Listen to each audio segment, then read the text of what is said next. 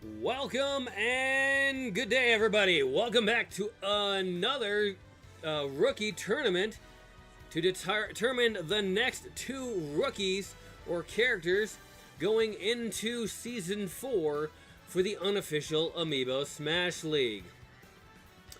Before I continue, I'd like to remind everybody to support Nintendo and their affiliates, because without them, we wouldn't have the game, let alone the amiibo that we're battling it out with today. So let's go ahead and give them our support. Alright. Also, I'd like to remind everybody, this is powered on the Switch 2.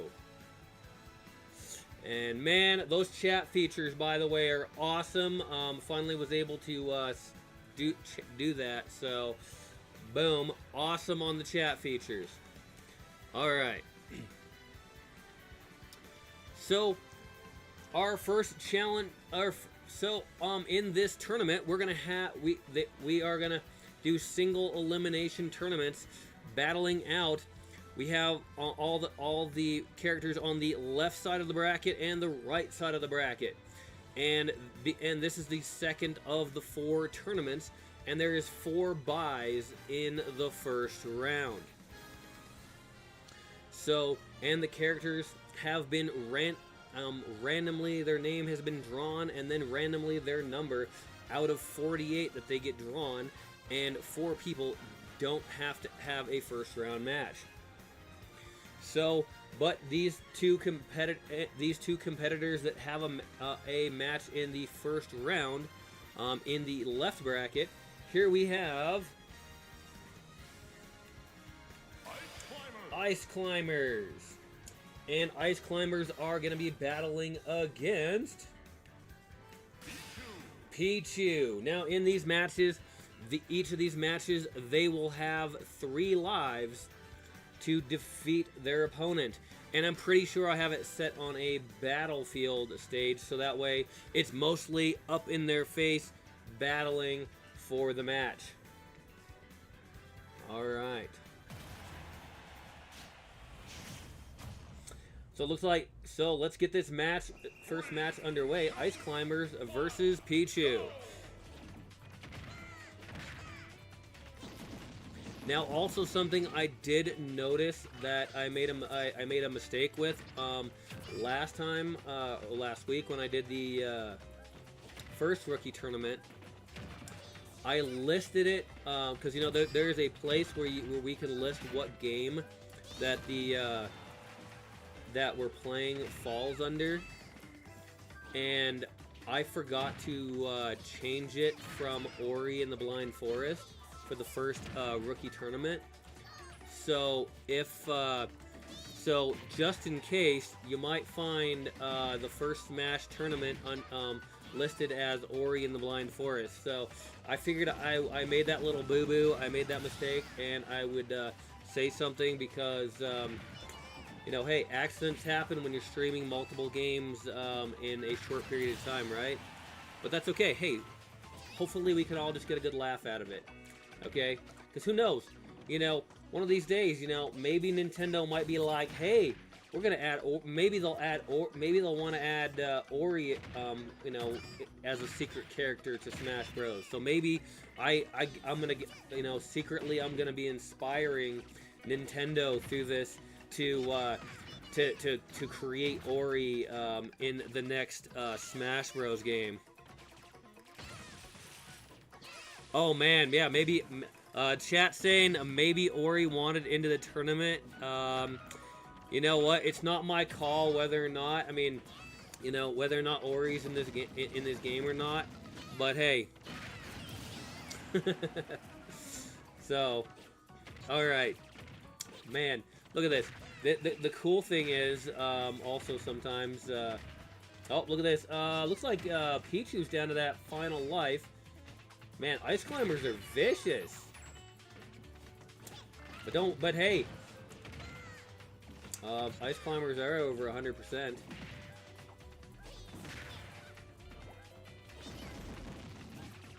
So if my commentary is not as thrilling with each individual match, it's probably because I want to save my voice to get through the whole thing. But you know, and I mean, and not only that, but the matches that are probably the most exciting are the last handful of matches, the last 4 or 5 matches, because the last 3 oh, and the Ice Climbers managed to knock Pichu out and make it into that second round. All right, Pichu. All right, good job, Pichu. Good job. All right, I'm gonna update my bracket real quick while we're watching them all jump around. All right. There we go.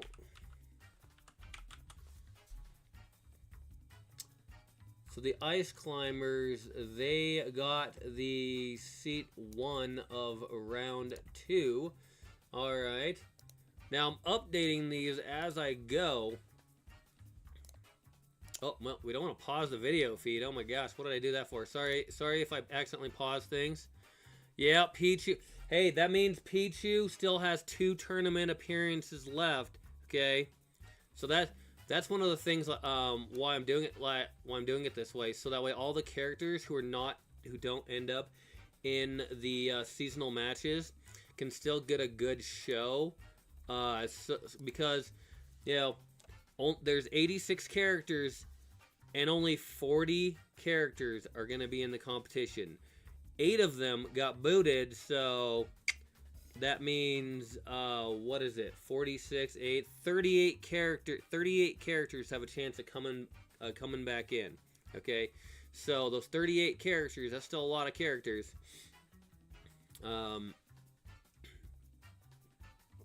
So, boom. All right. I'm going to back this up. Boom, boom, boom. Up, 2 minutes and 48 seconds. All right, all right. I know. Cloud won't be able to Cloud will not have a chance to come back until season 5.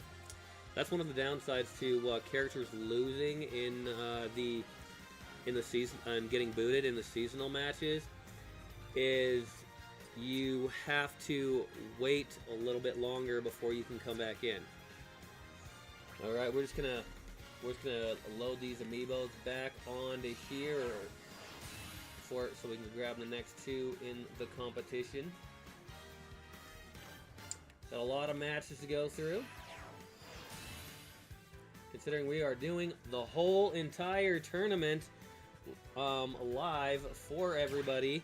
So yeah, okay, we're gonna get things primed on the screen. Boom, boom. Okay, cool. So that way, all right, gonna put these other figure pieces away. What's up? What's up, Dan?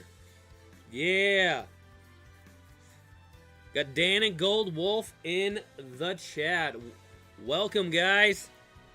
All right, we're gonna start. Hey, speaking of Dan being in here, I think there's a certain amiibo in the next match. Okay,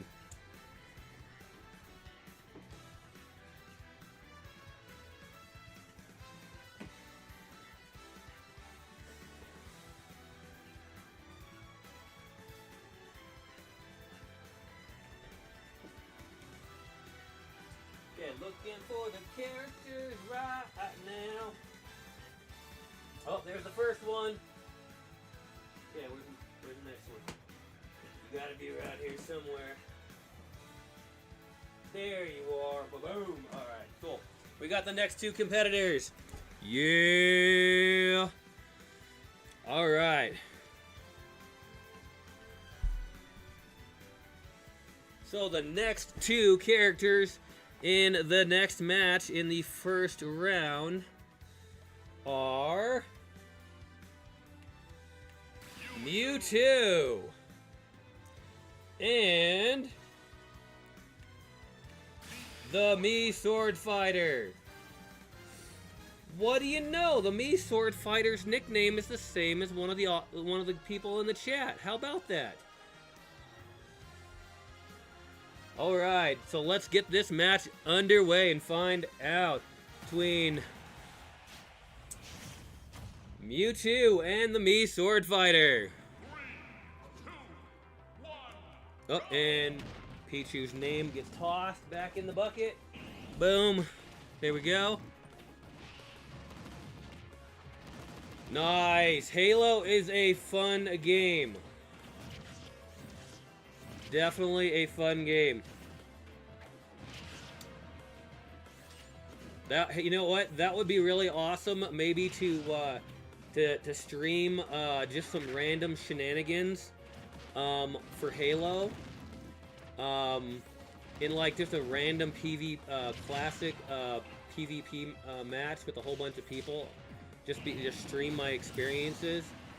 Oh, it looks like Mewtwo knocks out the Sword Fighter for the first knockout of the match. Yeah, playing Halo in the custom games. So if you get like a bunch of people playing it and stuff, with like playing to like 25 kills or something like that, then stream it just for the fun and entertainment of it. Mewtwo's over 100%. Oh man. And Mewtwo gets knocked out. Sword Fighter's over 100%. Oh man.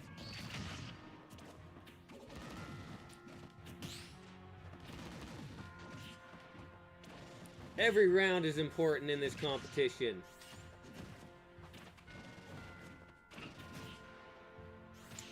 Oh.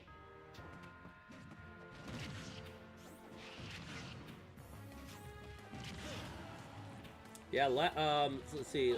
In the first tournament, Mewtwo was on the right side bracket, and the Sword Fighter was on the left side bracket. They both, see, I think Sword Fighter lost against Steve. Both characters are down to that final life. This is going to be awesome. Boom. It's always nice to see the matches this close. Even though we're just in the first round of the competition.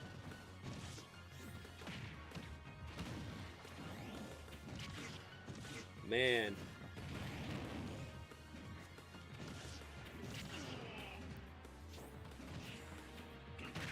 Oh.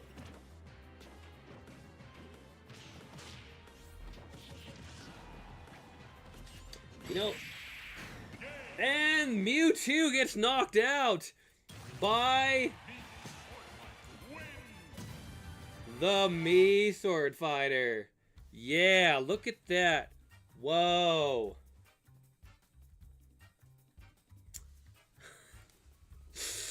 Yeah, look at that.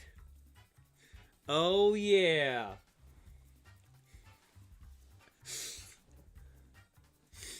All right, so I'm gonna go ahead and mark that on the bracket real quick. I gotta be more vigilant on this because been having some issues with a feline friend of ours that just wants to run all over the physical board. So I gotta make sure to update these after every single match just to make sure I don't make any mistakes.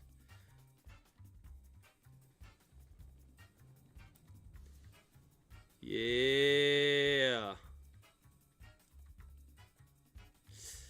Yeah, okay. Let's see here. Boom. Okay. Keep up the video. All right.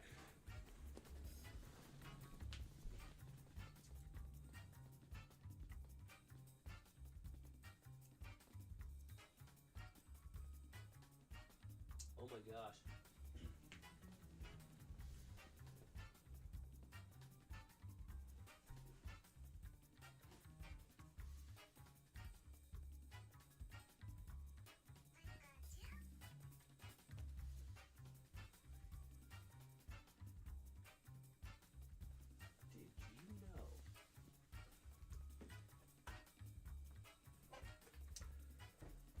Okay, let me fix something again, because I realize I just made a boo-boo. But hey. Let's see. Let's fix that real quick.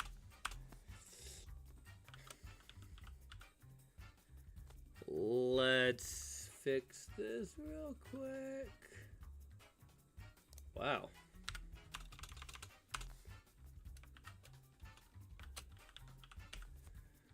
Okay.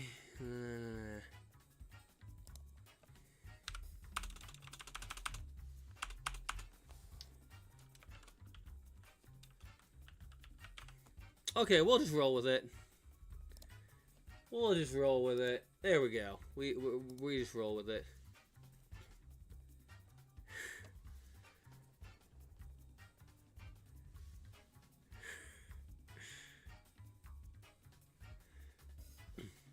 All right. Boom. Match took 2 minutes and 42 seconds. Oh boy.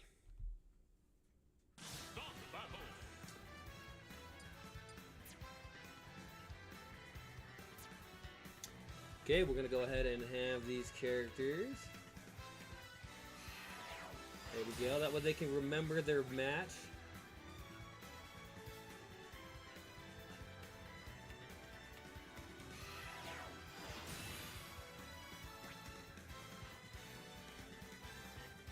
Alright, and then we're gonna get them squared away. Boom, boom, boom.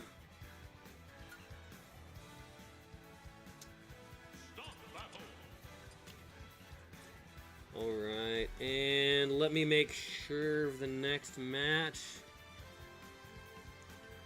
Oh, yeah, that's gonna be a good one.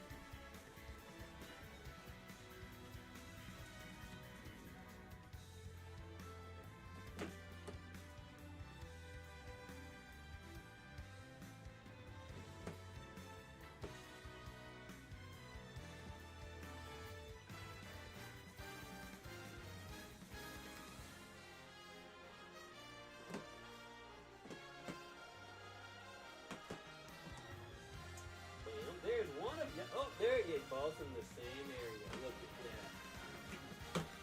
That's some good sportsmanship. Okay. Okay. Alright, so the net. I threw that name back in there, right? Okay, boom. Yep. Threw Mewtwo's name back in the bucket. Alright, so then our next match is R.O.B. Rob versus Mega Man. Let's get this match going. Heck yeah.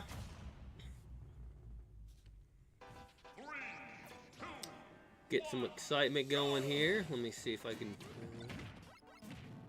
Nice. Okay. Let me see what. Okay, I'm double checking myself there. Yeah. Oh, we got chat. We got Gold Wolf rooting for Rob on this match. All right.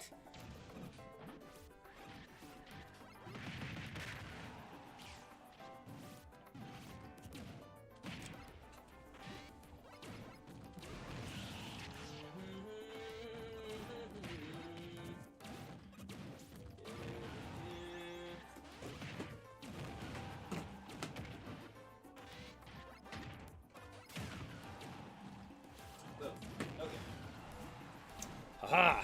Alright. I'm gonna grab the next two amiibos so that way they're sitting on deck. So this way, hey! Boom! Looks like Mega Man got knocked out for the first time.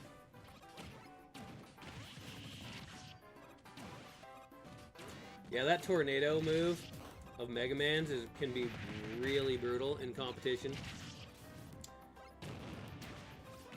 Because if you could juggle somebody with that move up, you could just keep moving them off screen.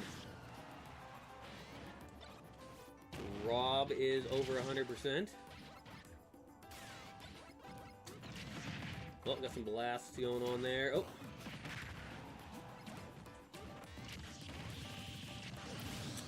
See what I mean about that tornado move? Bam. Rob down to the second life. Battling on that edge there. usually not always a good idea for some characters.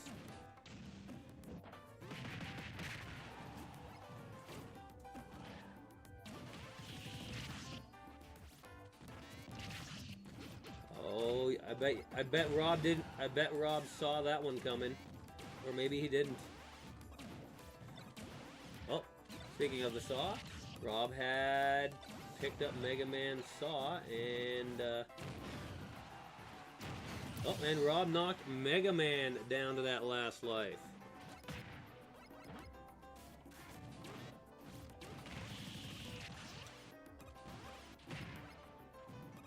Both of these characters were booted in Season 2 and are fighting to get back in, so...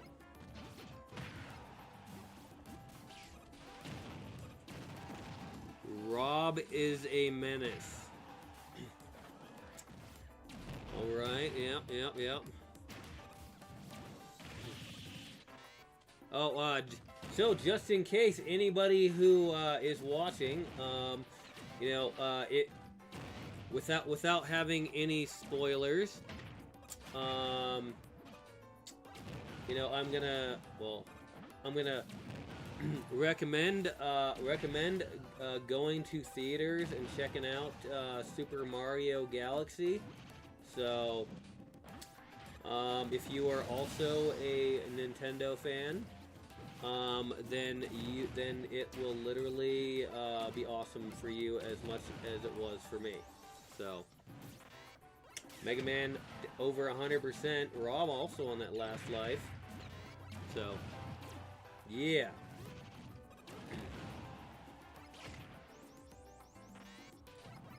Mega Man drops the blade. Oh man, and Rob. Man, that move of Rob's is powerful. Eliminating Mega Man. R.O.B. Rob knocks Mega Man out in the first round. Alright. We're going to keep on rolling. That match took 3 minutes and 54 seconds. Alright. Good little match there.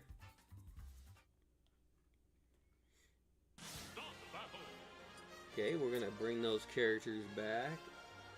So that way we're not like flooding the area with amiibo.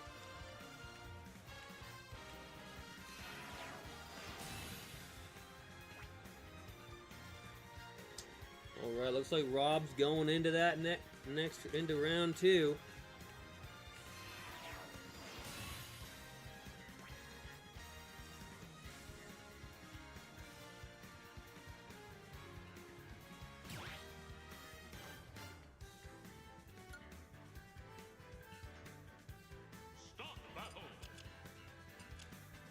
Boom. Okay, we're gonna put those characters away.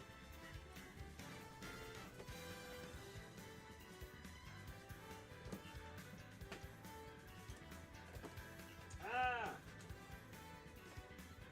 I know you're eager to battle the other amiibo, but come on, really? Okay. The amiibos we're trying to battle inside the display cases. I'm like, come on guys, you need to wait until you get to the actual battlefield for that. Alright, so the next two in the competition, we're gonna make sure to put Rob on there. Okay, boom.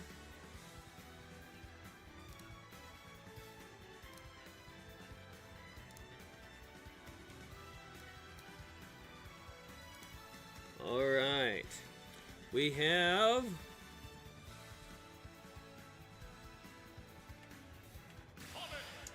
Sonic versus Bowser Jr. Alright, let's get that match going. Let's move these two amiibos here, and oh, looks like they're battling at Ryu's stage in Japan. Oh man, there's this live-action movie with Ryu and Ken. It's live action.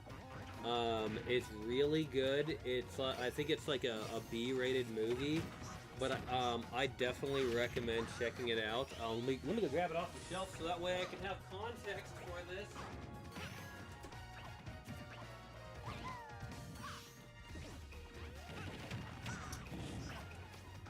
It's called Street Fighter Assassin's Fist. Really good live action showing, you know, the training for Ryu and Ken in Japan, and also features Akuma. So really good. Yeah. So.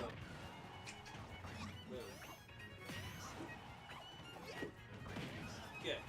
Enough about that. We're here about for the amiibos, right? Not just talking about things and the stage in the background.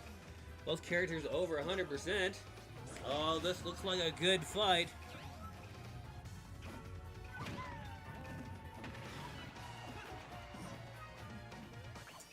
Let's see.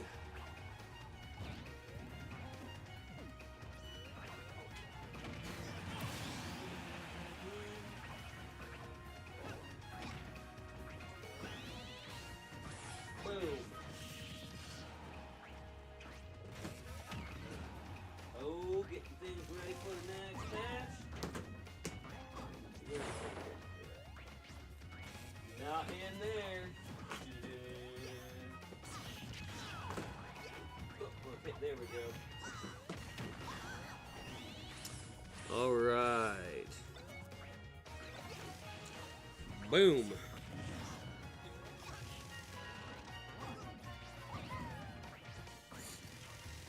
Looks like Sonic is already down 1 life. And now Bowser Jr. is down 1 life.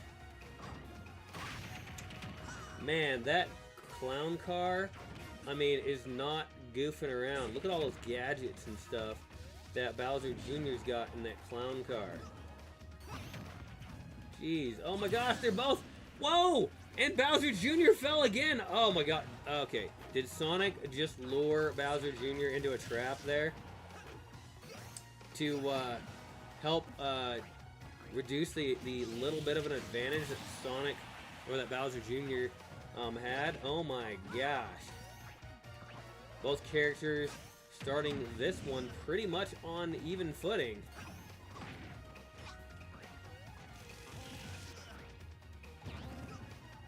Well, is it gonna happen again? Oh my gosh. I almost thought that Sonic was gonna trick Bowser Jr. into another low damage life. Yeah, I guess Sonic isn't playing around. Oh man. He means business, dang. Sonic was booted in after season 2, but Bowser Jr. is looking to gain a first opportunity. Bowser Jr. is over 100%, and Sonic wins. Man, okay, I have to give it to Gold Wolf in the chat. Definitely called that one. All right. I'm gonna move things along. Boom.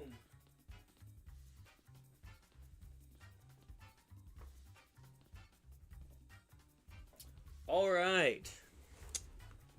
That was crazy. That match took 3 minutes and 51 seconds.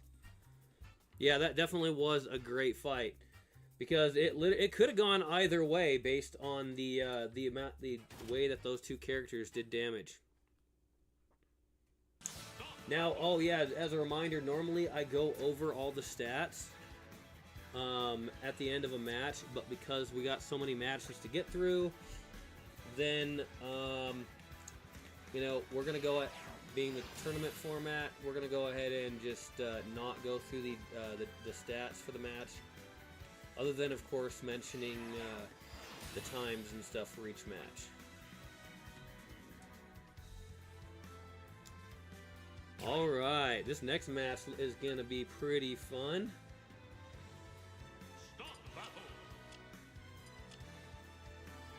Alright. So we already got the next two characters on deck. Here, for the next match, we have Corrin. And Corrin is battling against Pyra. Alright, two sword-wielding ladies. Here we go. One from Fire Emblem and one from Xenoblade. Okay, let me put the other two away.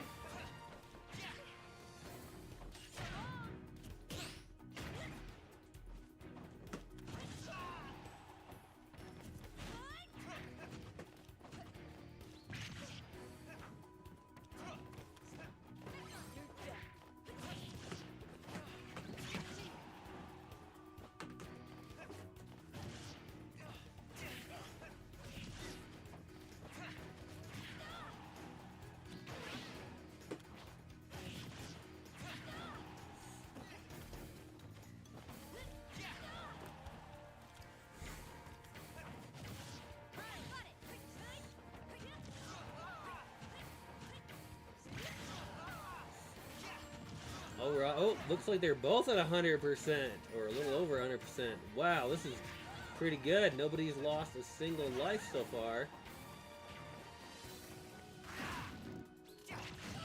Oh, well, no sooner did I say something, did Pyra get knocked out.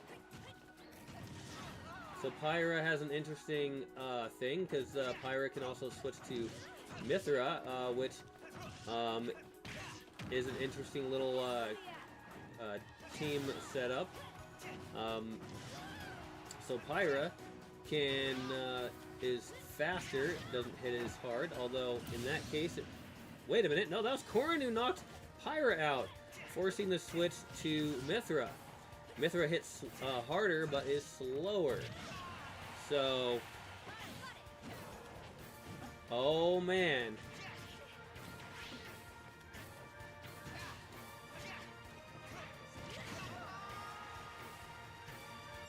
And it looks like Corrin got knocked out for the first time.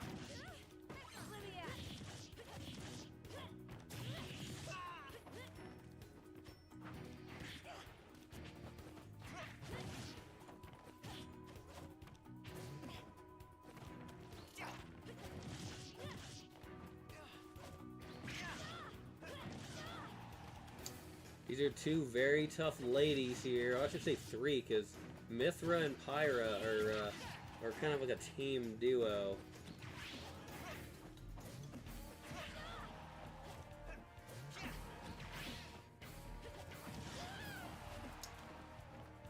Mithra is over 100%. Switches back to Pyra.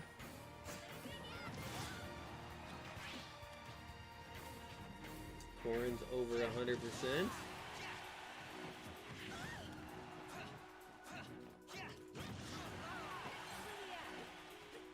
Pyra switches to Mithra.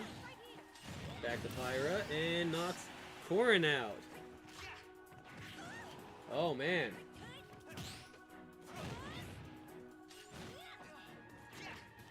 Pyra's not wanting to go without a fight.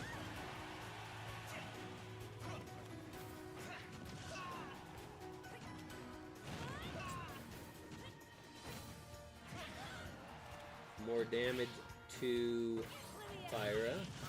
More damage to Corrin. Whoa. Oh, are we gonna see an upset here?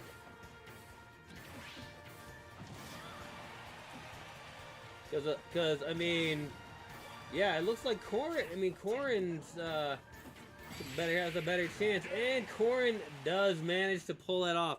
Man, I almost thought there was gonna be an upset there. The way that Pyra was juggling Corrin. Oh man. Alright, we're gonna move that.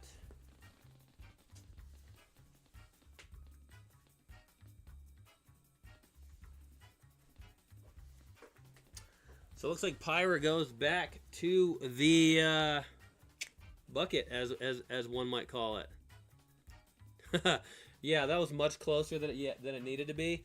Yeah, I didn't think that it would be. I thought that Corrin would have gained that victory much sooner, but I'm kind of glad though that it carried on a bit longer, because it's always better to see a more excitement in a match between two tough opponents.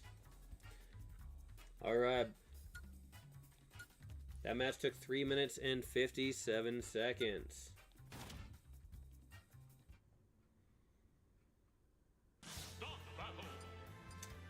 With Corrin gaining the win over Pyra. Okay, we're gonna load these on these characters.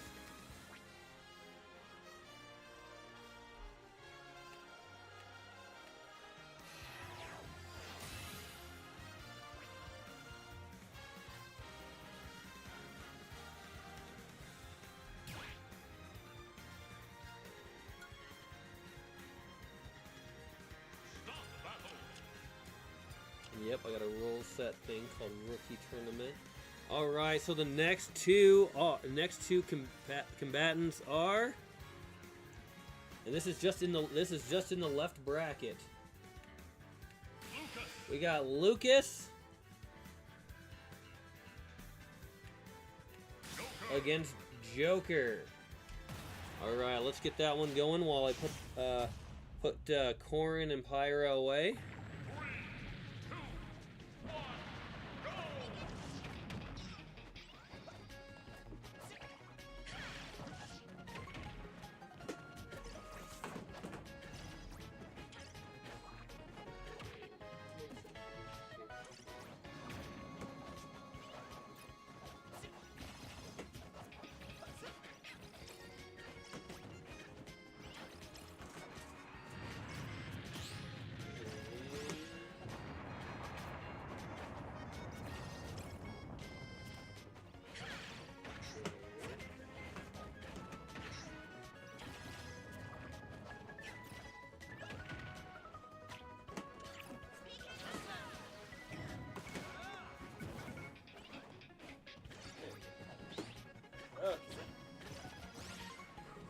There we go. Getting the next two ready to go.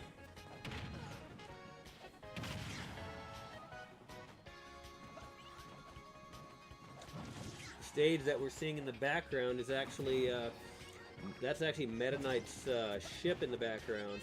Now I don't remember playing the game, the Kirby game that it was featured in, but Meta Knight is a character from the Kirby's Dream Land the games. Looks like Lucas is over 100%. Now Joker's over 100%. Oh, Lucas missing that attack. Joker took advantage of it and knocked Lucas out for the first time.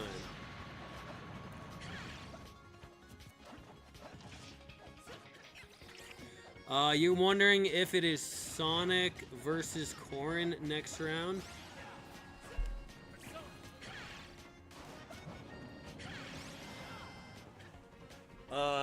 No, it is not. No, it is not.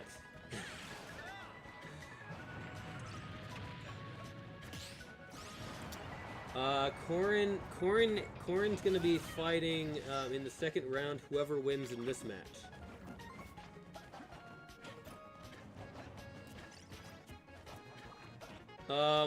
Let me see.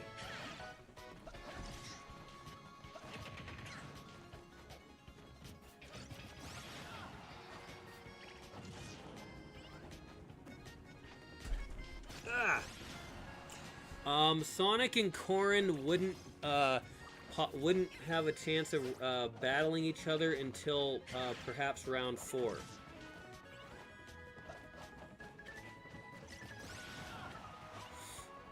I believe. Let's see. That's Yeah, so Corrin and Sonic wouldn't end up battling each other until round 4. Looking at the tournament bracket.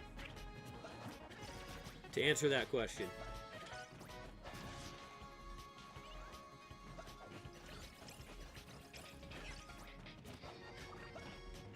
I know, I have silly looking brackets too. But hey, that's why it's randomly drawn for where all the characters go. So basically Final 4 or Elite 8.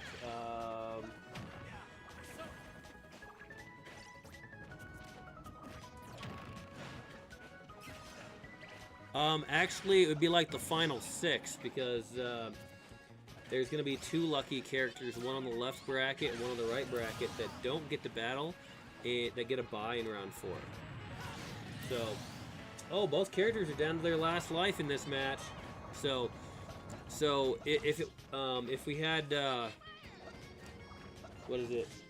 If we had like 8 more characters, then it would be then you would probably, it would be down to like, it would be like 8 people, but you have 2 people that get a bye in the that's why some of the characters, because that get buys in the first round, they have a chance of just having as low as 3 matches altogether. But characters that are in other parts of the bracket that don't get a bye could have to win 5 matches. Yeah, Roy is definitely in a great position. Yes, Roy is definitely in a great position. And it looks like Lucas defeats Joker.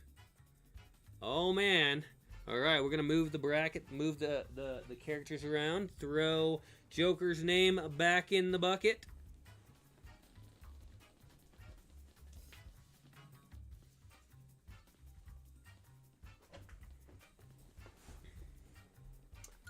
Boom. That match took 4 minutes and 36 seconds. Alright.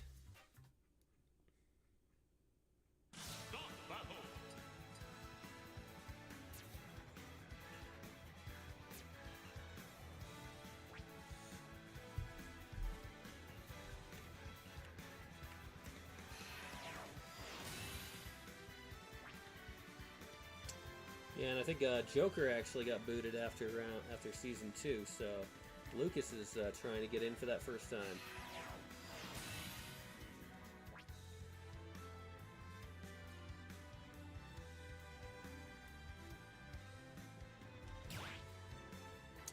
Alright, rookie tournament.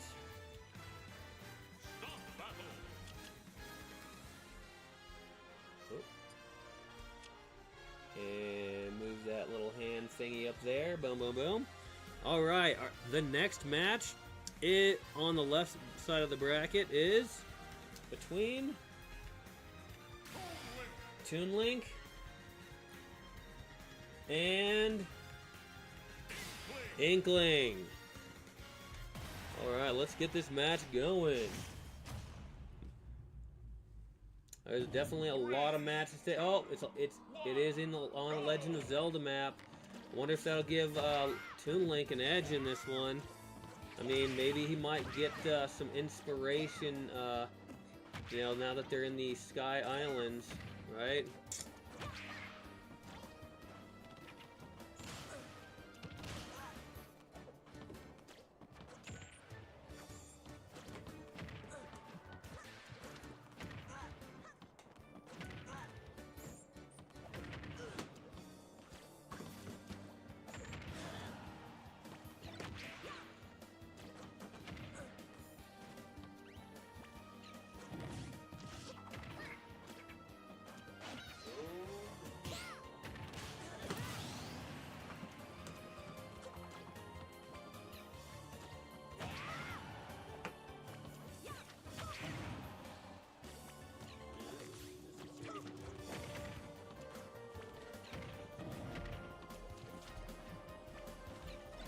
Okay, let's see, what did we miss while I was switching out Amiibo?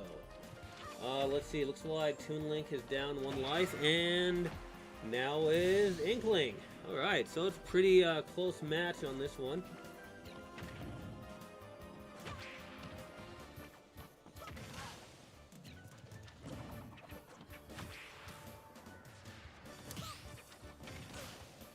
Yeah, that's crazy. Roy, I believe Roy is one of the characters who got a bye in the first round.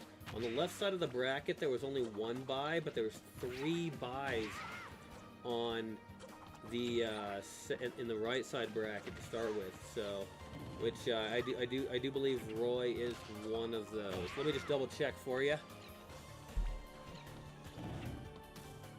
Yep, Roy is one of the buys on the right bracket. Toon Link's over 100%. Both these characters were eliminated in Season 2, and they're both trying to fight their way to get another shot at making it back in Season 4. Oh, and Toon Link gets knocked out. Look at all those bombs.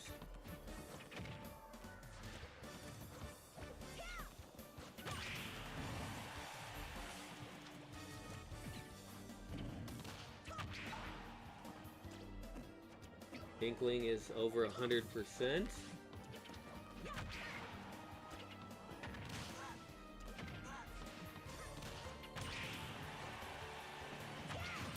And now both characters are on their last life. This could go either way at this point. I mean, we have seen some pretty crazy knockouts in the competition already. I mean, thinking of that one, especially that one that Sonic did against Bowser Jr. I mean, that was crazy. I don't even know if Bowser Jr. was like at 40 or 50% when Sonic managed to knock him out.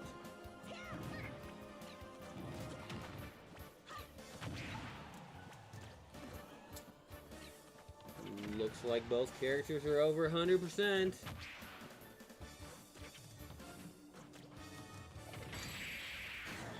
And Inkling knocks Toon Link out. Alright, looks like Inkling won in that one.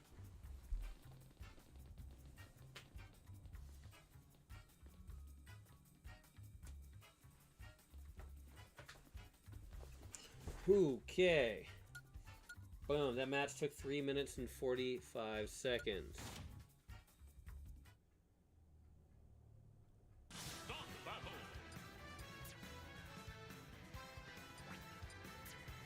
No, we're not deleting anything. Man, that would stink to delete something.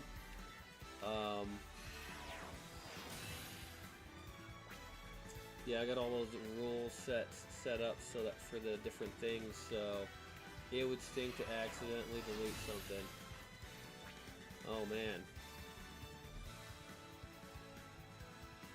Okay, Smash. Yep, rookie tournament. Okay.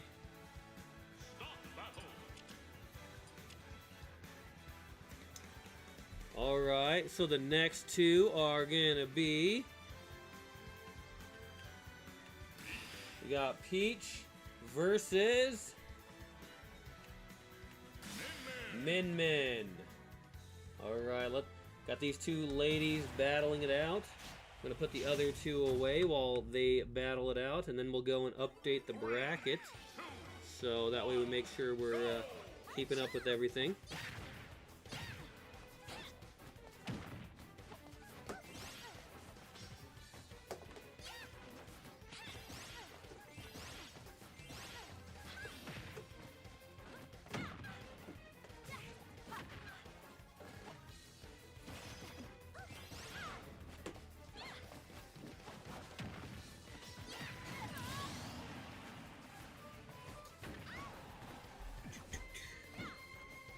Whoa, looks like Min Min's already down a life. Oh, well, alright. Peach is over 100%.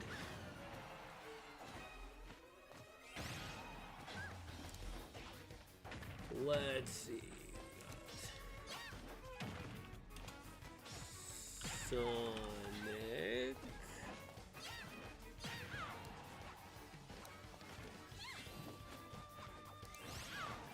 Corin.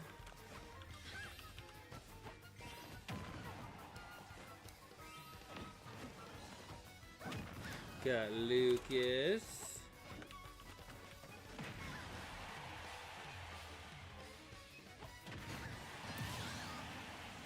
Oh, looks like Peach got knocked down once. And then we got Inkling. We're just like I said, I'm just updating the... Oh, looks like Min Min's down to that final life.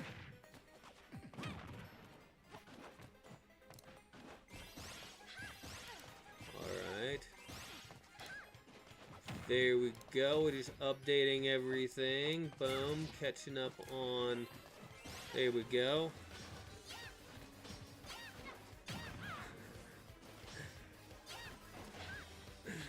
Alright, it almost seems like chat is rooting for Peach in this one. Oh, Min Min is over 100%. Well, maybe the last stage didn't give being Legend of Zelda stage didn't give Toon Link any kind of inspiration, but the neat thing is the background theme in this stage is from Super Mario Brothers 2, which, by the way, if you've ever played it, you know that Peach is the #1 character to play in Super Mario Brothers 2, because she has a very unique gliding ability. I mean, they all have their own abilities, except for Mario's probably the most basic character in Super Mario Brothers 2. You know, Luigi jumps higher than everybody. Toad picks up, is stronger, so he picks up everything faster than everybody. You know, like I said, Mario is just kind of like the average, the base, basic of everything. But Peach has this super awesome gliding move, which can really move, so you can really move across the stages really quickly. So yeah, all right. You want to see a Peach versus Kazuya match? Oh my gosh. Yeah, I could probably just do that as an expedition match. All right, looks like Peach won against Min Min. Oh.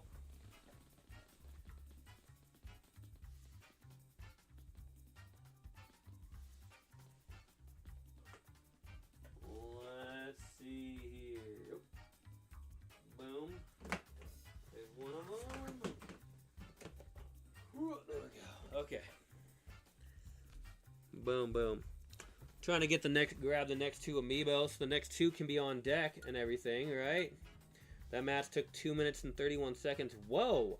Min Min only knocked Peach out once. Dang. Okay, I kind of see why you want to see how that match would play out. Okay, okay.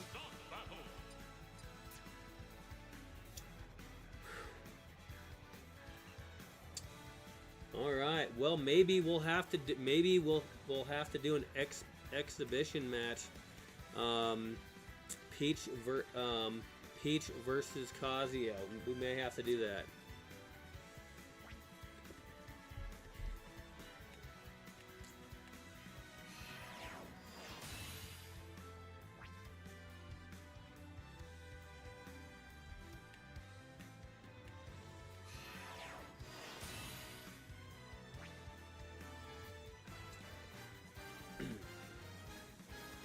Well, something to consider, okay? So, if Peach manages to win a rookie seat, then Peach depending on where Peach would more than likely end up being picked for the to go in the Mario Brothers group, either that or the Metroid group. But either way, she would be in that like 5th seat, and Kazuya's because he traded to the beta group, he's in that fifth seat or rookie seat. So if Peach manages to make it in as one of the characters, one of the rookies for Season 4, then Peach and Kazuya will be battling at some point. So, as long as that is actually the pairing for where they're positioned, on the roster. All right, so the next one is gonna be Dark Pit and Pac-Man. We put the other two away, so, which means Peach and Min Min. All right. Boom.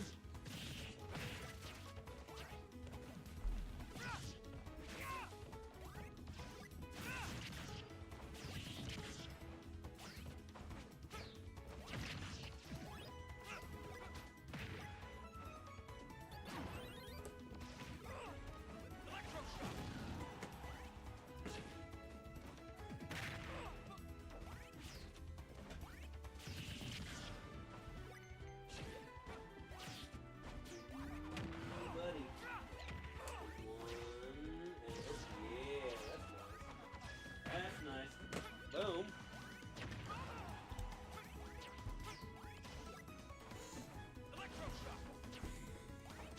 All right. Oh, both characters over 100%. Oh, this looks like it's going to be a close match.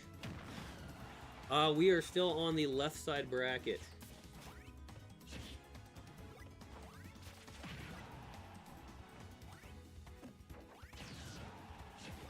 And there's 2 more matches in the left side bracket after this one. Because we have 1 bye in the first round on the left side bracket.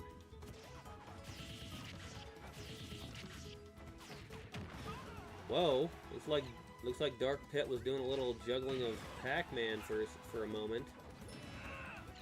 Wow, that was a good recovery by Dark Pit, but Pac-Man definitely did not want him to make that recovery. So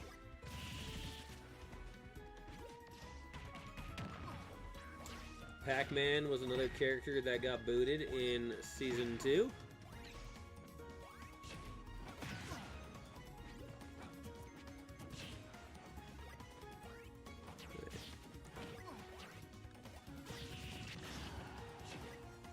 Yeah, so there's a possibility that Peach and Roy could be 2 more of the rookie seats, because Peach is on the left side of the bracket and Roy is on the right side of the bracket. So you could have effectively both of those characters making it in as rookies for the next season. Well, Peach would be a returning character, and Roy would be a rookie, but they would both be in the 5th seat of the group that they're in.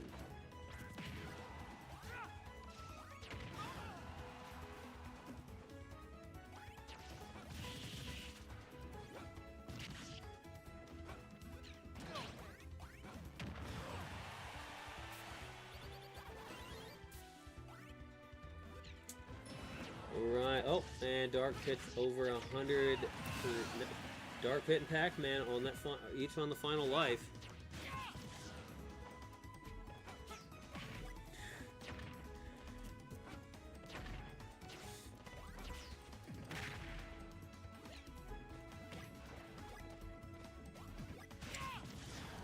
Oh. Oh.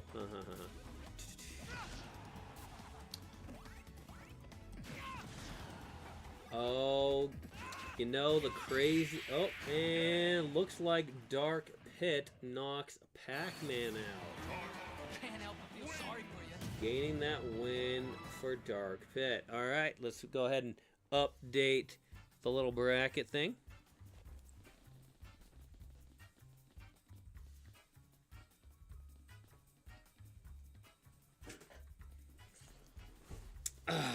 Let's see here.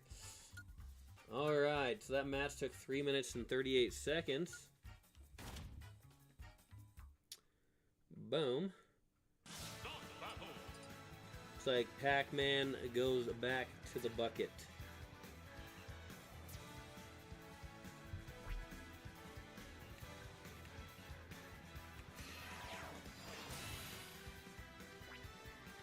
Man. Alright.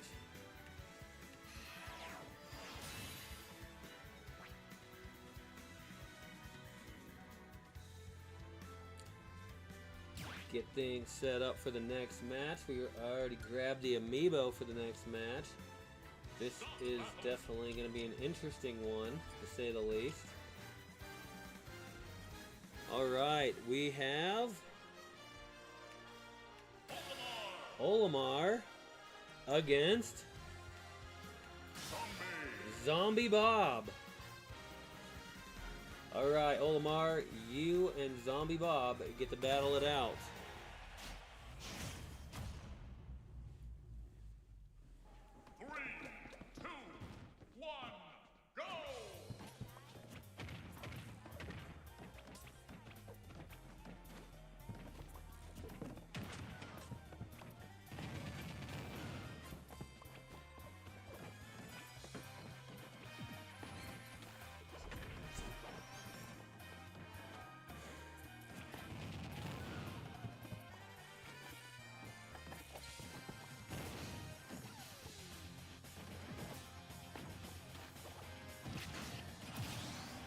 And Zombie Bob knocks Olimar out.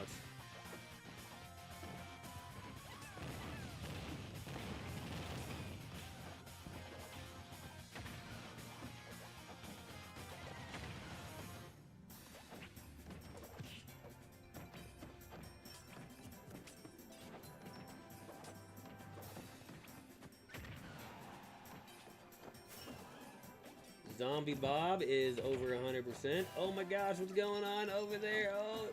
Oh my gosh, I almost didn't think Olimar was gonna make it there.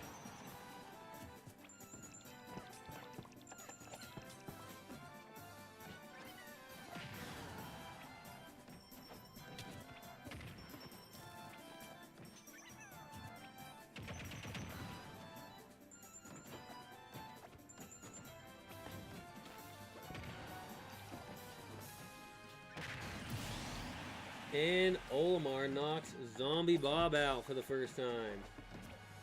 Both characters on their have 2 lives left.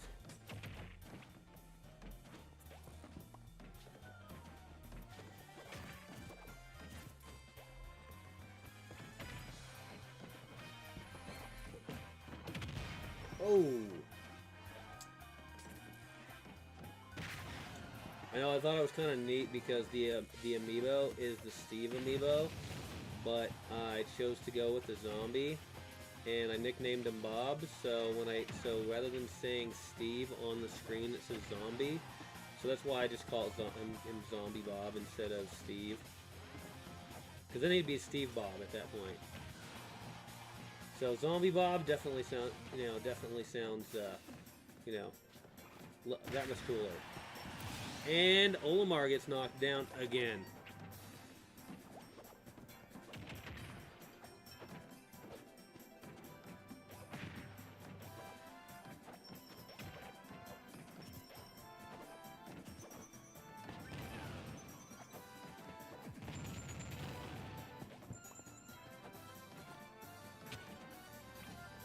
Yeah, Steve did fairly well last time. I think Steve or Zombie Bob ended up getting eliminated by Crom, which ended up winning the first rookie tournament. So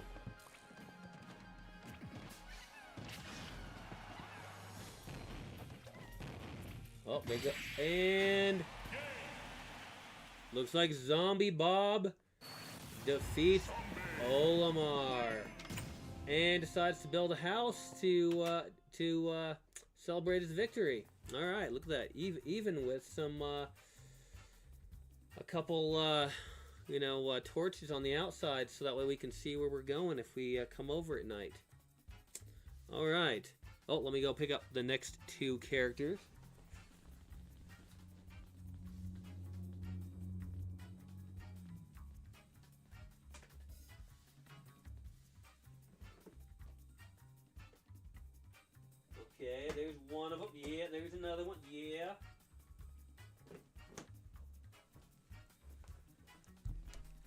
Boom.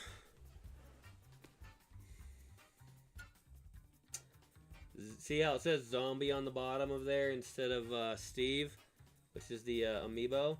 Because, hey, we picked the zombie skin, so it registers as zombie. Alright, Omar only got one knockout against Zombie Bob.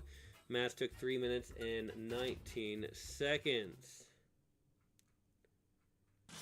Alright, looks like Olimar is going to have to come back again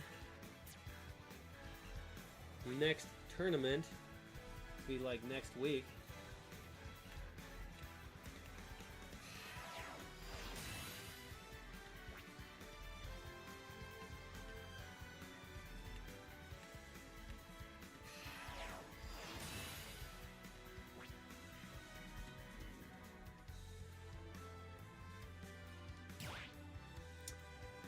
Alright, let's get things rolling on the next match. So we have one more match in the left side brackets, and the first challenger in that match is gonna be Incineroar. Oh, accidentally move stuff. And Incineroar is battling against Lucina. Alright, let's get this match going. Incineroar versus Lucina. Put the other two characters away. Boom.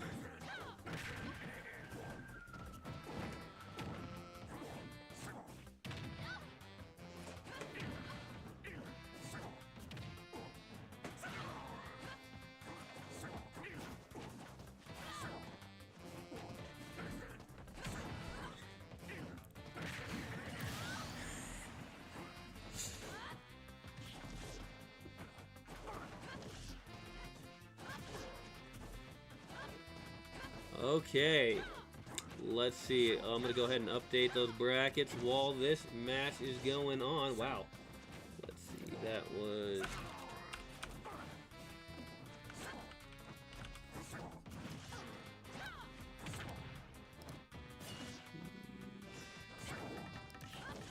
Perfect.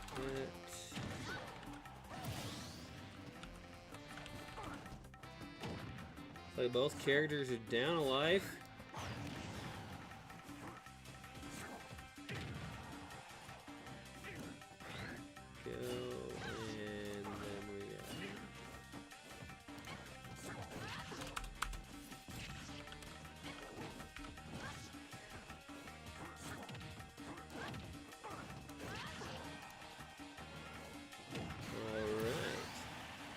Oh, looks like Lucina is down to 1 life. Dang, before I even got a chance to finish updating everything, too. Match is gonna... Alright.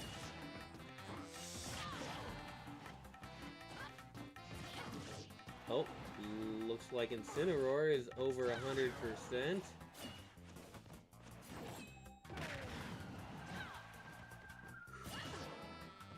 150%. Wow. And gets knocked out. So this one's coming down to that final life.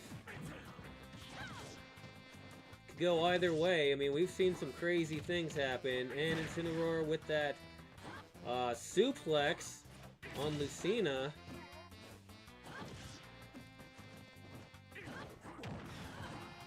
Okay. Incineroar juggling Lucina. Oh, she's... Fires back, and a double kick down. Looks like Incineroar fires back and gains the win over Lucina. Oh, man. Oh, we want to move these two characters over here. Boom, boom, boom, boom. All right.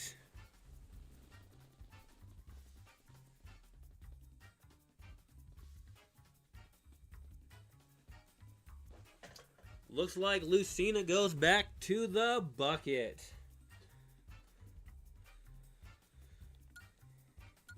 Alright, that match took 2 minutes and 30 seconds. Wow. Those two meant business in that match. Jeez.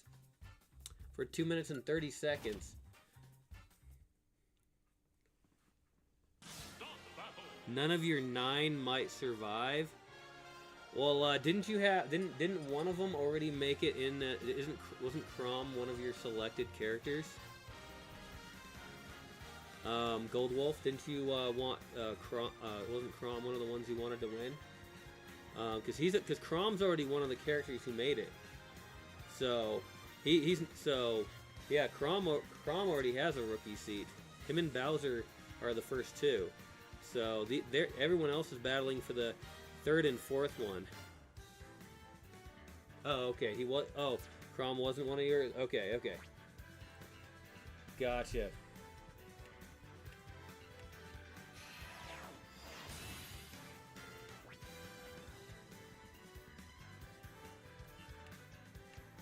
Well, hey. Well, Lucina still has 2 more chances to gain a seat, because there's still 2 more tournaments after this. So all the characters that lose still have 2 more shots. All right. So the last potential fight on the left side of the bracket is Robin ended up with a bye, so Robin doesn't actually have to fight anyone in the first match because Robin has a bye. So, all right. So we have all the characters on the left side of the bracket figured out for going into the second match. Let's go ahead and start getting some characters for the right side of the bracket in the first round. Now there is going to be 3 buys that are going to be in the first round on the right side of the bracket. So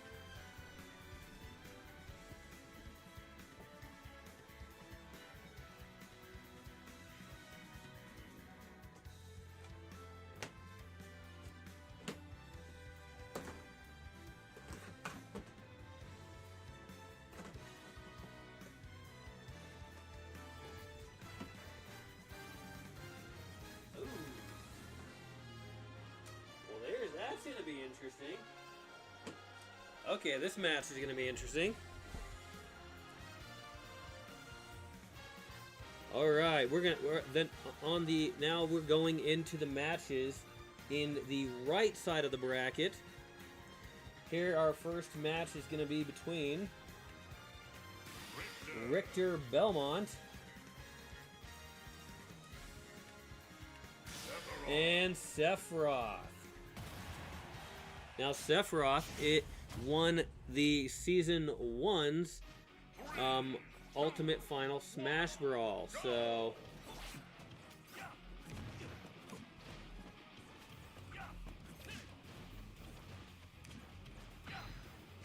Richter's definitely got a strong challenger here.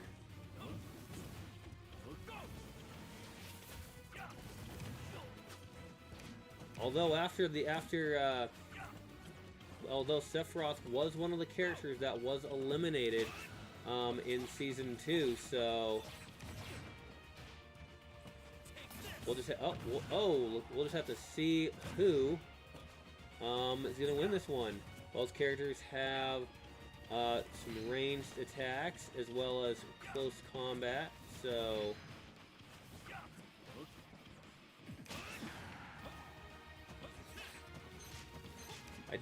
they both have good recoveries.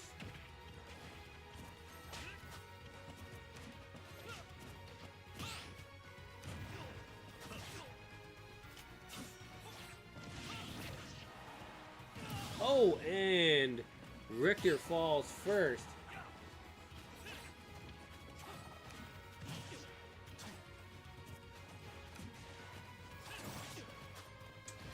Sephiroth over 100%.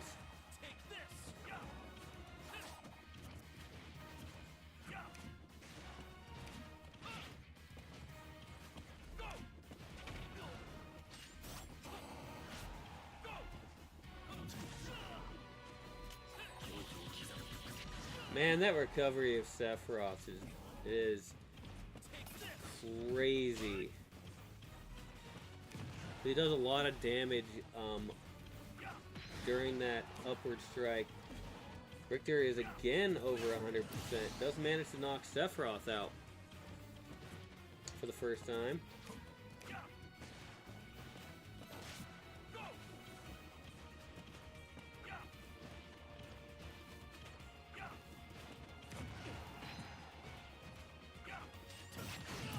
Sephiroth knocking Richter out for the second time.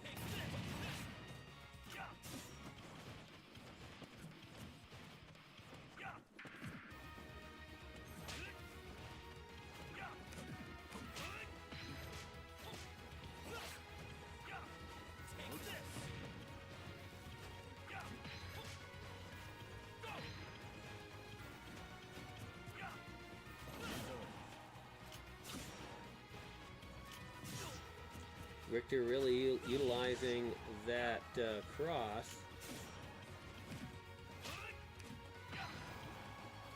Sephiroth over 100%.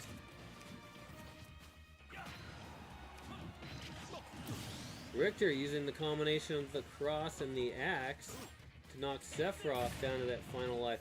Man, Richter's been literally controlling this match for a while now. Oh man, that axe of Richter's.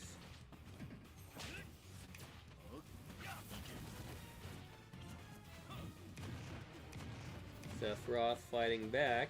This match could go either way based on what we've seen so far.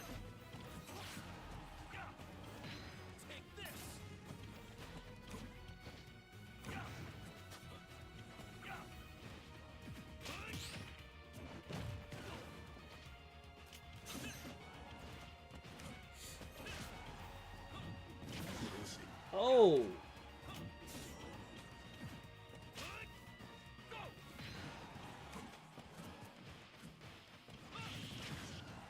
Sephiroth over 100%.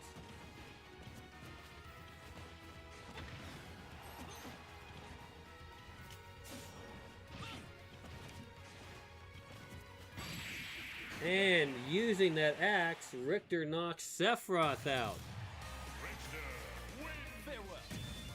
Richter making it into the next round, defeating Sephiroth. That was a pretty good match between those two. But I think Richter figured out, you know, throwing his cross and all the axes, that in the end was able to get some ranged attacks that helped do damage and deflect what Sephiroth was doing. Looked like Sephiroth was trying to throw some energy attacks, but didn't quite work out. Okay, match took 4 minutes and 18 seconds, so yeah, a little bit longer than some of the other ones, but that is good though, because you know we want some good matches.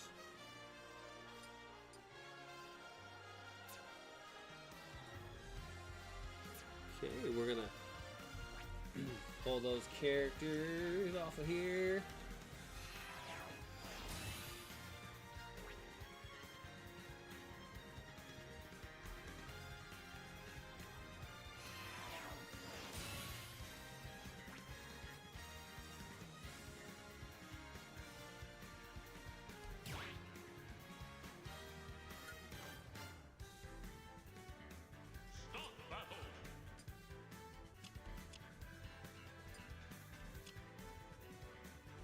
Alright.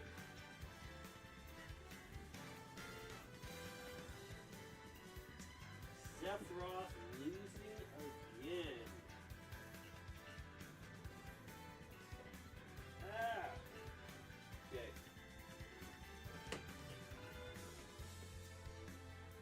Here we go. Gonna move that over here. Boom.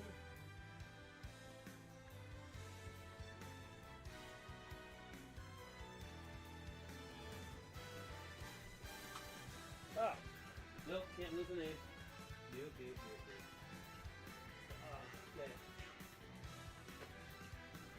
All right.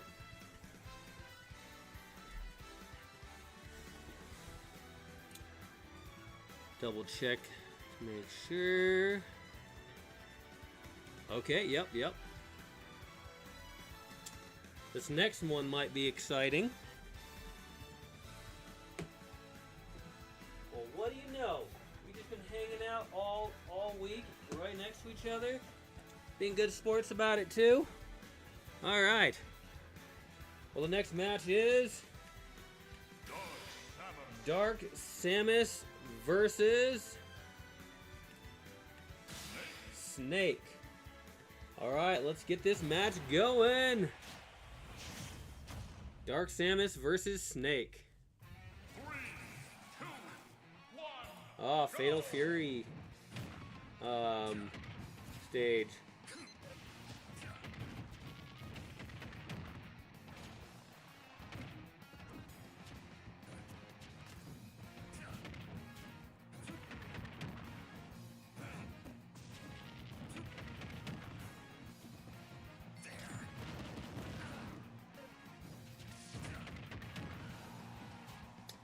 Dark Samus already over 100%.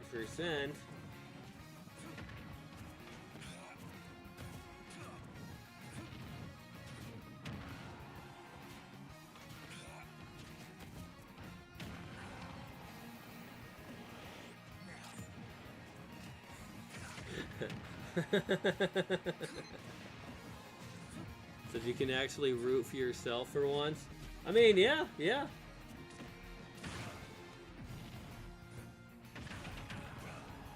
Oh, and Snake is over 100%. And Dark Samus gets eliminated the first time. Oh, that's kind of neat. So the fireworks came up right when somebody got eliminated. That's cool. Oh, Dark Samus picked up Snake's grenade. And Snake got knocked out. Yep, every time somebody gets knocked out, you got fireworks in the background. Oh, that's kind of cool.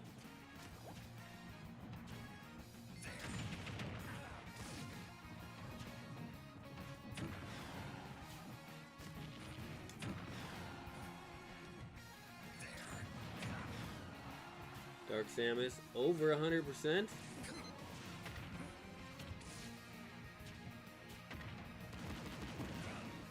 Like Snake took a moment to catch his breath there.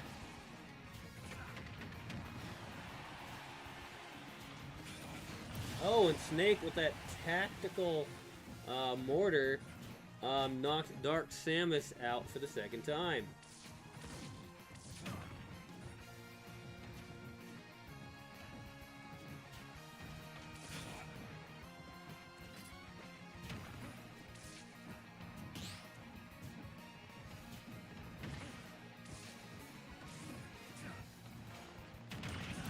Oh, and Dark Samus knocks Snake down to that final life.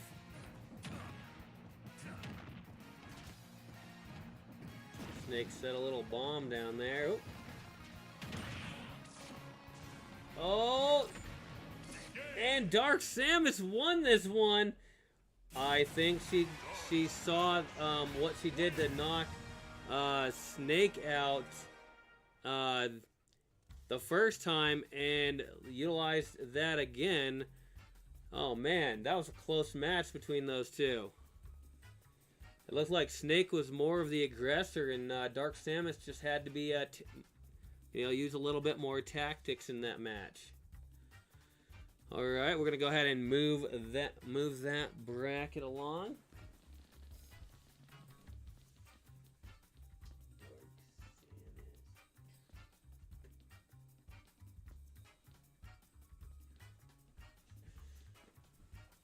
Boom. Well, this is interesting. Ugh. The one time you root for yourself, you lose. Hey, it happens. But at least it came down to the final life between both these two characters. So, and Snake was definitely doing awesome in that one. So, he's still got you know, 1 or 2 more tournament appearances. So still a chance he can be the one of the rookies. All right. Because hey, because who knows what's going to happen in the next round. Or yeah. So anyway, that match took 2 minutes 47 seconds. Okay, boom, boom, boom. Got the next 2 characters already picked up, so that way we can save a little time there.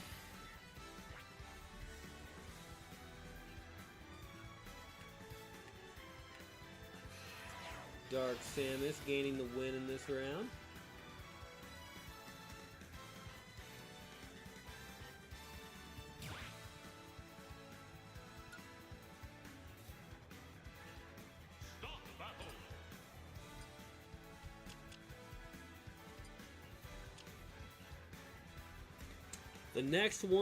The next match is gonna be between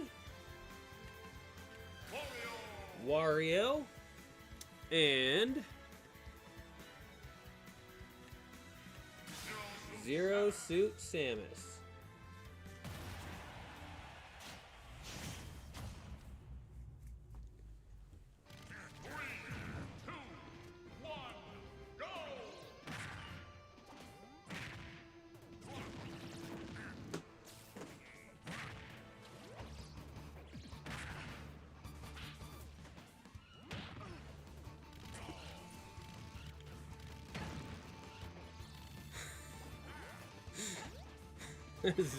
Zero Suit, cause reasons.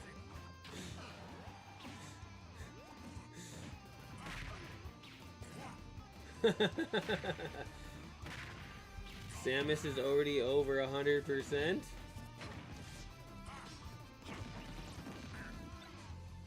Oh, she picks up Wario's motorcycle, threw it, and it ended up hitting Wario. Okay. Yeah, that's one of the things that Wario definitely has to worry about is his motorcycle being used against him if he leaves it on the field for too long. I know I've used Wario in the past and accidentally rode off the edge with the motorcycle, so...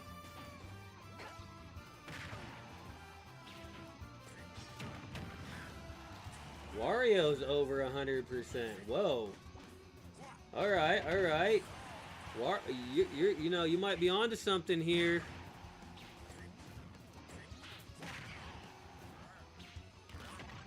Oh, Wario chewing on Samus there and spitting her out for the first knockout.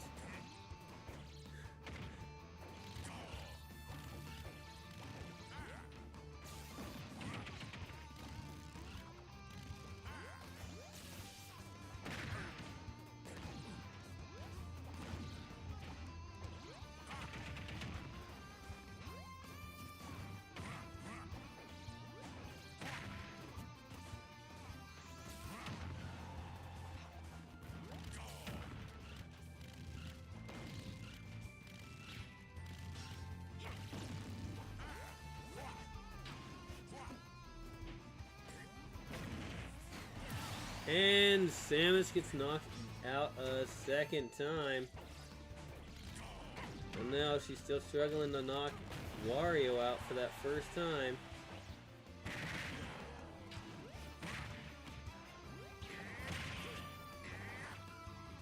Well, now, oh, and just not too soon after, did Wario fall for the first time. Okay. She might have heard me. She might have heard me. They're battling in Skyloft, so I bet the residents of Skyloft are getting a nice show, even though they're kind of curious as to who those characters are and what they're doing in Skyloft.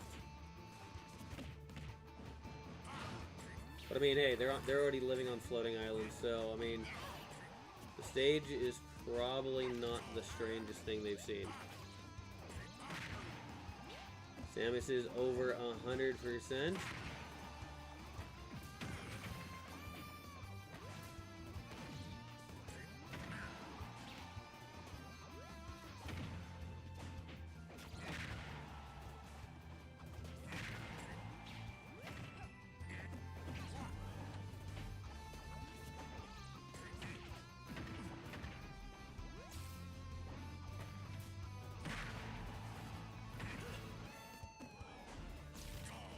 Looks like Wario getting close to 100.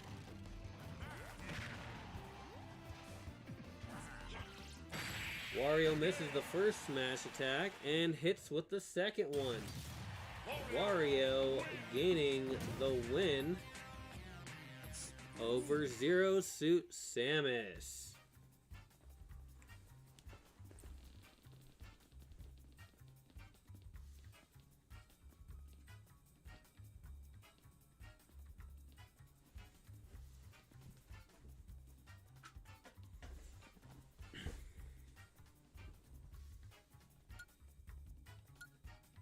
That match took 3 minutes and 56 seconds, with Zero Suit Samus only getting one knockout against Wario.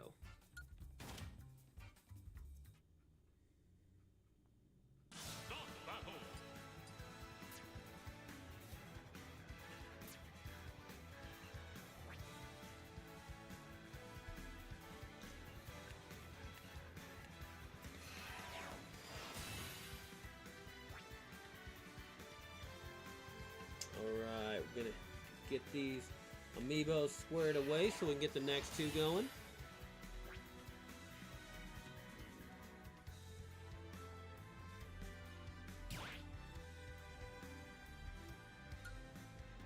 So the next match, we end up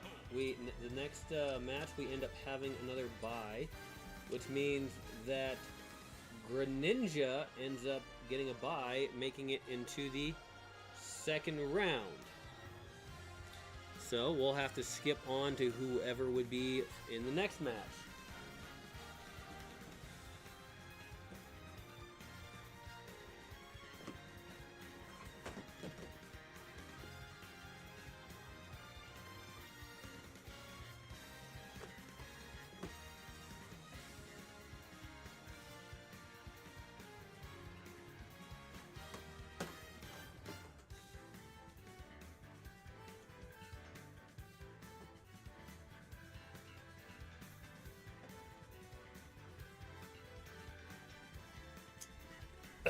Alright, so the next match we'll have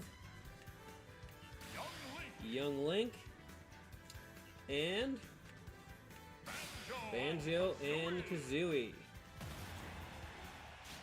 Both characters battling to try and get back in the seasonal match, or seasonal competition as it were.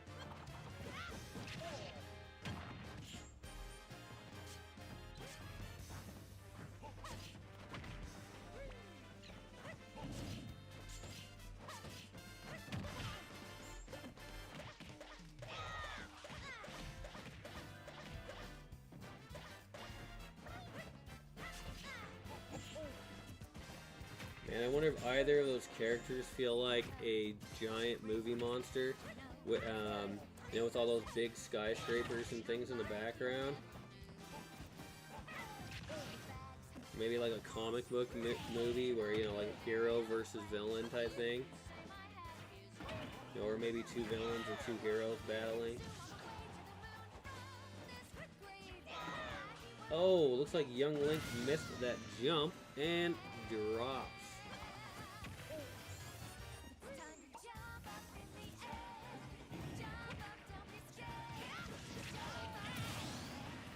And then Banjo gets knocked out for the first time.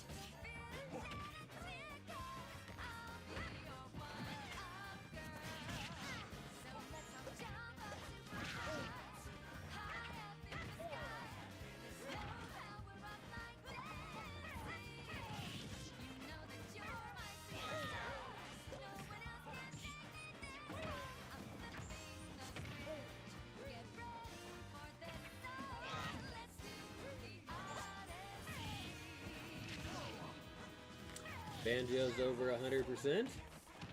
Let me go get the next two characters prepped. Oh, let's see what's going on. Oh, looks like Banjo drops again. Young Link's close, over 100%.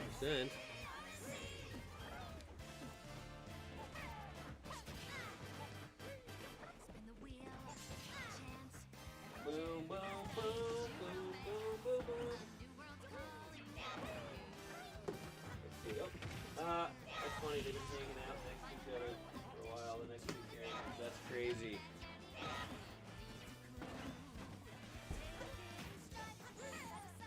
Oh, no changes in life death since I was looked away.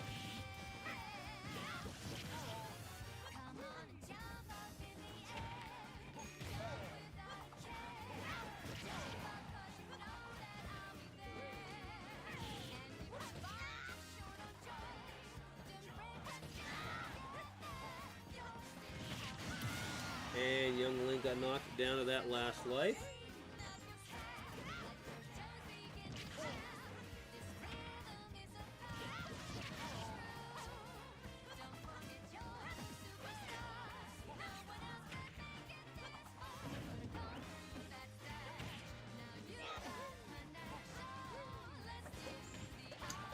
Banjo's over 100%.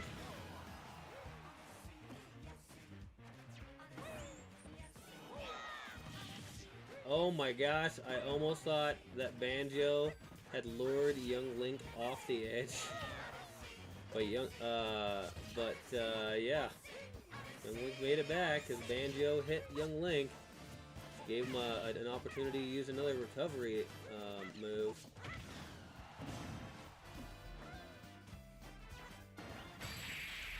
And young Link very aggressively, and you know, the risk taker knocks Banjo out.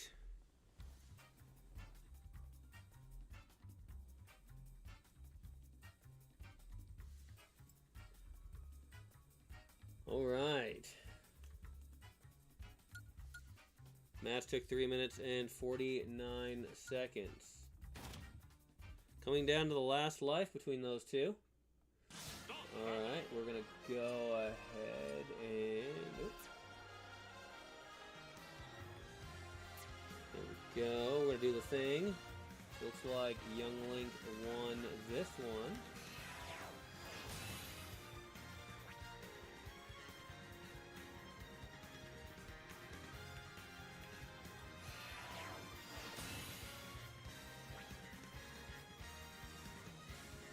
Yeah, one of the things that's interesting about this tournament is that there's only going to be one winner from the left side and one winner from the right side.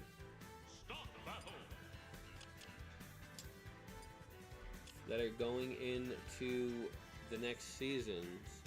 But I still have them battle each other because, hey, we want to find out who won out of all of those. But anyway, this next match is kind of an interesting one. And I'd have to say is an extremely lucky luck of the draw, or perhaps unlucky.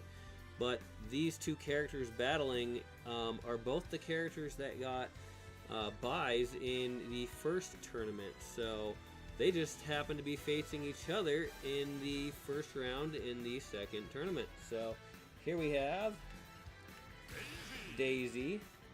And Daisy is battling against Shulk. Alright, let's get this match going. Oh, let's move you over there. 3, 2, 1, go!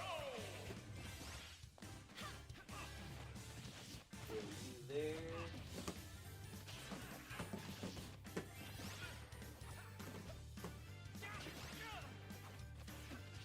Boom.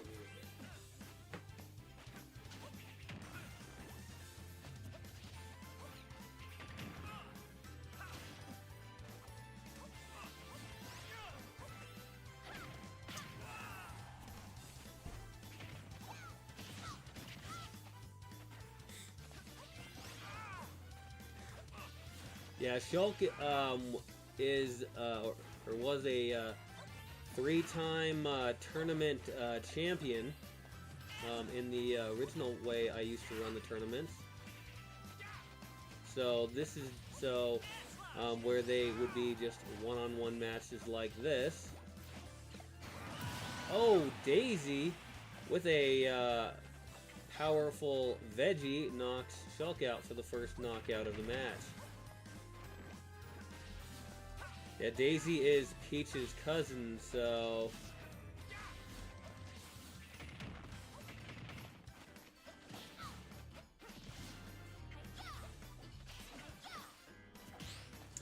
and the way that the character design is very similar to that of Peach's. So.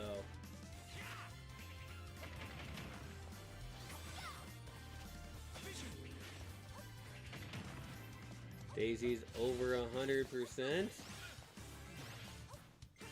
Man, she's doing some juggling with Shulk.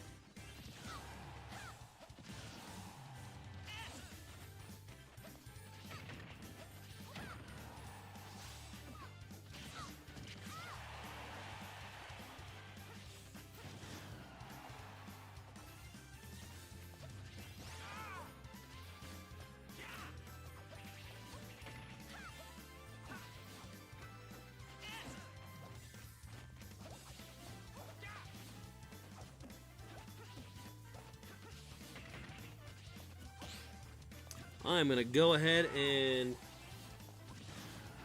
update the brackets here. So let's see here. Oh, okay.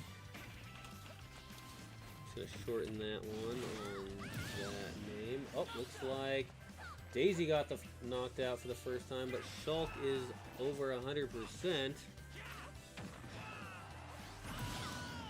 And Shulk down to that last life.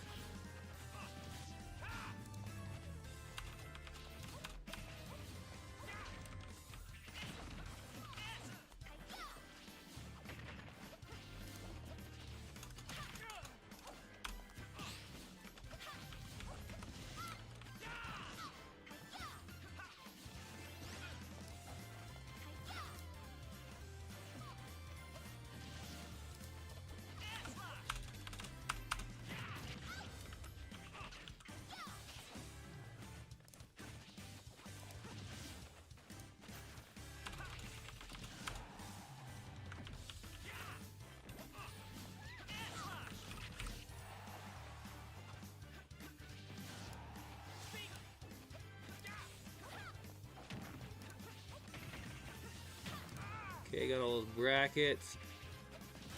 There we go. Boom.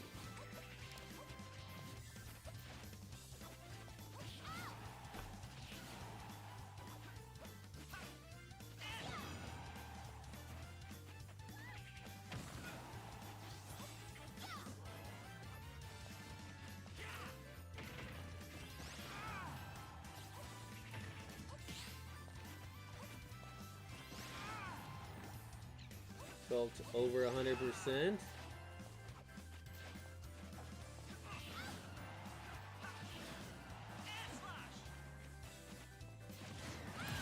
And Daisy's down to that final life.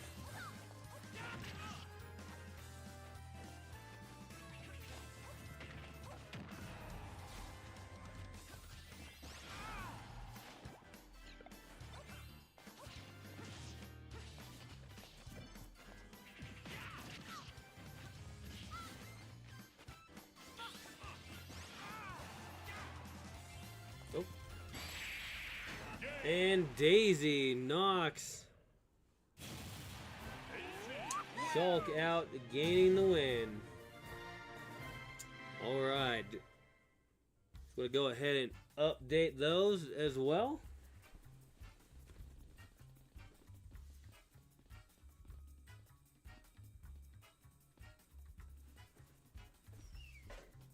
Looks like Shulk ends up going back to the bucket. Match took 4 minutes and 54 seconds. Came down to the last life. Oh man. Start battle.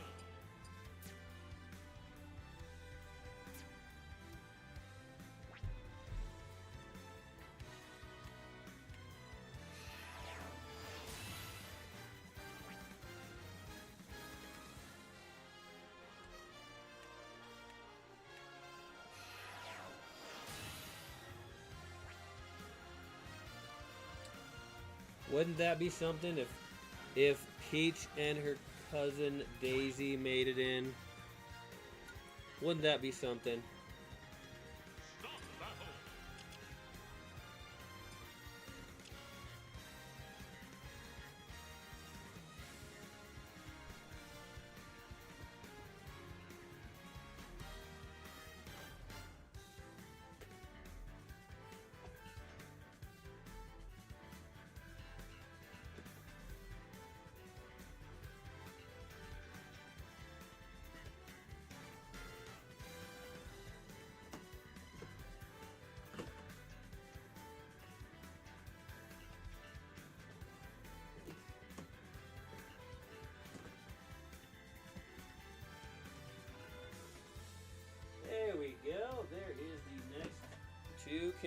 competitors. Alright, the next two competitors are Isabel. Let me make sure I read that right. Oh.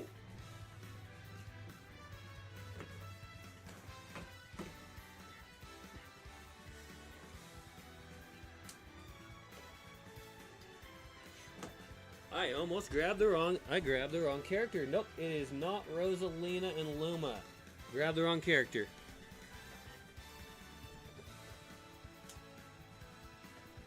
Oops.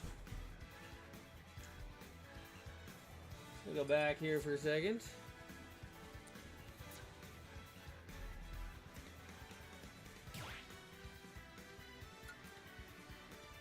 Oops. My mistake. Sorry, guys. I grabbed the wrong character. So it is Isabel, but she's going against Palutena. Alright. Go!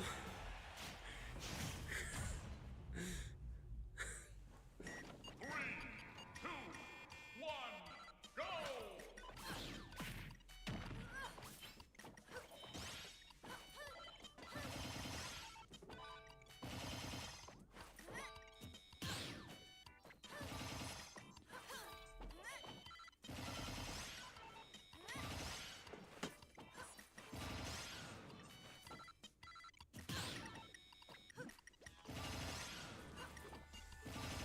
Yep, see, I made a mistake and I grabbed the wrong amiibo initially.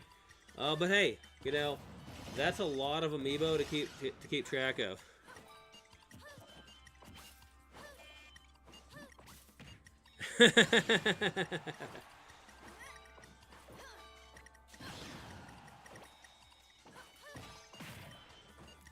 Looks like they're battling on the Game & Watch stage.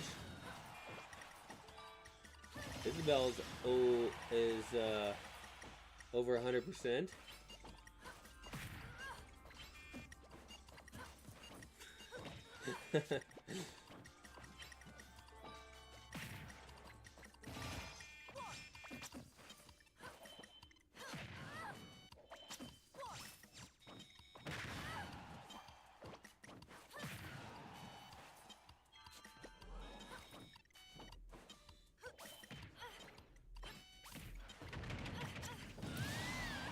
Well, that was kind of an interesting little move. A nice little move by Isabel, setting up that attack, knocking Palutena out for the first time. Palutena did manage to answer back, though.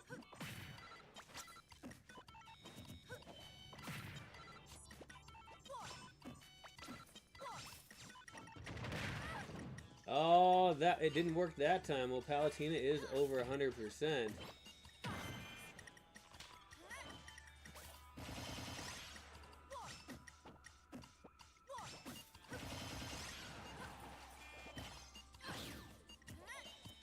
Yeah, Palutena did really good in the first tournament. I think Palutena, it came down to like Palutena and Rob.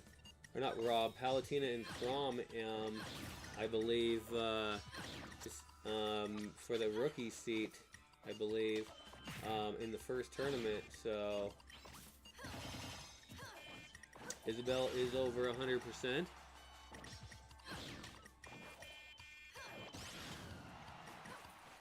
Gotta keep Charlie out by any means necessary. Uh-oh.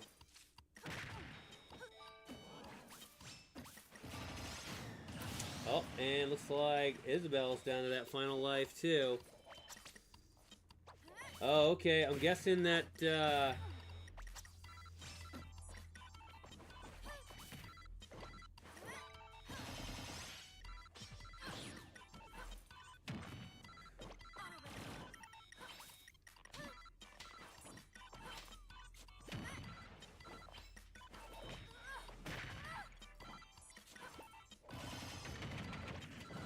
oh!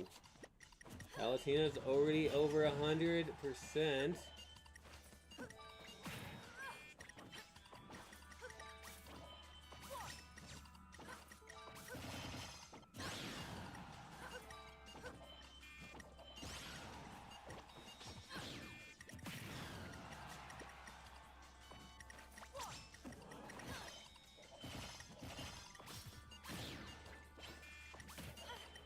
The match is going back and forth, but Isabel won, knocking Isabel wins. Palatina out. Alright. Well, it looks like you got your wish, chat, on this one. Isabel won.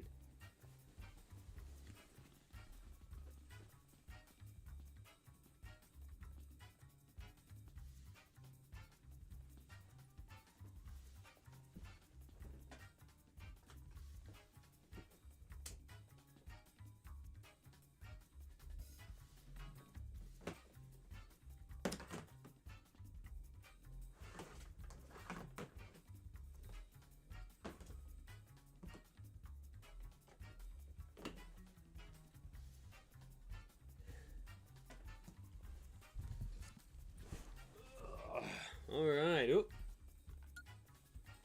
Okay, that match took 4 minutes and 5 seconds. Man, that was a good match. Palatina was one of the top two, but hey, that's you know why it's luck of the draw against who you come up against in the competition.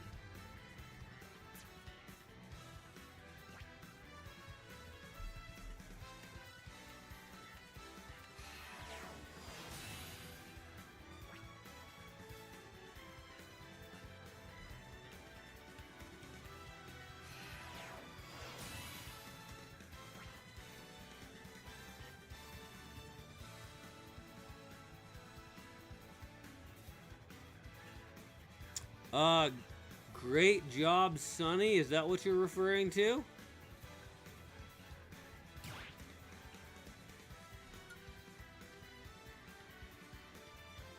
Great job, Sonny. Boom. Alright. Okay, so the next two we have are the Me Brawler. Oh, how Palatina goes back to the bucket against Duck Hunt. Yep, Palatina goes back to the bucket. 3, 2, 1, go!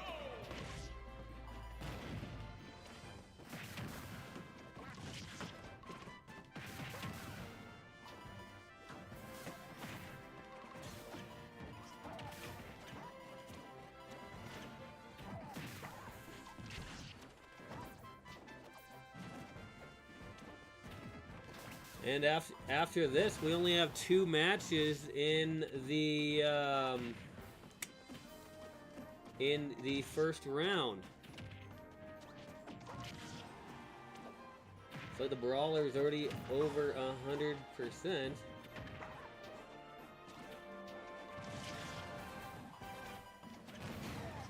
Oh my god! Wow. Some. I mean, you know, when you hear of Duck Hunt and thinking of a fighter, I mean, you probably don't think of that, you know, Duck Hunt's gonna do too well, but I mean, Duck Hunt has some pretty good moves, okay? The Me Brawler definitely sounds like a fighter, but Duck Hunt, it's like, what is a dog and a duck gonna do? And then you watch them battle and you're like, okay, they can fight. They can fight.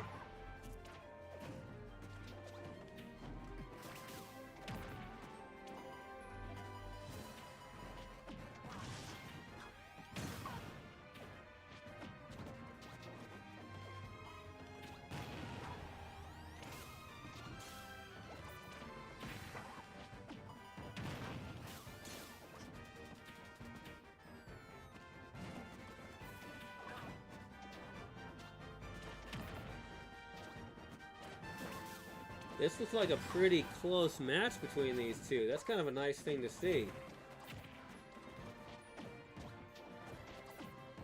Wait, the Brawler's throwing that, like, what, heavy metal ball?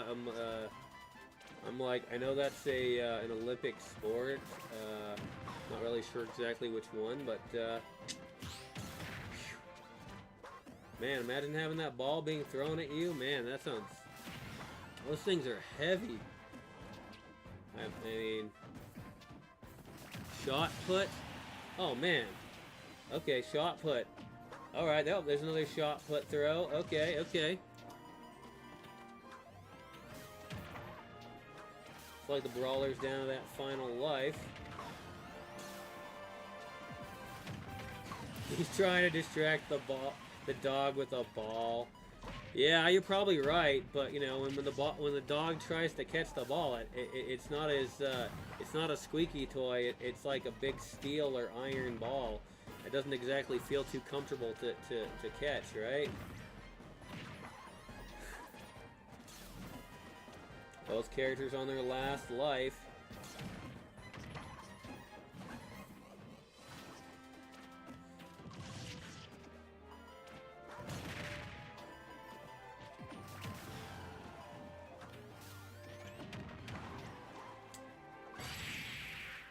And Duck Hunt defeats Brawler.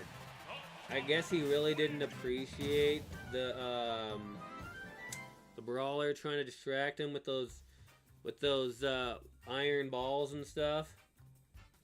I mean, the shot put balls or whatever. Man, trying to throw a ball in the middle of a match to distract the dog. Whew. Man, good thing that duck is up there, you know, on the dog's shoulder. Because he's trying to fuse. Fusion. Ha! Yeah, I know. The question is, which amiibo would he be fusing with, right? If he was fusing. If Duck Hunt was in a fusion pose right now in the Dragon Ball universe, which character would he be trying to fuse with? Whether it be in the Smash universe. So, I mean, personally, my guess would be Banjo and Kazooie because they have a similar thing, you know. So, because there's like two of them, you know, kind of. So, Banjo's the main one. Kazooie's up on Banjo's shoulders, and then here we got the dog with the duck on the shoulders. So they'd be like doing the fusion dance together, and it'd be like Kazooie and the duck fusing, and then essentially on the shoulder of the fusion between the dog and Banjo, so it'd be like a bear and a dog. So it probably. We would probably just call them Banjo Hunt at that point. Double fusion. Yeah, it would be a double fusion. Exactly, a double fusion. First time ever. Okay? Whew. Look out, Goku and Vegeta. Or Gogeta. You got the fusion between Duck Hunt and Banjo and Kazooie right there and everything. They may be like... They may come in and like put you to shame. Who knows? Whew. Anyway, moving on. That match took 3 minutes and 23 seconds. All right, that's a good number. I definitely like that number.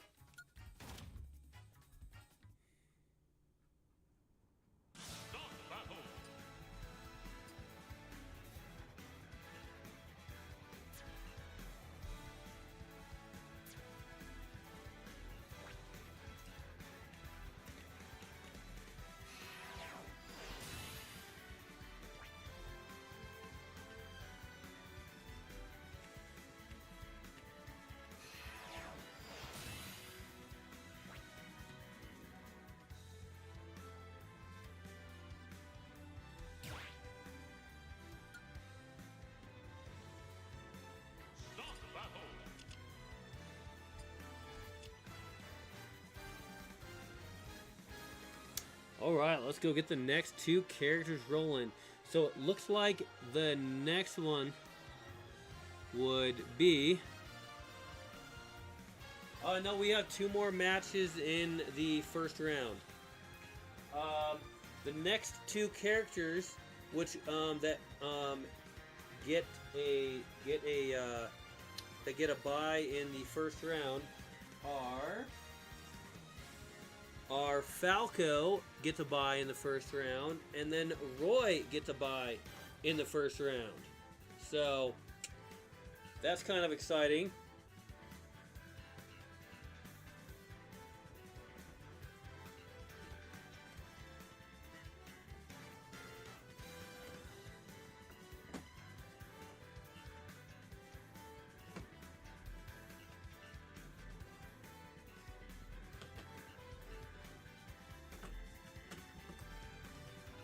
Bam.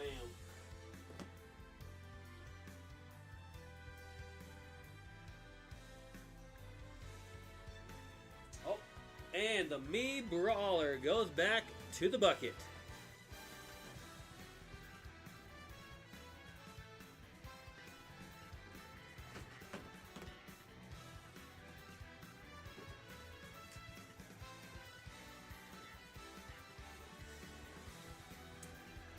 All right. So we have Rosalina and Luma against Diddy Kong. All right. This is the correct pairing for Rosalina and Luma.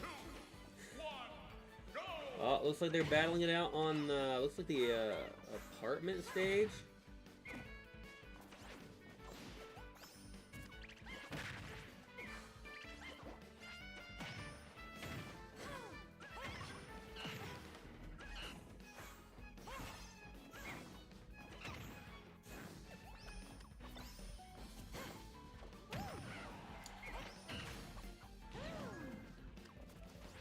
Now here's something to think of that I just thought about. So, if with Nintendo working on the Super Mario Brothers movies, would the Super Mario Brothers movies be canon for what goes on in those movies? So, related to the stories of the Super Mario Brothers and all other featured characters. So, but Rosalina is already over 100%. So that's just something I just thought about that could be interesting. Diddy Kong over 100% too.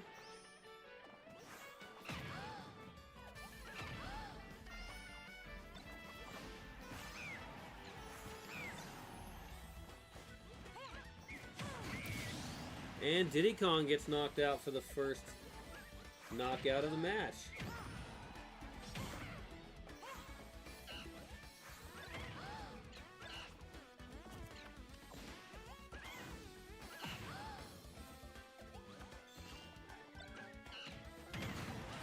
And Rosalina gets knocked out. Oh, look at that. Okay, the Luma changed colors. Okay, okay.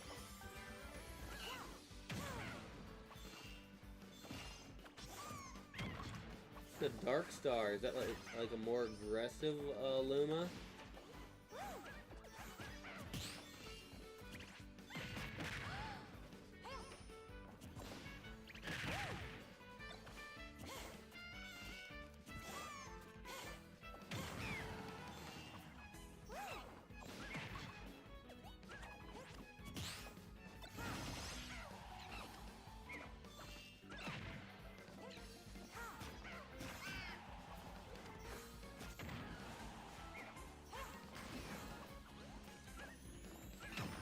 Diddy Kong over 100%.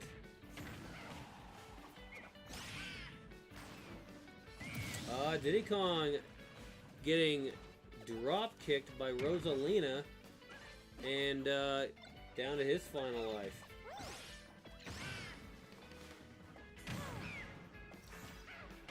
Looks like Rosalina is already doing better on the second life.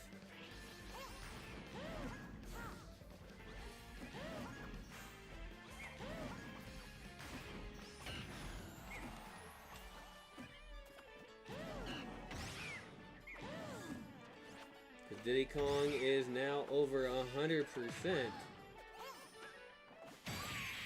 And Rosalina, only getting knocked out once by Diddy Kong, wins.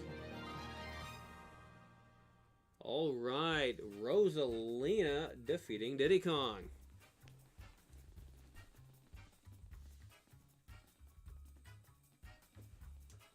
And it looks like Diddy Kong goes back to the bucket.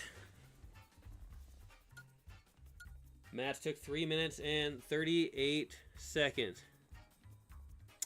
Yes, all three princesses advanced. Peach, Daisy, and Rosalina.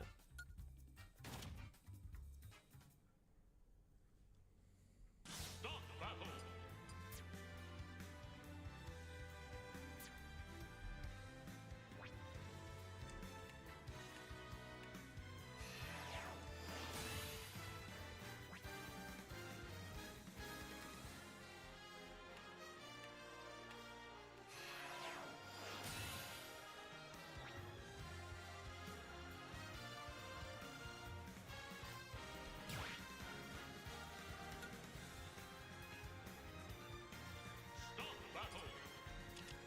I believe we got one more match in the first round matches before we go into the second round matches.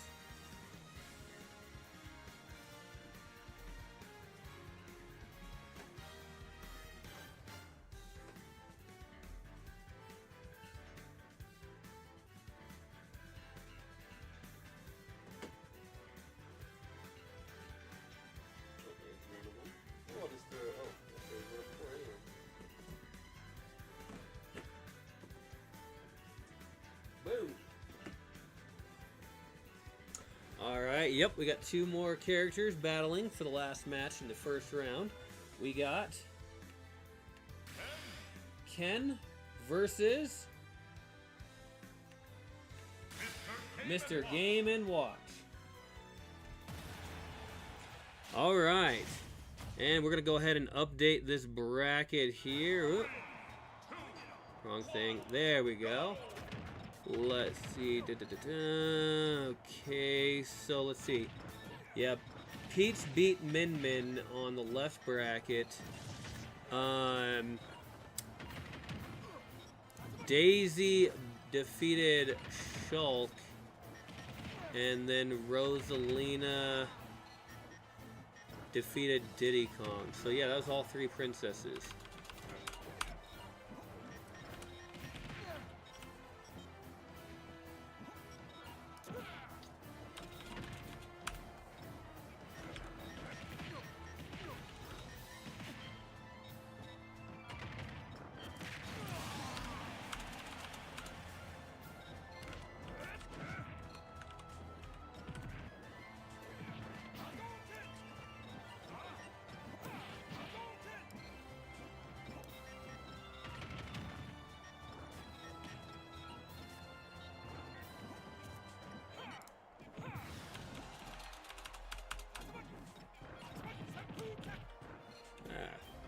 Hit the wrong letter. There we go. Save that.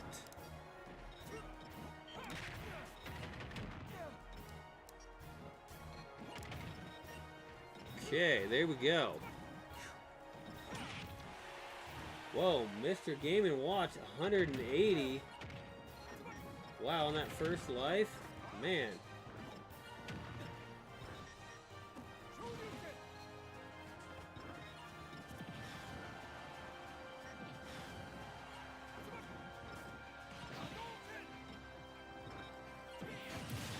And Ken knocks Mr. Game & Watch out. Oh, that's cool. Master of 2 dimensions for Mr. Game & Watch. And what does that say next to Ken's name? It'll show back up, I'm sure it will. Ken's over 100%. Well, the neat thing about this stage. The fire-breathing fist. Oh, okay. Yeah, that's kind of cool. I like how they have those nicknames in the back of the screen. That's pretty cool. And Mr. Game & Watch gets knocked out. And then Ken right after. They're both on their last life. And looks like Ken makes a mistake and drops out, giving Mr. Game & Watch the victory. And Mr. Game & Watch just does a little bit of juggling to celebrate his victory over Ken. I mean, that could have gone either way, but it looks like Ken made a really poor choice at the end. So yeah, that match took 2 minutes and 37 seconds with Ken and Mr. Game & Watch getting 2 knockouts against each other, but Ken getting a self-destruct. So it looked like Ken just threw the match. Man. You know, maybe Ken just really did not want to fight Rosalina in the second round. Maybe that's why he threw the match. Because we've seen some characters throw matches before. You know, when they see those pretty ladies, they just decide to, you know, take a dive. So maybe he decided to take a dive early.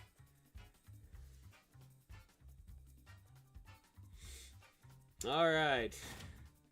Well, that was interesting. We have our first self-destruct by Ken. Yeah, I did not expect that from him.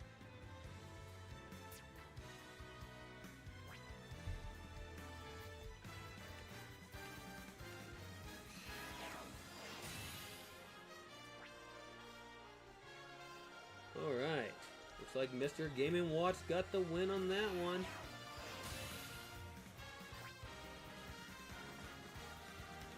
So it looks like Ken literally throws himself into the bucket.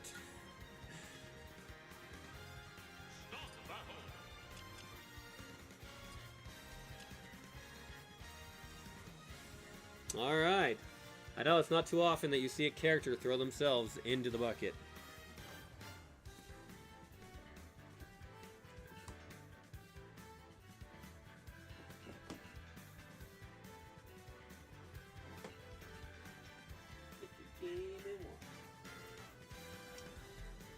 Oh my gosh.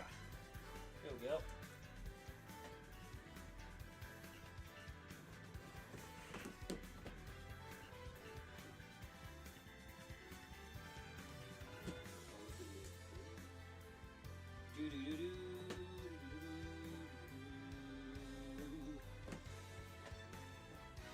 Alright, now we're on to the round 2 matches, and the first match in round 2 from the left side is gonna be the Ice Climbers versus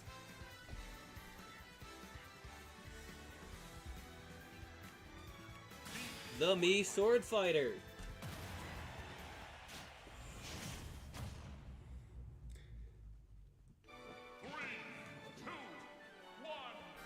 Now just remember the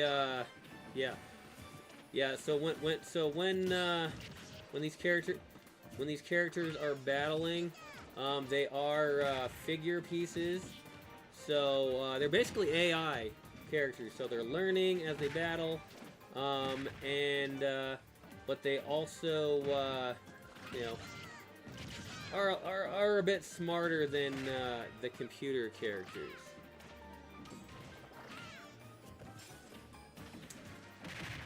In most cases, of course, you know.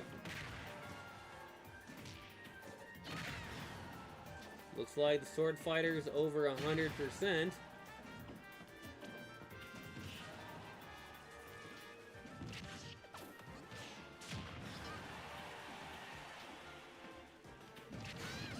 And Ice Climbers get knocked out for the first time.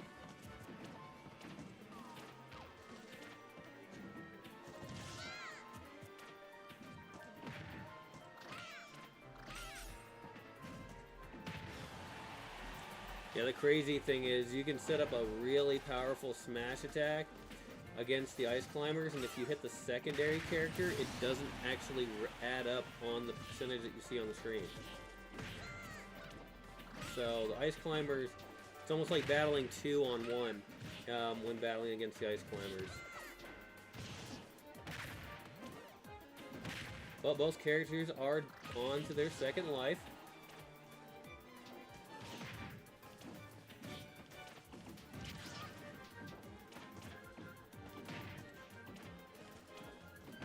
However, if you happen to knock one of the Ice Climber, the secondary Ice Climber character out, then the main one isn't as powerful an opponent.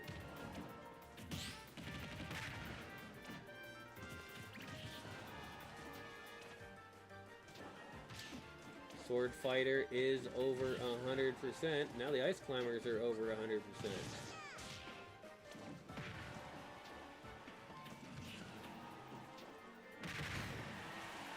Oh, it looks like the Sword Fighter is knocked out.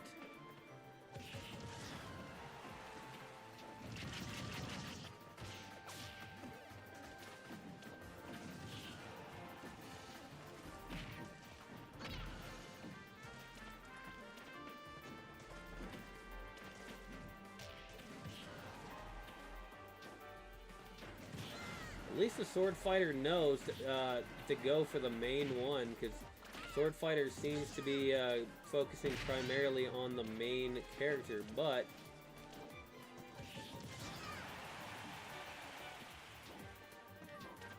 still,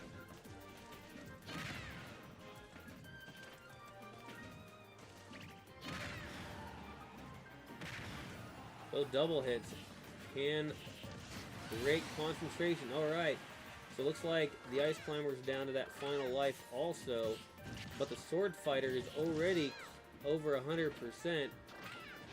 Oh, Sword Fighter's really got to keep that focus.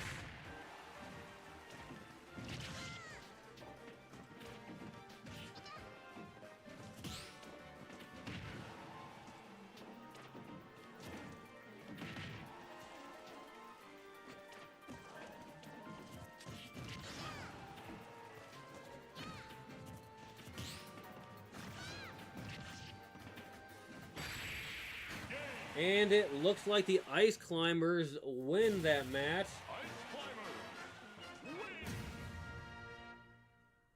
Sending the Sword Fighter back to the bucket. That was still a really good match, because the Ice Climbers are one of the more challenging opponents.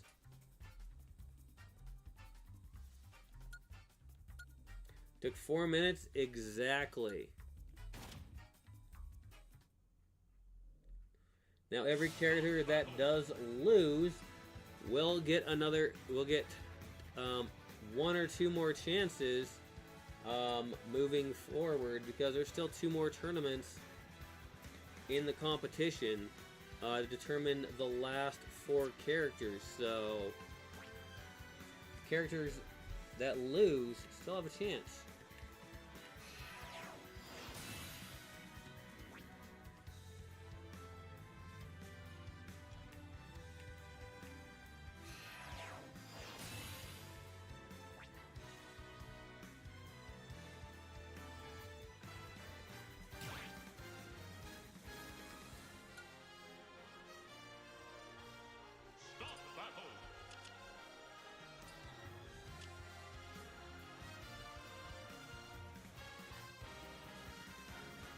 Alright, let's get the next 2 characters going.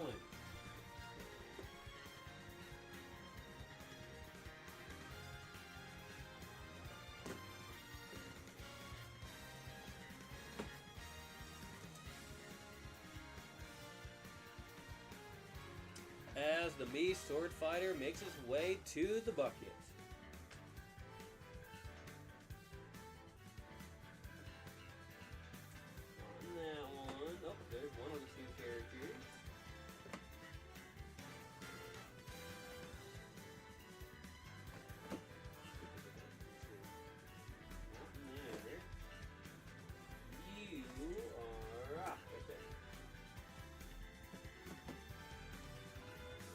Alright, the next 2 characters battling in the Next match in the second round, we have Rob against Sonic. Alright, let's see these two get after it. 3, 2, 1, go!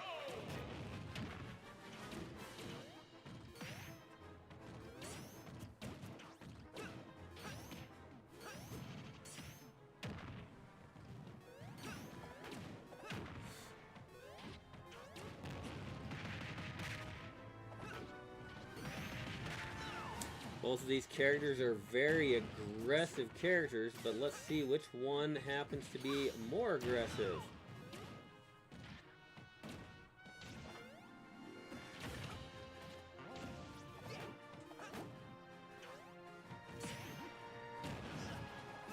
Sonic's already over 100%.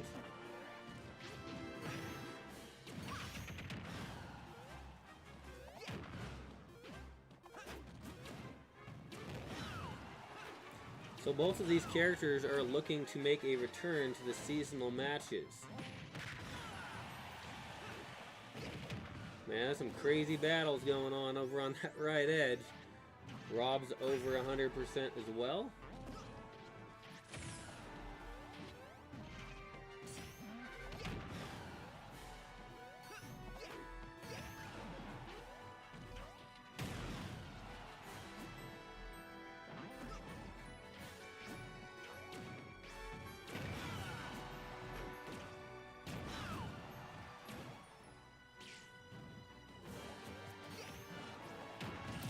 And Sonic knocks Rob out for the first knockout of the match. Two of the characters you're cheering for are battling against each other again. You'll have that. You'll have that. I mean...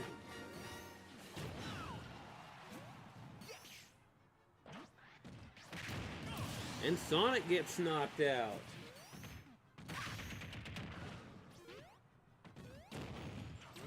Yeah, these are both very tough opponents.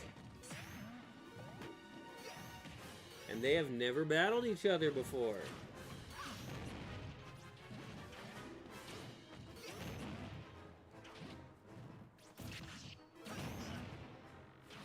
Well, at least not in the seasonal matches. Rob's over 100%.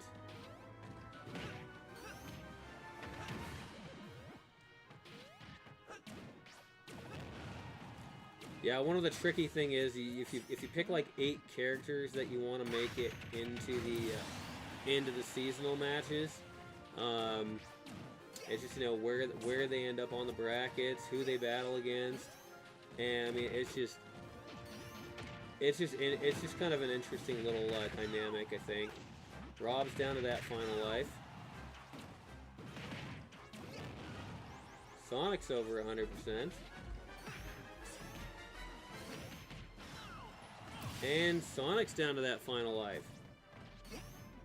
Last life for both characters.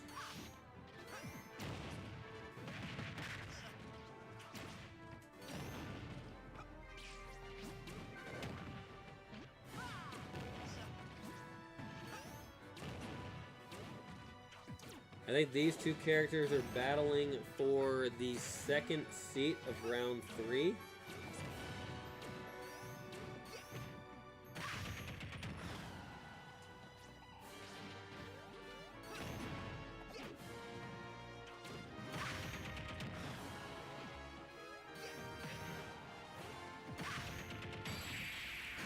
And looks like Sonic manages to juggle Rob enough times to knock Rob out. Oh man. Another exciting fight. Oh man. Alright, that match took 3 minutes and 54 seconds.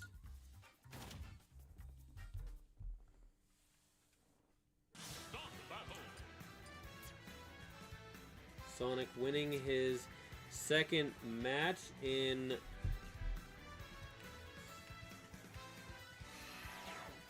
in the second round.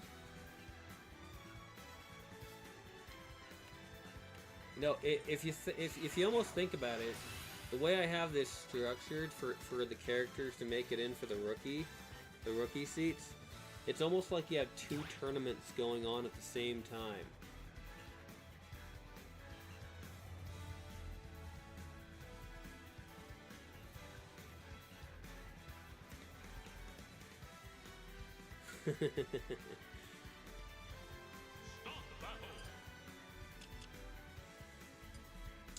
Because it's almost like you have the tournament winner for the left bracket makes it as a rookie, and the tournament winner of the right bracket ends up making it in as a rookie. So even though I still have them battle in the end just to see who wins overall, but still, it's kind of almost like two tournaments at the same time.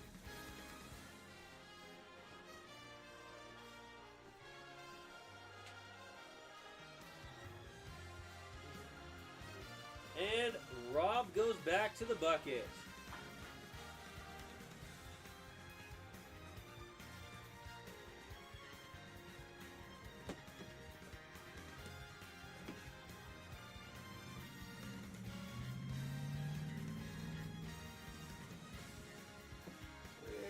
Where could the next character be? Oh, where could they be?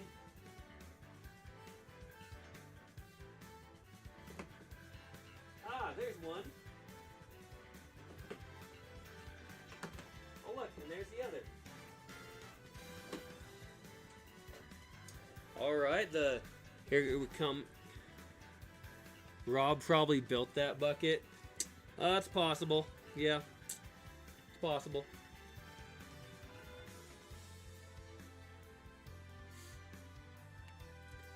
We got Corin versus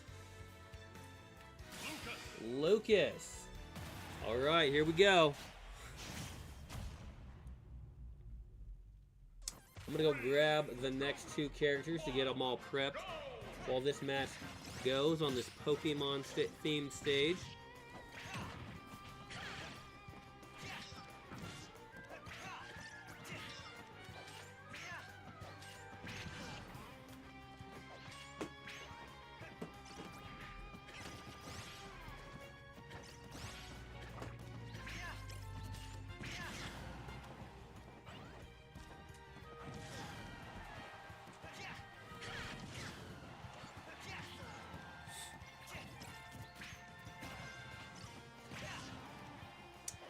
Looks like Lucas is already over 100%.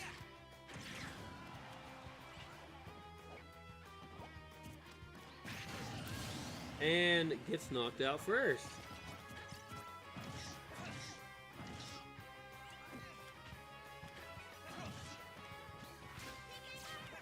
Yeah, one of the nice things about this stage, it is themed after battling against the Elite Four in the Pokemon games.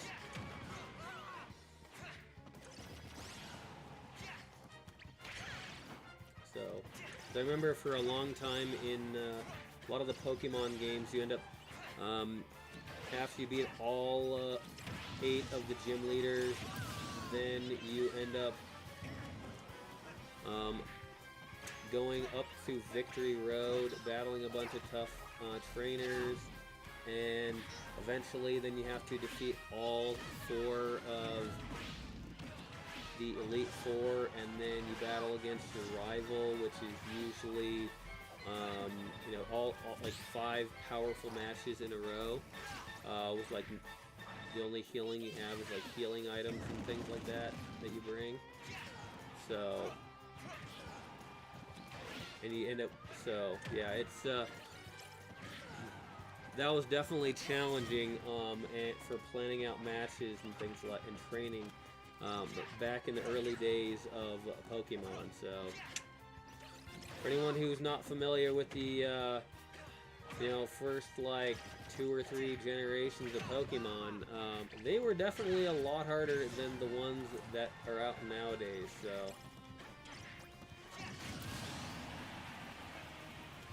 alright, looks like Lucas is down to that last life. Heather is or Corin rather. Heather's the nickname I gave Corin. Is at over 100%. That's a pretty good match.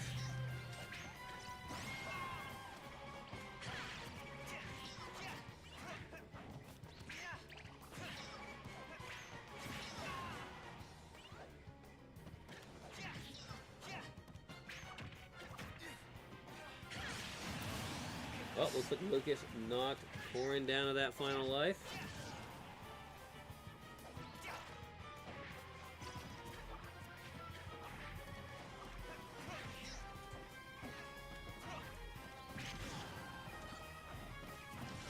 Lucas is over 100%.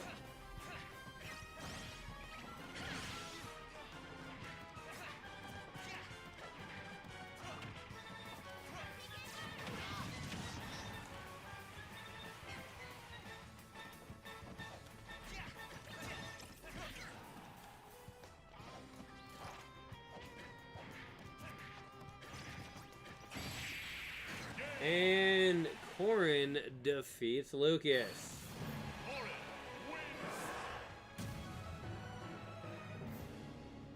With a powerful transformation to show the power that Corin wields. Alright. It's kind of like a dragon transformation. Alright. Boom. Match took 3 minutes and 53 seconds.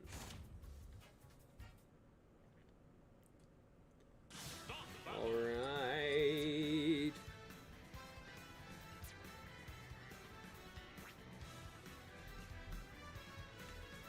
Yeah, now the only characters we haven't seen battle so far are the ones that got a bye in the first round. So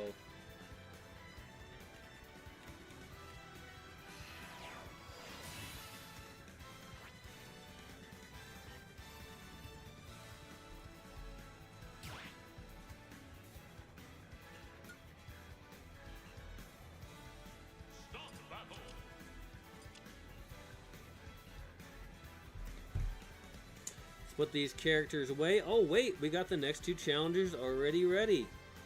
Our first challenger is Dark Pit, and Dark Pit is battling against Zombie Bob. I know that's actually kind of fun to say that. I mean, really, Zombie Bob. Nice, just rolls off the tongue.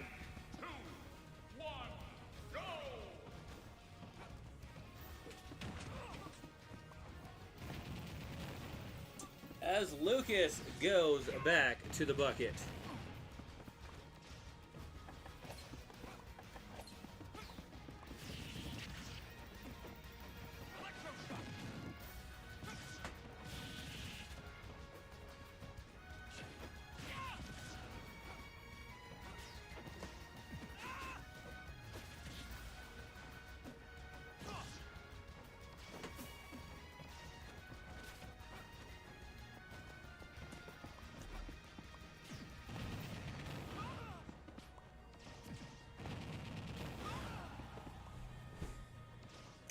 Oh, looking at this match, they're pretty close in damages. This is going to be nice. Close matches are good. Dark Pit's already over 100%.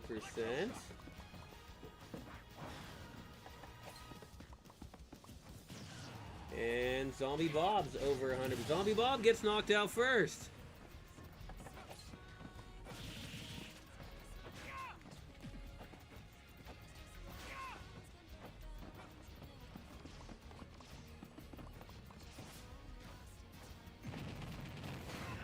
And Dark Pit gets knocked out.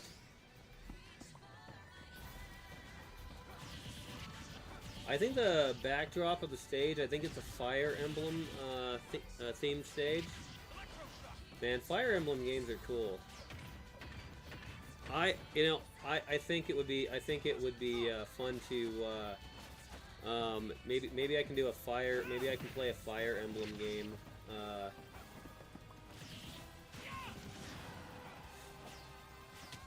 You know, for one of my streams at some point.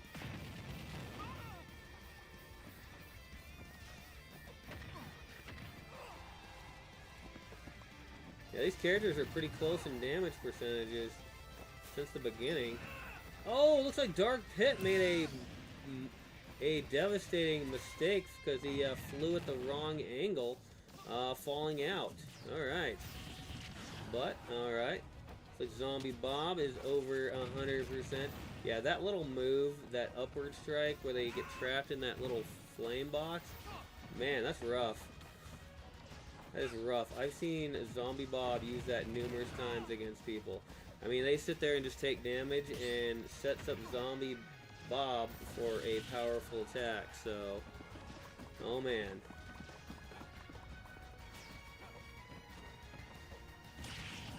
And Zombie Bob gets knocked down to that last life. Yeah, Zombie Bob is going to be a tough one to beat in the competition.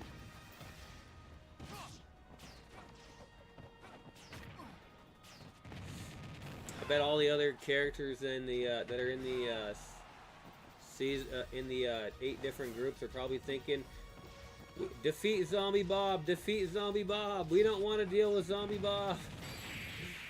And Zombie Bob wins the match. The Zombie Bob is a... Whoa! That was another interesting one. We saw an exploding creeper, which... And then, boom, Zombie Bob appears. Man, Zombie Bob has some pretty cool little victory poses going on there. Alright, so another win for Zombie Bob.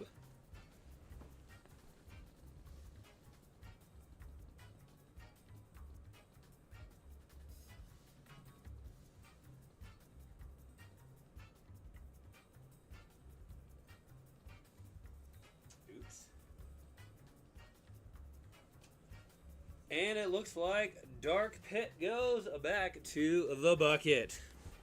Okay, so all right. That match took 3 minutes and 24 seconds.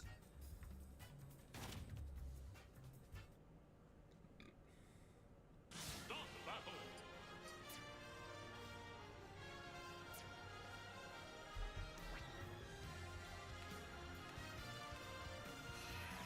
I think there's only like 2 more matches in the left bracket for round 2.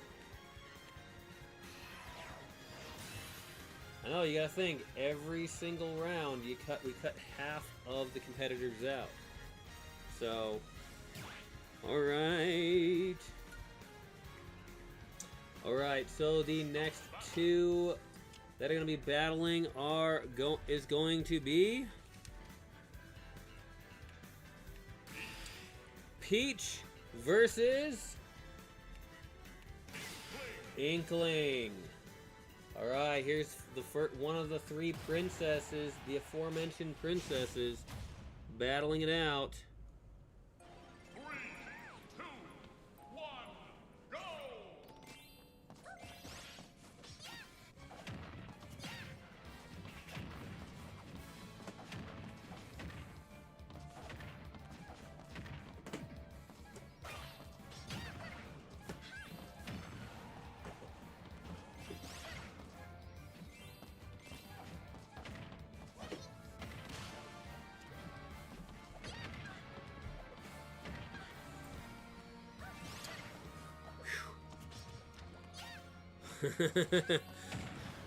Peach is about to throw hands. Well, I mean, hey, she has been doing so far. Oh, and Inkling knocks Peach out for the first knockout. Oh man, I'm guessing the Inkling might have heard ya and didn't like your answer, so. But of course, Peach did, so both characters on to their second life.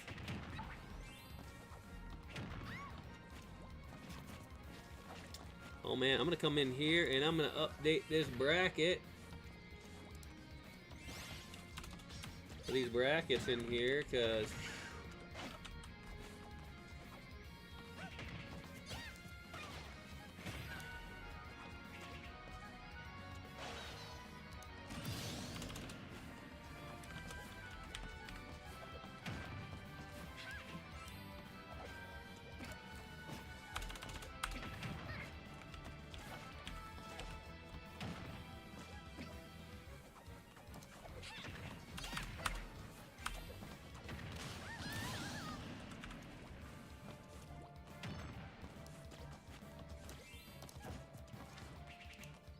Okay. Ooh, yep. After this, we're gonna have one more. Oh, both characters down to their last life. That is definitely interesting.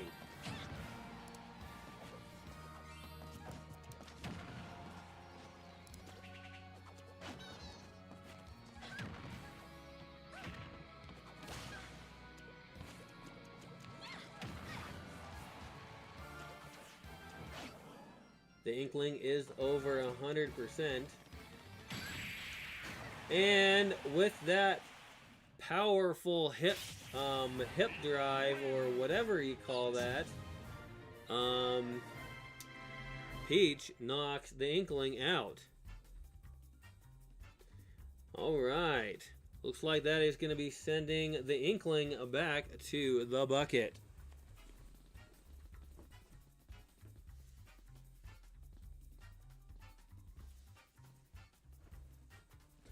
All right.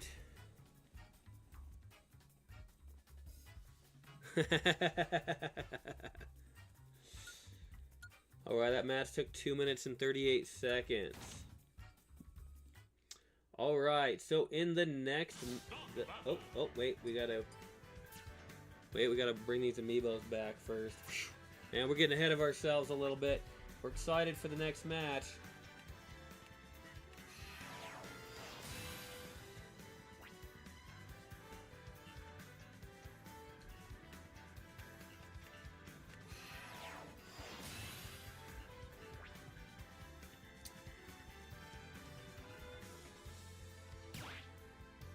We got one more match in the left bracket in the second round. Getting set up right now for it. Alright, we're all set up. Now we can introduce the characters. The first character in this match is Incineroar. And Incineroar is battling against the character who got a bye in the first round, Robin. Alright, here we go. Incineroar versus Robin. The last match of the second round.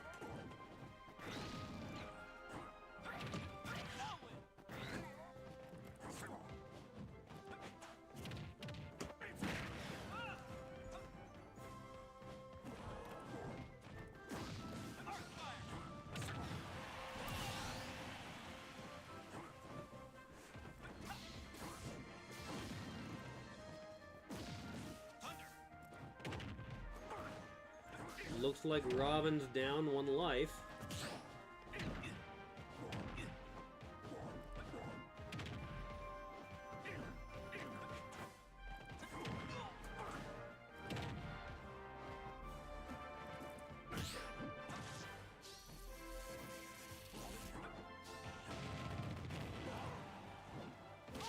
Incineroar's over 100%.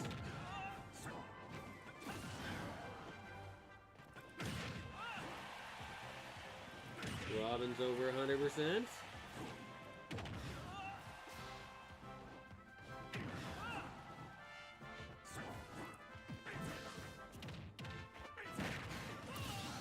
And with a pile driver, Robin goes bouncing out. Second time.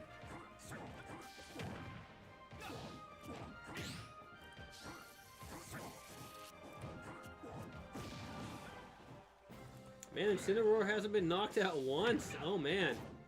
Maybe Robin got too much rest getting a bye in that first round.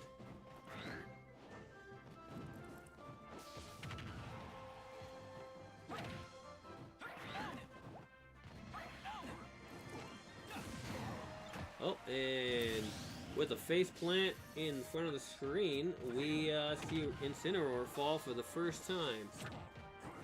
Robin's over 100%.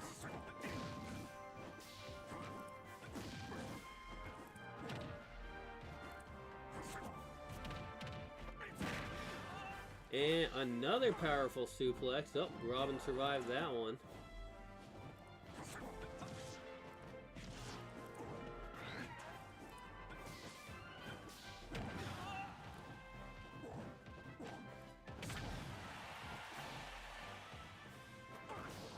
Oh, they're battling on Kirby's Dreamland and Green Zone.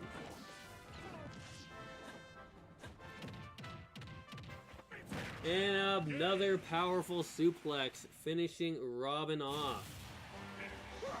Incineroar showing off that championship belt of his. Oh man, after that powerful defeat against Robin. Oh man.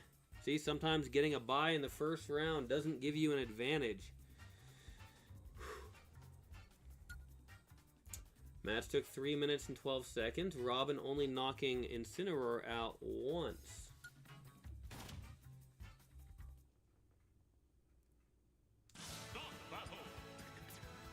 Alright. Load those characters. But hey, Robin still has two more chances moving forward in the next two tournaments. So you have to lose 4 matches altogether. You know, once in each of the 4 tournaments to not be in, to not make it. So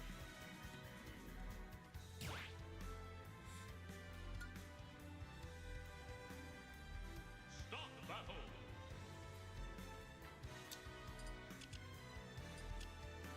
all right, our first match on in the right bracket. We have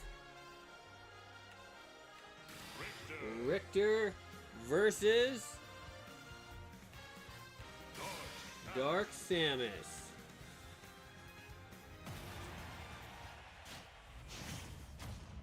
I'm gonna put the other 2 characters away. 3, 2, 1, go! As Robin goes back to the bucket.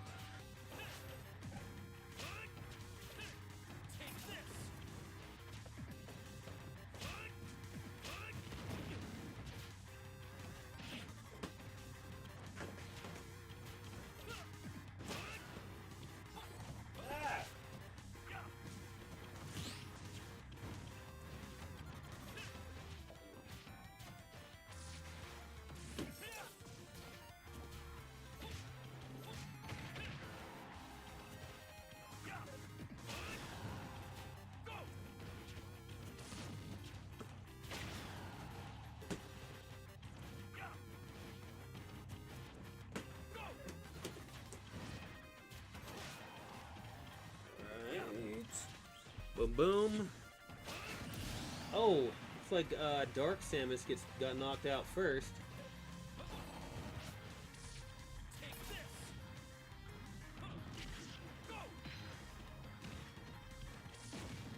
No, they're battling on outside of Dr. Wily's hideout.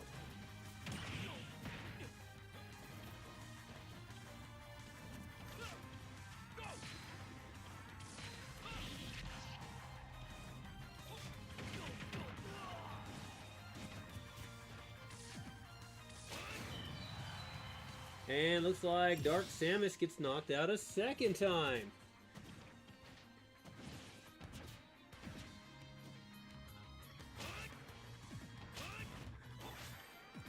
Uh-oh, you watched a basketball game that that was terrible. Oh man.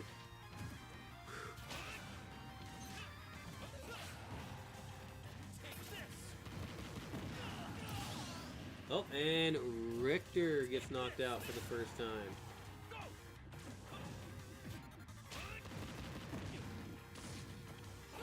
Well, hopefully the matches that are taking place in here are a little more favorable than that basketball game, as Richter knocks Dark Samus out.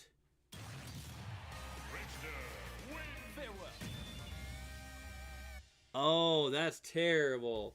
If a team keeps fouling but doesn't get called on it, man, yeah, I can understand the aggravation there. I can. Alright, match took 2 minutes and 18 seconds. That's actually probably the fastest match so far.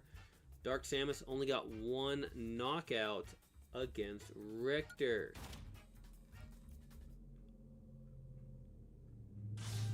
Oh, somebody ripped somebody's jersey and didn't get called foul. That sounds like a personal foul, I think. You know, unnecessary roughness also, I think is I think it would be. I think I would call it as both, but probably more a personal foul, depending on whether it looked like it was deliberate. But if it was accidental, it'd be unnecessary roughness. So I believe those are calls in basketball.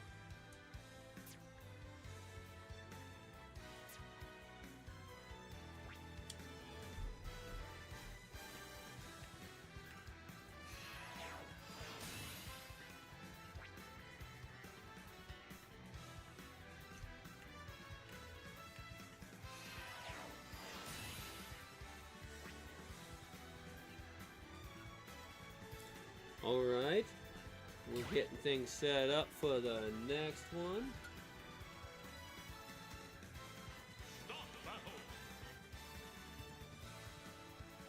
Okay, well, geez.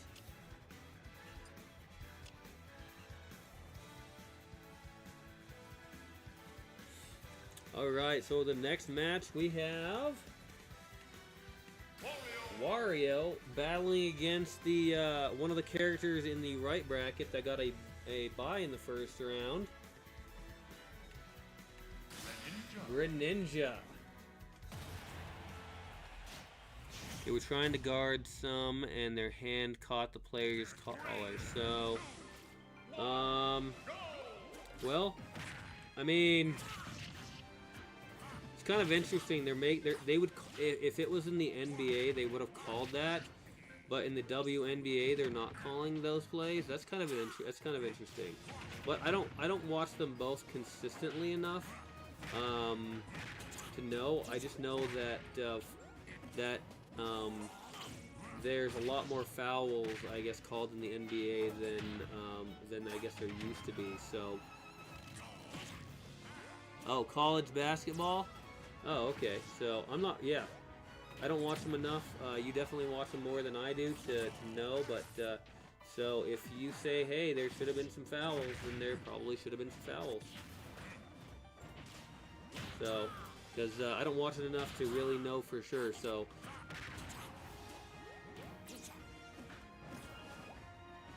So Greninja's over 100%. And Greninja gets knocked out for the first time.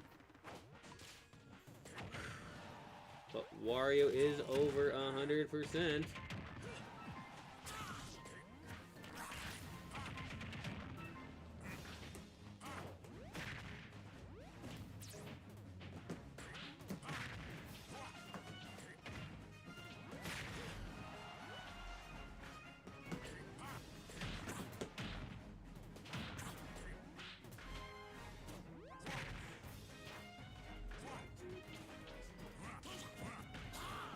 Looks like Dark Samus ended up going back to the bucket.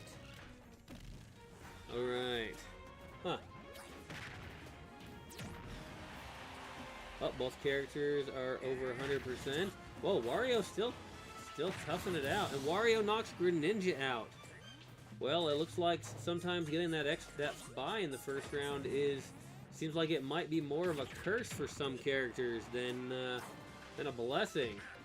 Because they're not getting as much opportunity to battle, so whereas the other character seems to have a little bit of a warm-up.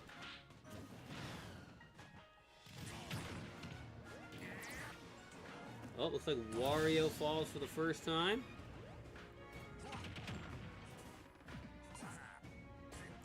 Oh, well, dang.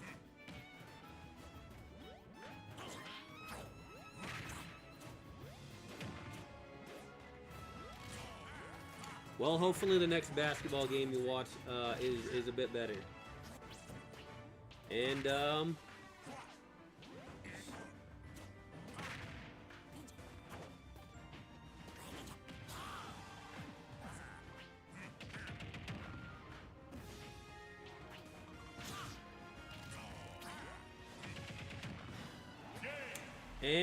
Wario sends Greninja back to the bucket.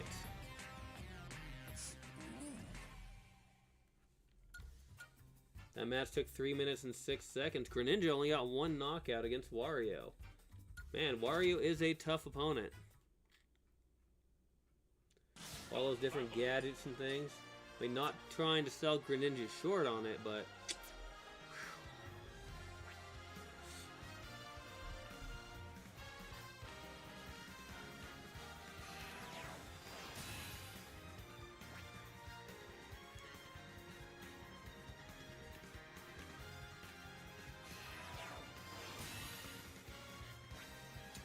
Alright, we're gonna get things set up for the next match here in round 2.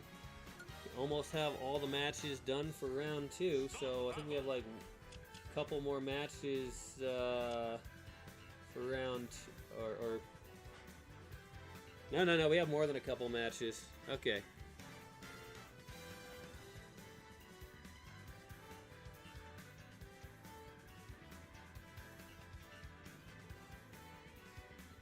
Oh man, yeah, I can understand why that's frustrating.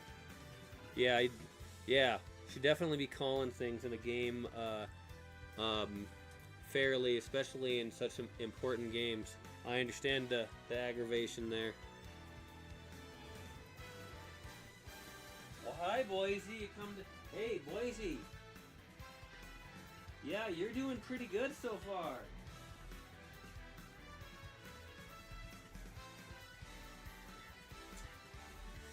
As Greninja goes back to the bucket.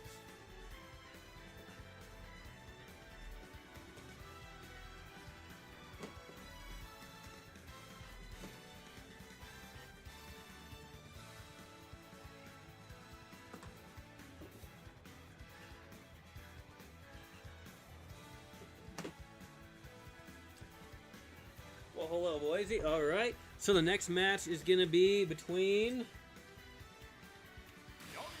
Young Link and Daisy. All right. So far, we were talking about it. So this is the second of the princesses. So, because all 3 of them made it into the second round. Okay, we're gonna go ahead and let's see. You missed the end of the last stream. Did you ever make it out of the tree? You missed the end of the stream for Ori and the Blind Forest. Is that what you're asking a question about?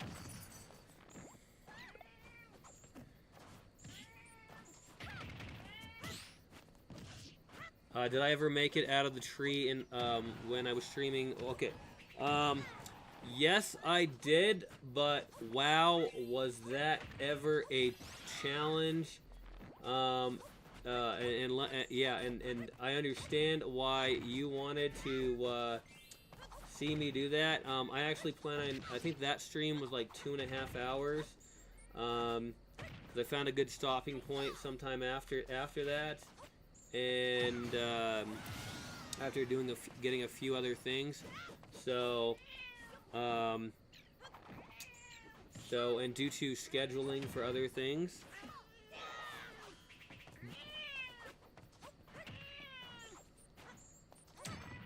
I know, Boise, I know. You like when I play Ori too. No, really, you just want to see yourself win? Okay. Well, you're still in it, dude. Well, yeah, we gotta wait till after the end of round 2 before before we can get to your match. You gotta wait your turn, Boise. Right now we have Young Link and Daisy battling. Daisy's over 100%. Well, oh, nope, Daisy just got knocked out. Yeah, I definitely plan on going back and watching the stream for Ori and the Blind Forest because I kind of like looking at some of it and seeing and learning from some of the stuff I did, so that way I can familiarize myself with it again before doing the next stream in it. So that way, you know, not only that, but hey, I can go back through some of the stuff and remember some of the challenges that I faced and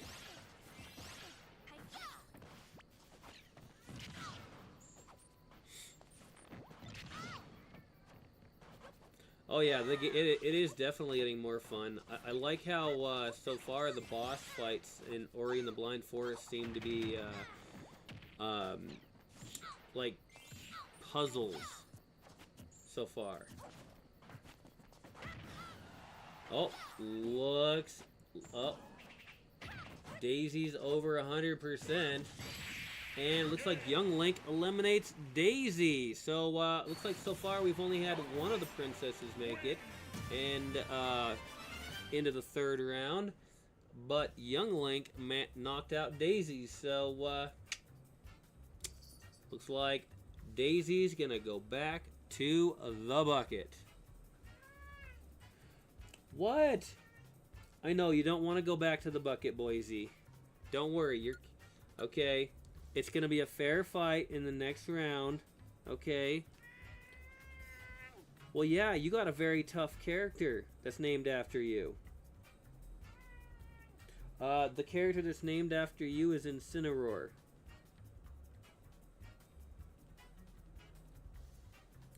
He's a Pokemon. He's a wrestler. The match took 3 minutes and 38 seconds.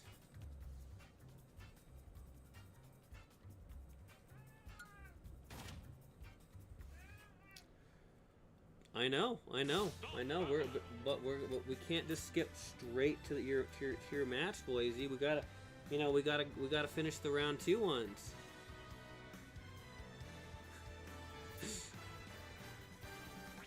Well, you're gonna have to wait your turn.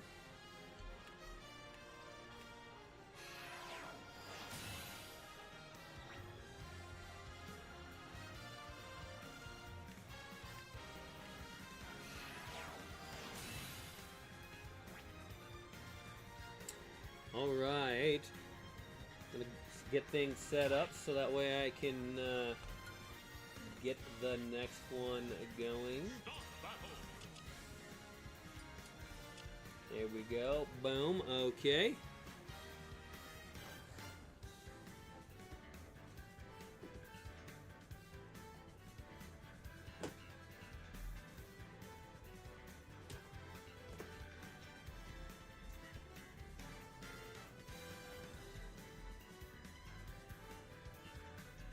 Alright, looks like Daisy goes back to the bucket.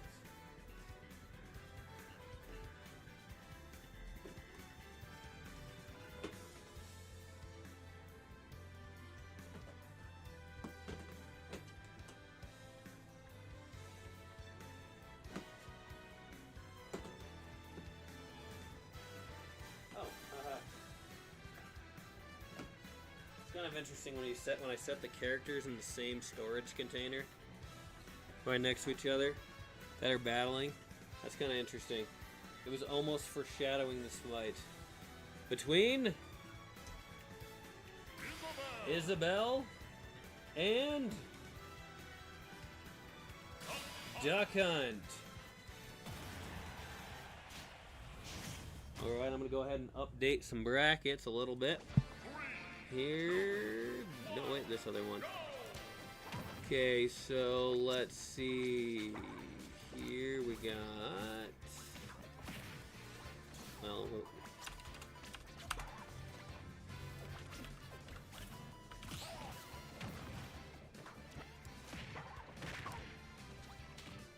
that one. Here we have. Oh, jeez.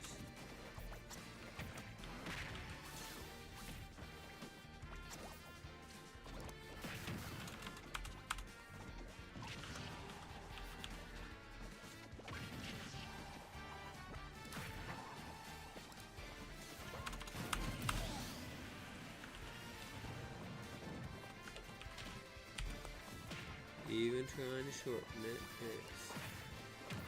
Okay, and that's gonna be interesting. Oh, okay.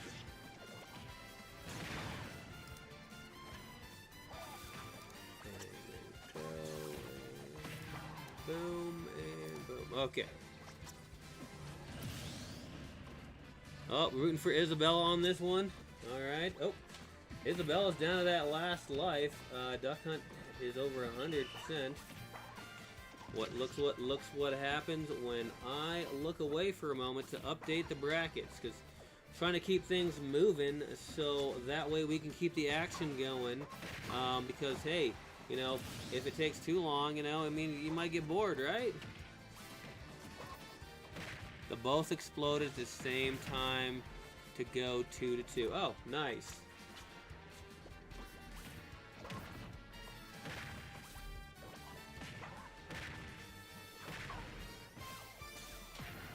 That's okay, I'm just gonna keep on talking. Oh, Duck Hunt with all those little abilities going. Duck Hunt over 100%. Did you say you were rooting for Isabel on this one?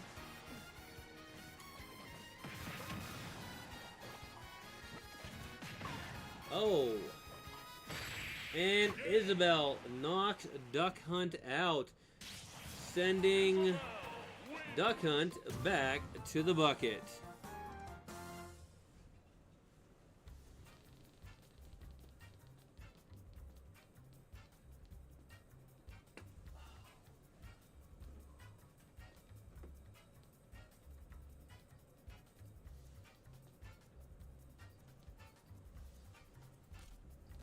Ugh.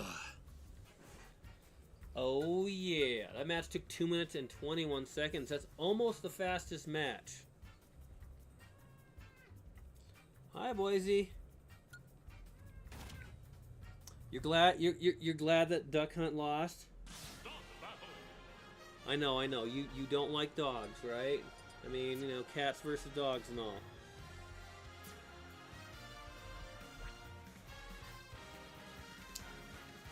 But I think Isabel's a dog, so I mean, if that could have been just like a dog fight if that was the case. If that's the case.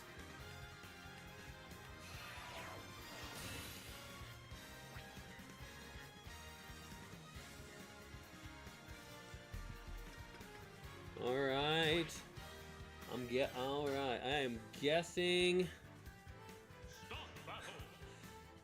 All right, here we go. Boom. I'm going to put these two characters away and find the other challenger in the next match.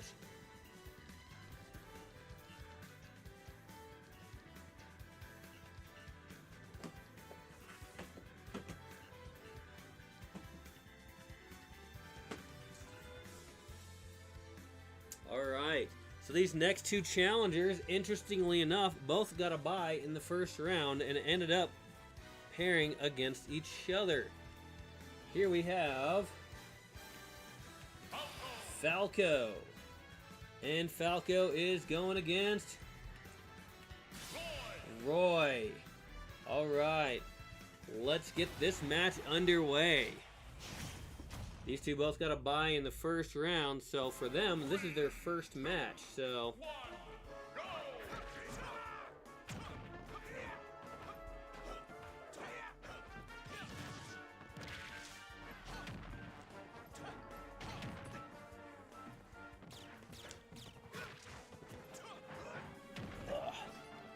Gonna get a little drink of water. Whew. Whoa.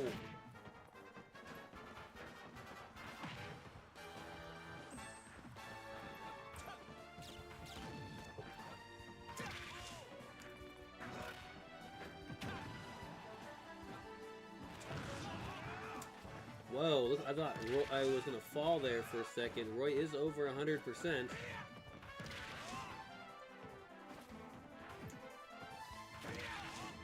Falco's over 100%. This is going to be a good match. Nice. Close match, too.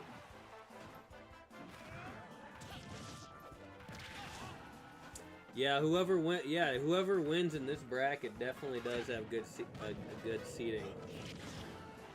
Because they both gotta buy in the first round, and they pretty much just have to win 3 matches to get a rookie seat. So, and Roy falls for the first time, or for the first for the first knockout of the match.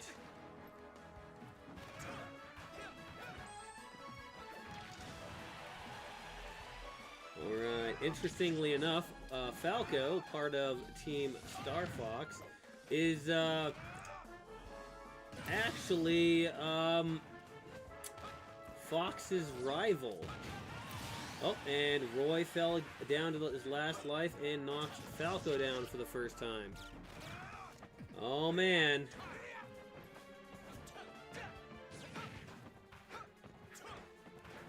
Yeah.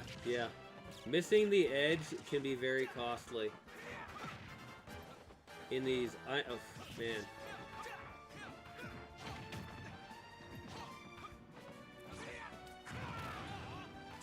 I know when I'm battling, I like to knock my opponent as far from the edge as possible, so that way they have to use their moves just to recover.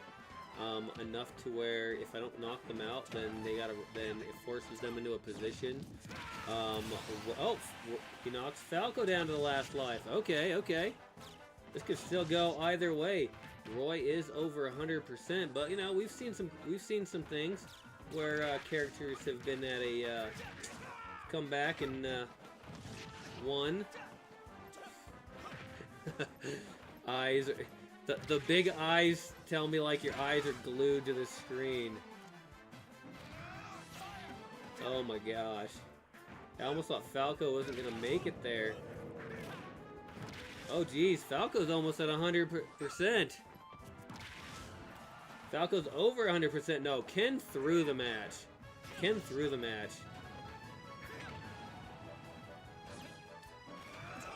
I wouldn't exactly say that's the same thing. Because Ken has a self-destruct on.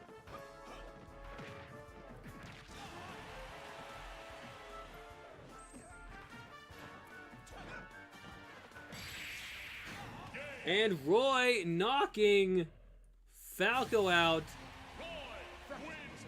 gaining the win. That was a great match between these opponents. It looked like Falco was going to win for a long time, for a while there, but then in the end, Roy just came back, kept focusing, and managed to get that final critical blow, winning over Falco, sending Falco back to the bucket.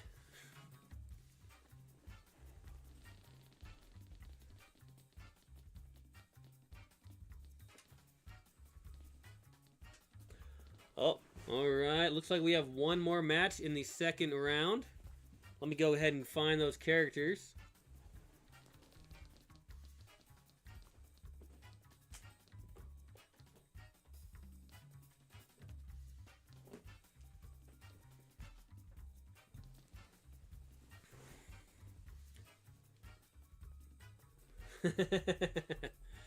Oh yeah, well he definitely got serious. The match took 3 minutes and 42 seconds. That was a pretty good match. I always like it when you got two characters battling and coming down to the wire like that. So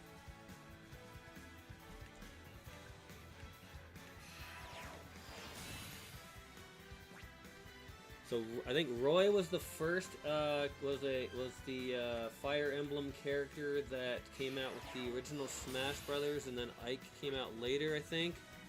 If I remember that correctly. And I think Ike came out was when they came out with the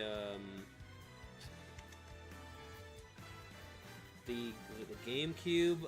Then they the second Smash Brothers game, Smash Brothers Brawl. I think they instead of Roy, they had Ike in there. Probably because Ike was starring in the Fire Emblem game that came out on the GameCube. So,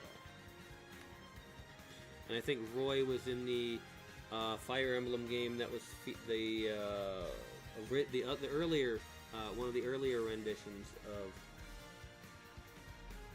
So, all right. So the next two characters battling on the right side, the last one in the second round, we have Rosalina and Luma, the third princess of aforementioned, against Mr. Game & Watch. Alright, let's get this battle underway.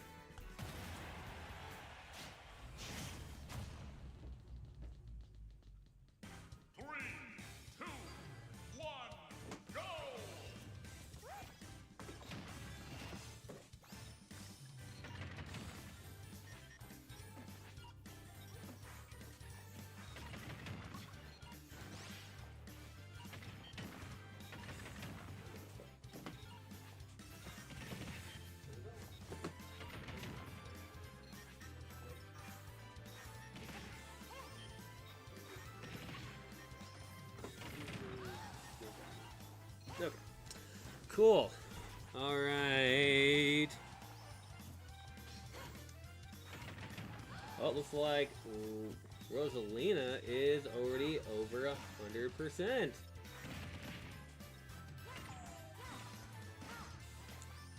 Yeah, the interesting thing is with Mr. Game & Watch's mallet, when he uses it, he randomly gets 1 through 9, which determines an effect.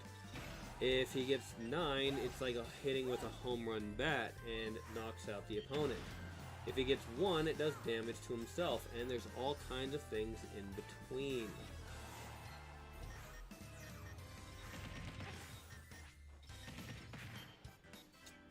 Oh, Mr. Game & Watch is over 100%.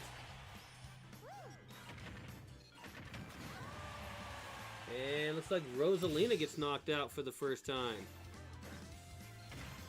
Oh geez, looks like Luma, looks like Rosalina gets a different colored star each time. Okay.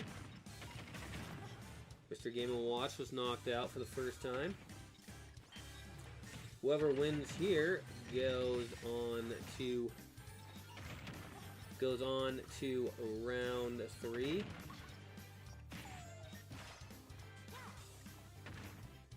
Oh, Mr. Game & Watch missed with an 8. Yeah, the higher the number, the better on Mr. Game & Watch's thing.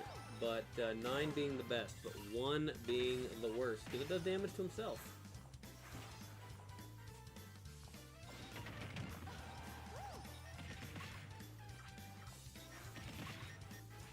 Mr. Game & Watch using that 1 attack, pushing Rosalina up, doing a lot of juggling there.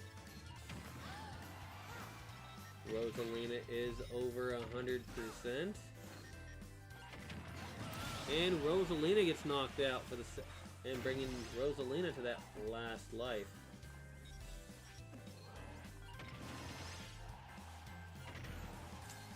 Mr. Game & Watch is over 100%.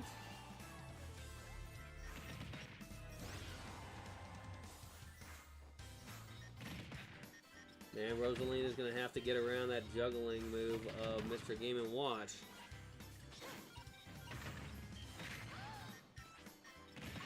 Because that is the one that keeps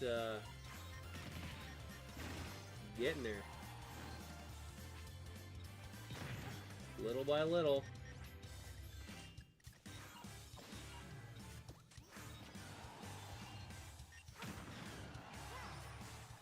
Rosalina's over 100% on that last life.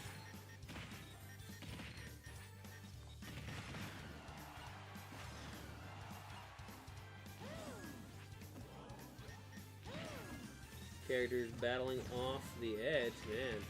I thought somebody was gonna fall out for a second there. And Mr. Game & Watch knocks Rosalina out and sending Rosalina back to the bucket.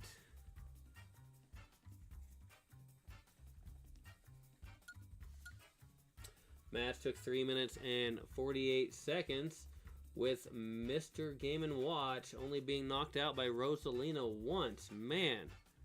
Whew.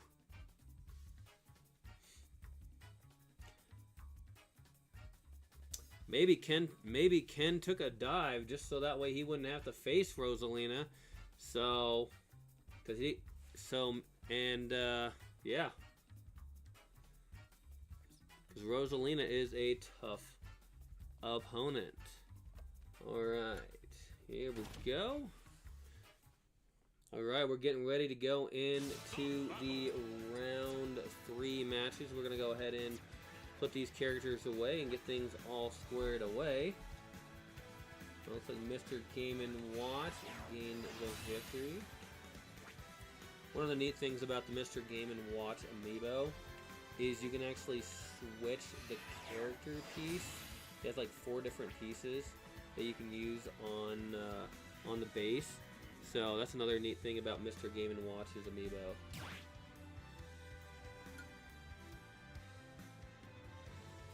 Stop the battle.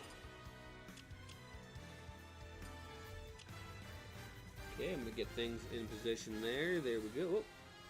Hi, Boise. Don't worry, buddy. All right.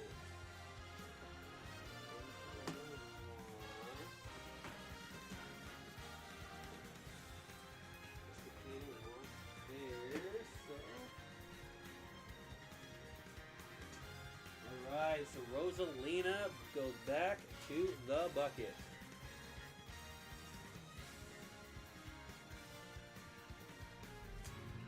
Boom. Oh, alright, into the 3rd round we go. We have the Ice Climbers versus Sonic. Alright. Can Sonic defeat the Ice Climbers? 3, 2, 1, go!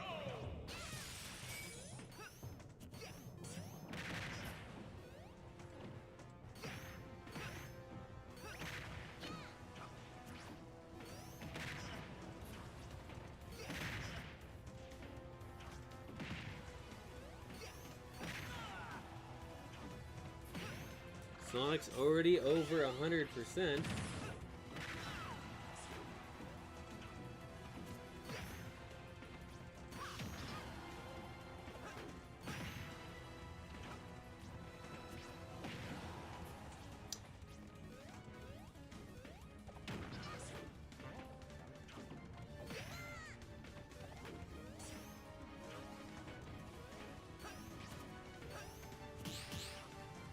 Good block and counter by Sonic.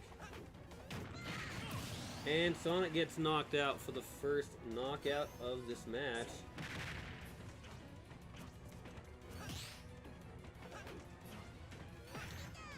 These characters are, just as a reminder, these characters are battling to gain a entry into one of the rookie seats in Season 4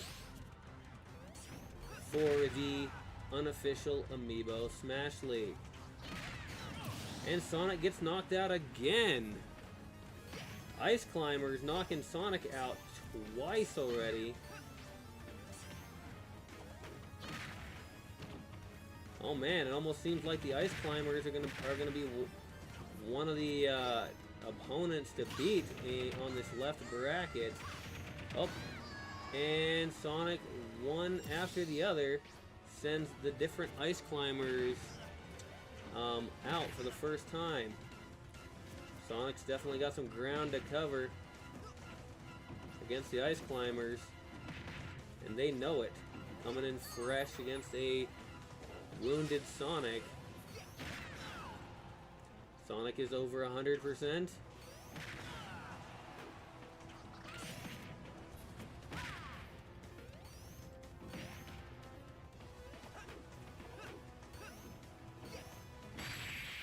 And the Ice Climbers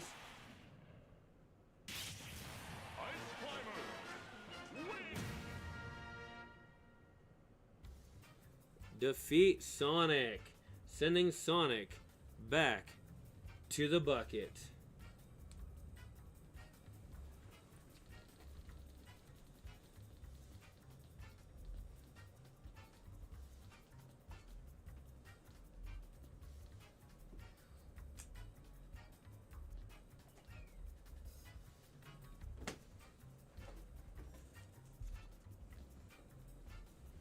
Alright, whew. Match took 2 minutes and 24 seconds. Sonic only got one knockout against the Ice Climbers.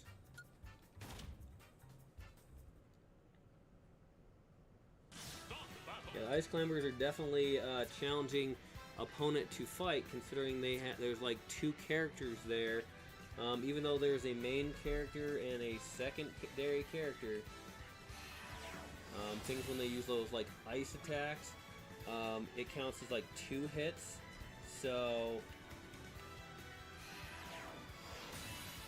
because the second one just kind of responds to whatever the first one does.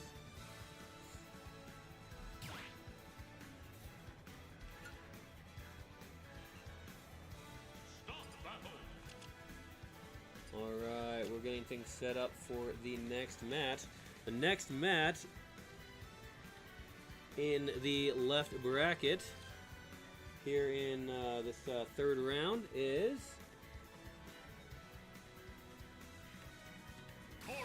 Corin versus Peach. Alright, let's get this match going. I'll put the other characters away. 3, 2, 1, go!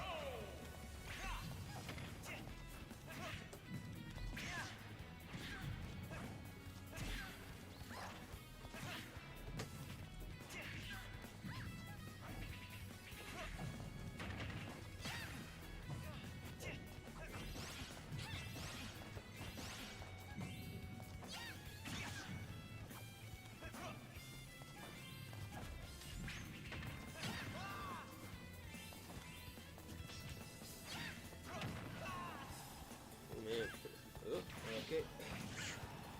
There we go. There we go.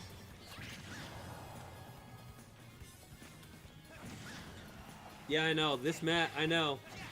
I'm guessing these are 2 characters you're kind of rooting for, and so it's like, oh man, who do I root for in this one? Because they're both very tough challengers.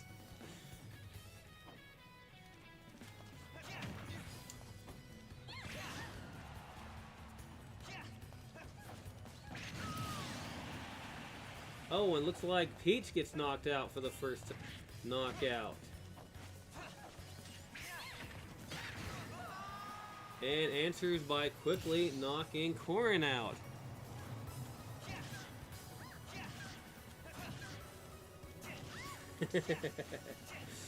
Yeah, more rage indeed. I'm gonna go dragon on you. Roar. It's okay. I knew you meant range, but I mean sometimes those those misspelled things can create some great dialogue. I know because I misspelled the word R, and I accidentally put a second R instead of an E, and started a huge pirate dialogue in text. So that was one of the really cool memories. And Peach knocks Corin out for the second time.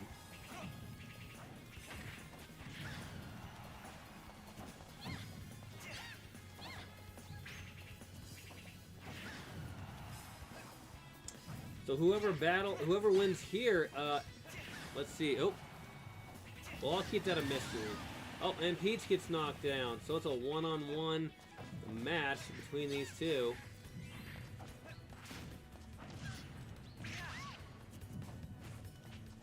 And we end up with one more match after this. Man, the winner of the next match is gonna end up getting a bye in the 4th round. So, and they're gonna go straight to that match. But these two ladies, they have to battle it out and win all their matches the whole way. Peach is over 100%. Oh, it's got that vegetable. And that parasol.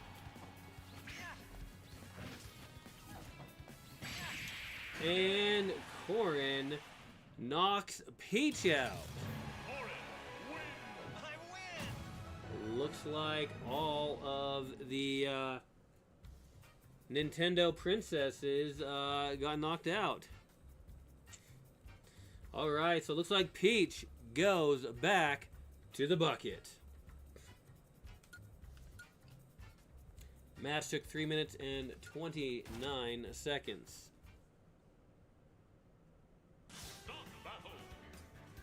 Boom.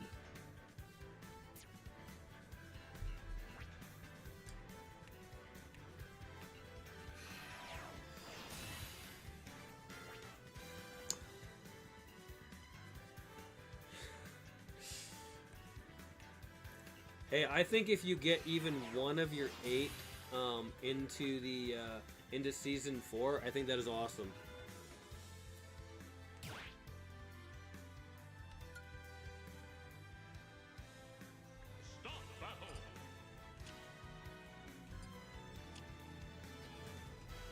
All right, this next match, the last match on the left bracket.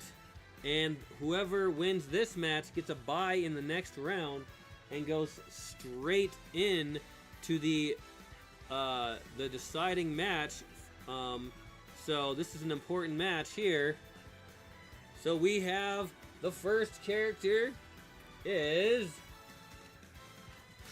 Zombie Bob. And Zombie Bob is battling against Incineroar. Let's see how if this zombie likes fire or if he's fire resistant and defeats Incineroar.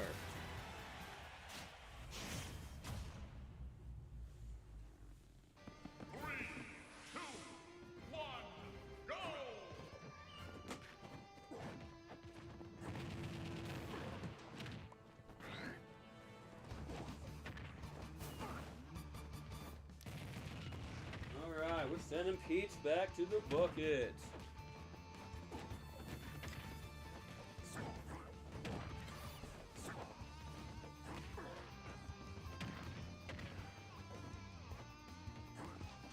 Alright, yep, this is the... Oh my gosh, that was a cool move from Incineroar. I mean, I just think it's cool because it's like throwing him against the rope and then, you know, for a throw move. That's still a pretty cool move. Oh. Looks like Incineroar is already over 100%. Oh. But Zombie Bob uses that one fire brick to trap Incineroar and do some damage. Yeah, that is a very strong combo move.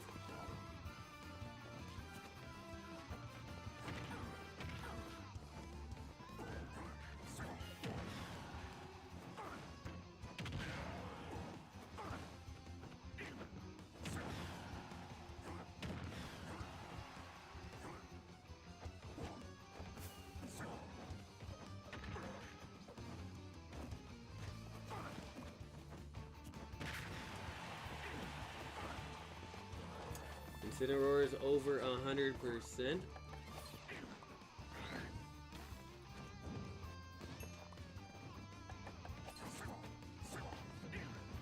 Oh, and like Incineroar knocks Zombie Bob out for the first time. Man, that move is awesome looking at.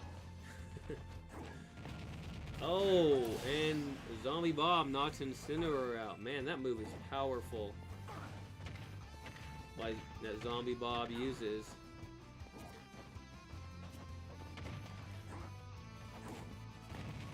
Oh, man.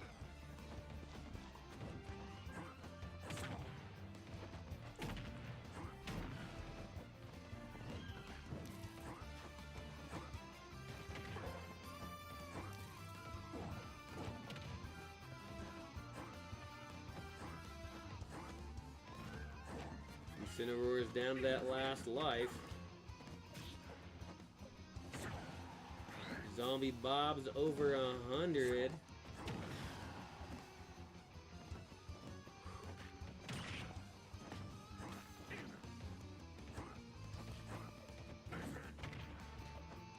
Incineroar's over 100.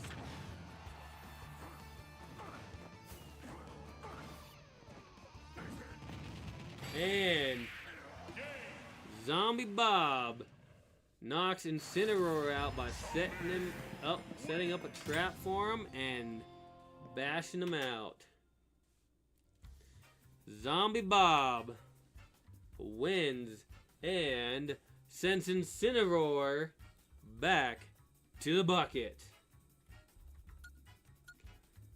3 minutes and 12 seconds with Incineroar only getting one knockout against Zombie Bob.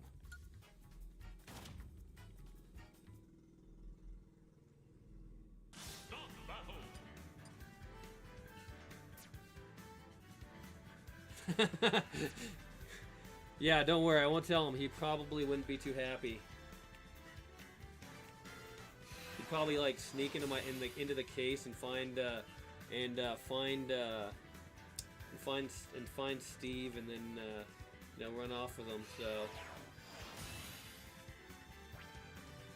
but he still has 2 more chances. So he's not, but. That's what makes it. That's what makes it so tough. In this is because it may not be the seasonal matches, but it's still it's still some chances. Oh man. Okay.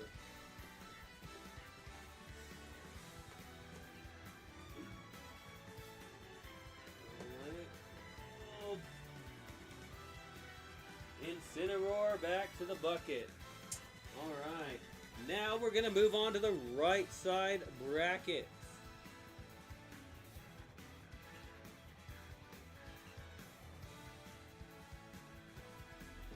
Let's see here. Boom.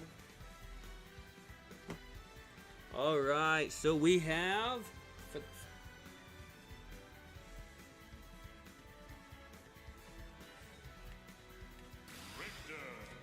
Richter Belmont versus Wario. Alright. Let's see who's going to win between these 2 tough opponents. Funny, that's an Ice Climber stage.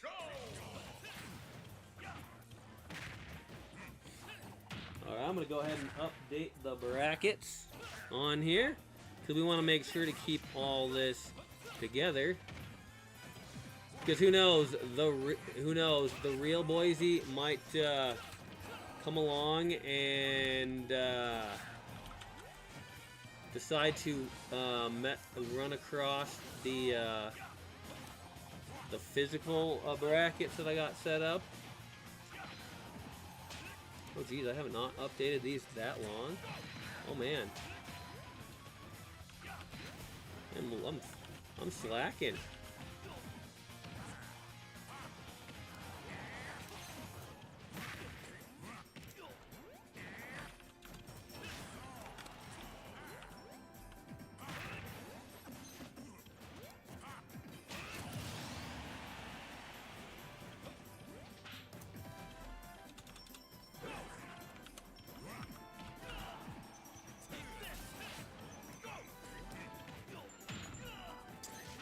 Okay, so we got Oh, that's the match going on right now. Okay, but over here we got.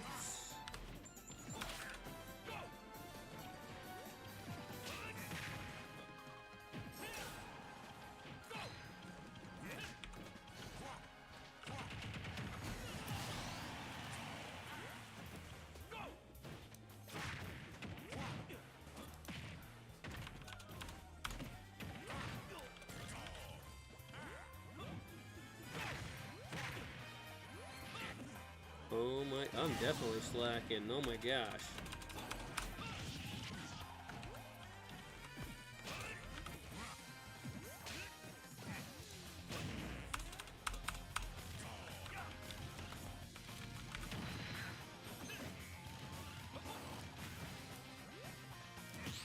Okay, now we're gonna go ahead and update all that before, you know, just in case. You think you upset Wario? Oh, jeez. Wario is over 100%, but so is Richter Belmont, and Richter's on his final life. Oh man.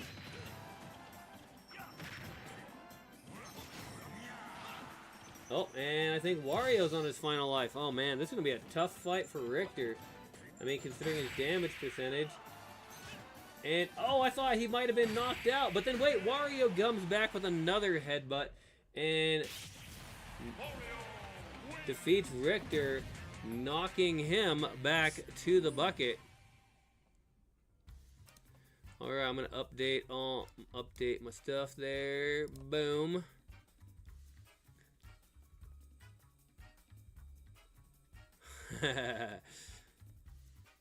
Yeah, Wario was probably like, challenge accepted. You think I'm going to lose? Boom, boom, boom. Man, that was... Alright, that match took 2 minutes and 55 seconds. Wow, that was a fast... That was another one of the fast matches.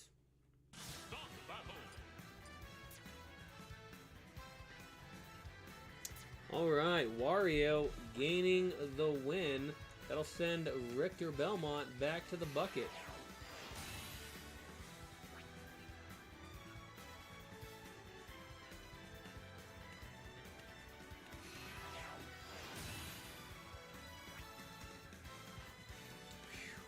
Alright. Get things set up.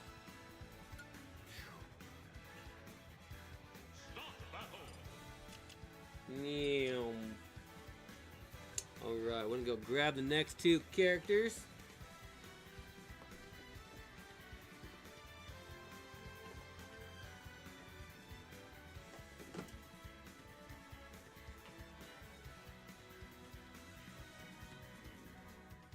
As Richter Belmont goes back to the bucket. Well, let's see, where are the other two? Oh, there's one of the characters, and where's the other one?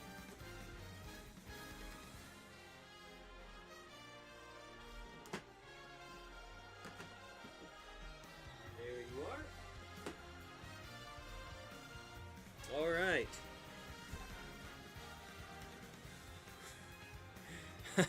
Oh, so you're saying that he was losing until you said that, and then he started going crazy? Oh, well, so maybe in a way you helped Wario win that match. All right, so we have Isabelle versus Young Link. All right. 3, 2, 1, go! Well, whoever wins here gets to battle against Wario in that next round. So...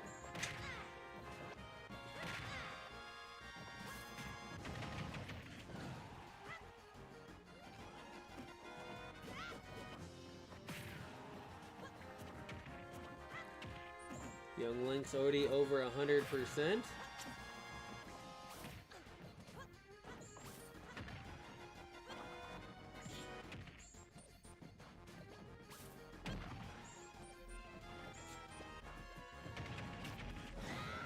Man, those fire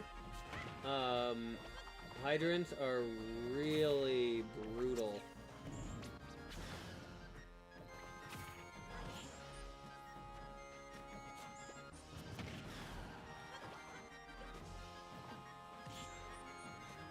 Isabel's over 100%.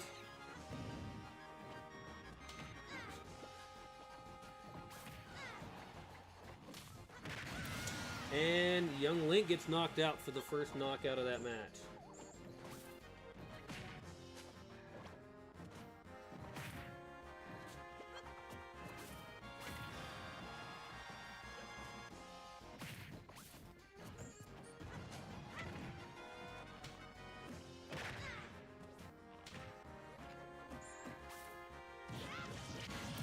And Isabella gets knocked out.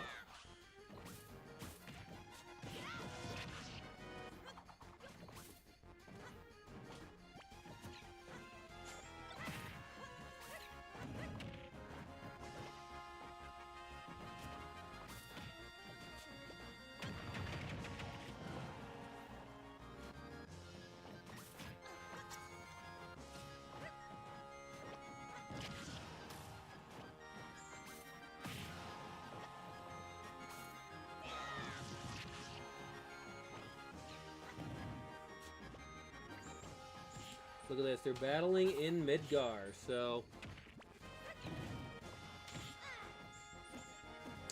it's a good match so far.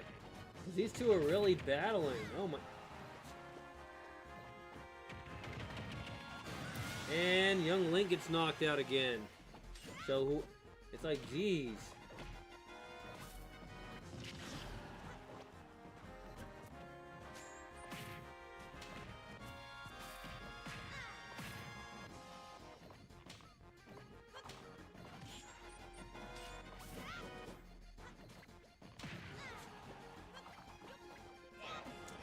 Young Link on that last life. Oh, Isabel on that last life. Yeah, it's like young Link is already over 100%.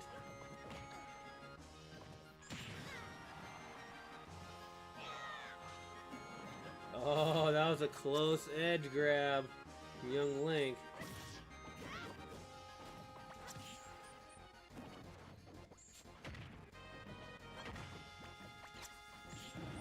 Oh man, this is gonna be a...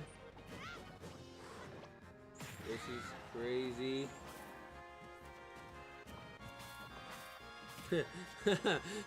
Wario better hope young Link wins.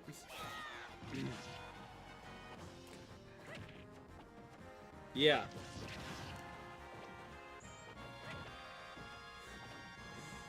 Oh man. I don't know.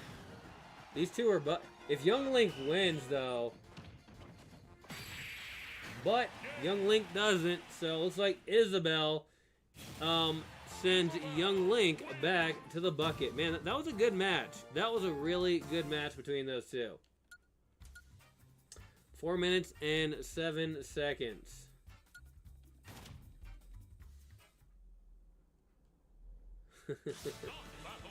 Oh man. Yeah, that's gonna be another crazy. That's gonna be a crazy match between those two. We're getting down to the last of the characters, so in the competition. So we're almost in the deciding matches.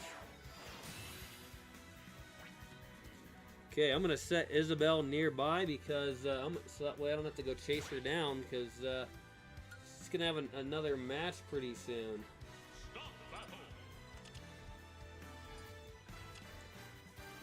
All right.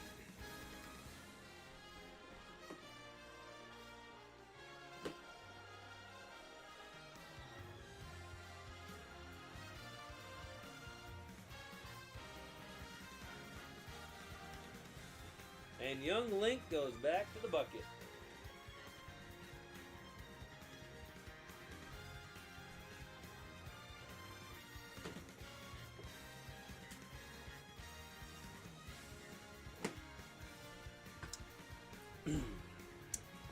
right, the next two characters battling. And the last two on the right side of the bracket. Here we have...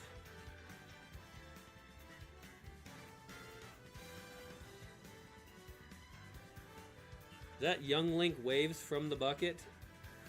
Is that what you're trying to say? We have Roy versus Mr. Game & Watch.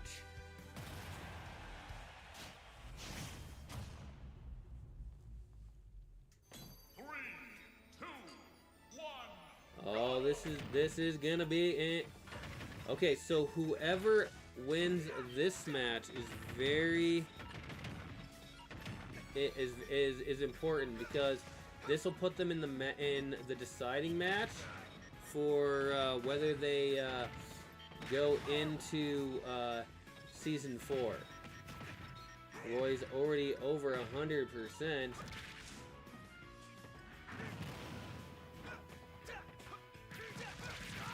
Dang, that's some serious sword moves by Roy there.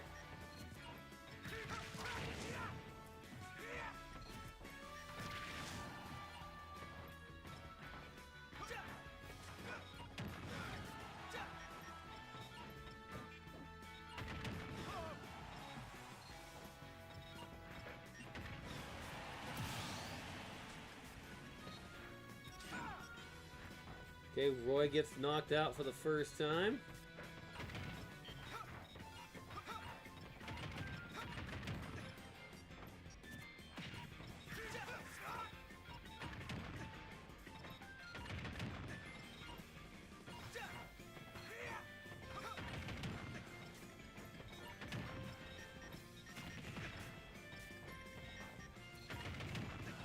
Oh boy, looks like Mr. Game & Watch doing some juggling of his own.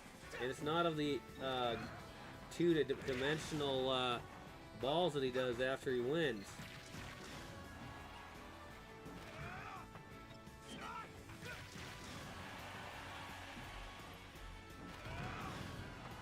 Oh, that's good timing by Roy. And Roy knocks Mr. Game & Watch out for the first time.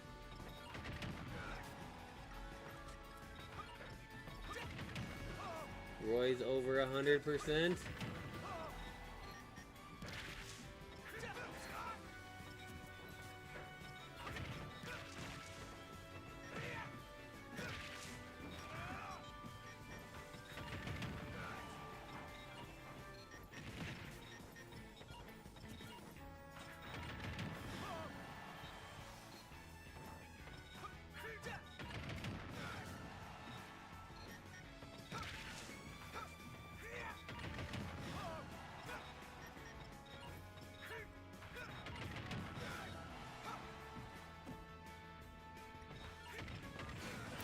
And Roy is on his last life, so let's see if that reigns true in this match.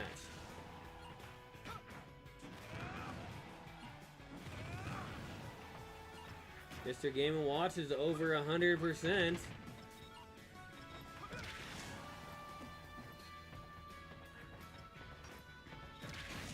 And Mr. Game & Watch is down to his last life. So, I mean, hey, it's very possible for Roy to come back in this one.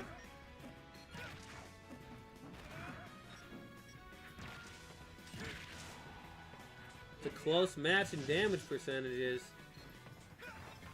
They've definitely both been battling against each other long enough to understand each other's moves.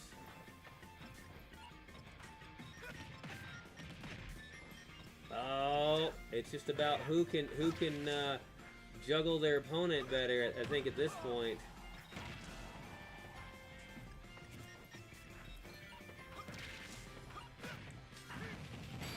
And Roy, with that powerful attack, knocks Mr. Game & Watch out, gaining the win and sending Mr. Game & Watch back to the bucket. Man, that was a well-fought victory, and Roy definitely deserves that win.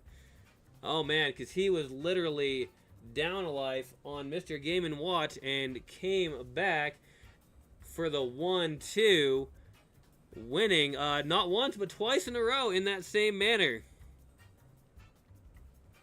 So, boom. Match took 3 minutes and 50 seconds. Alright, we're going to keep Roy nearby. Because, yeah, there's not many combatants left in the competition. So Roy is one of the characters that will be going into the deciding match.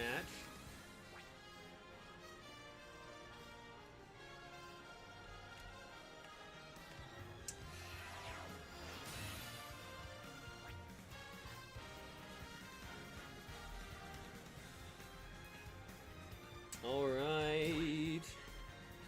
Try not to get this amiibo too close. I wanted to accidentally read it, because readers are sensitive sometimes. Alright.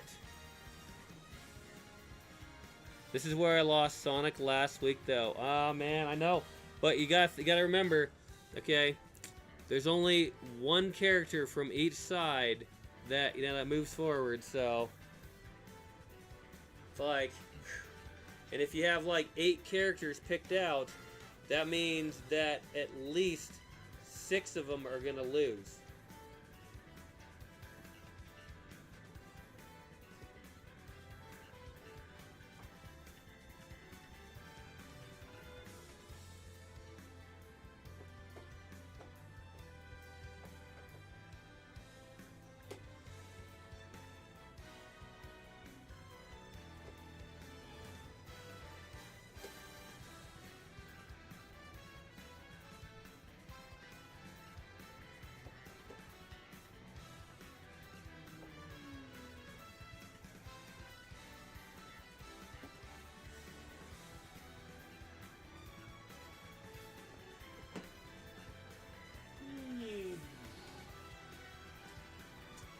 Mr. Game & Watch goes back to the bucket.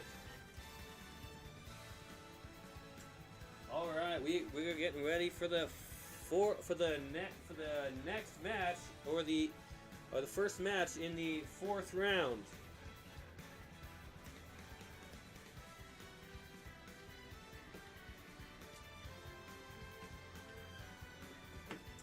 Oh, this one's gonna be good.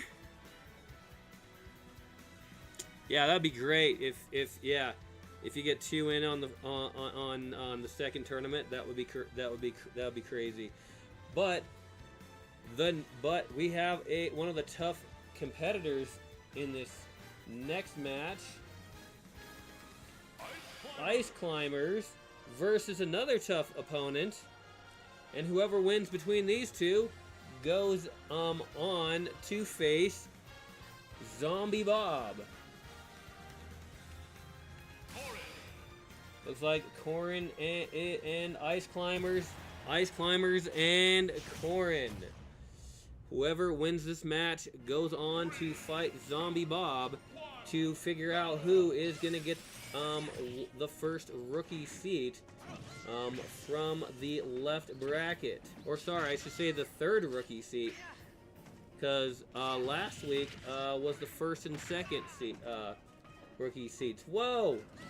And looks like one of the 2 characters for the Ice Climbers gets knocked out, so that's definitely going to put things in favor of Corin,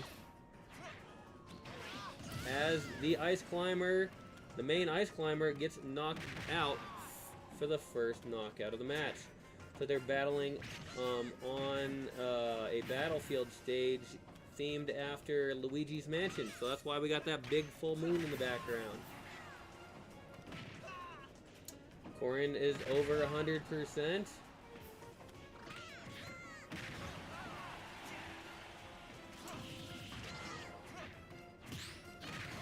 And Corin gets knocked out.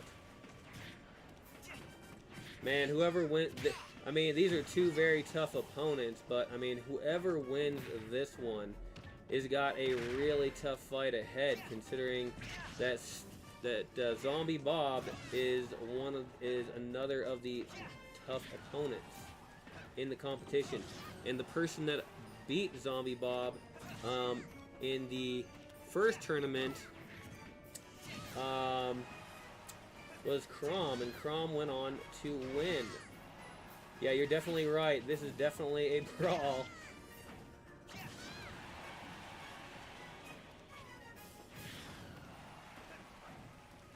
I think Corrin's doing good separating those ice climbers from each other. Oh, there's one of them gone. So that's like cutting the power in half, if not lower, knocking out one of the two ice climbers.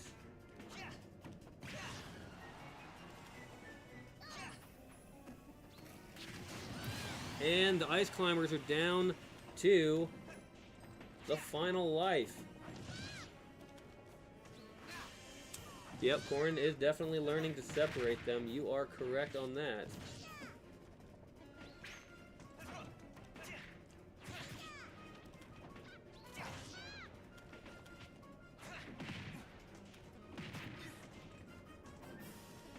I think the second ice climber does have a damage percentage meter. It's just not shown on the screen.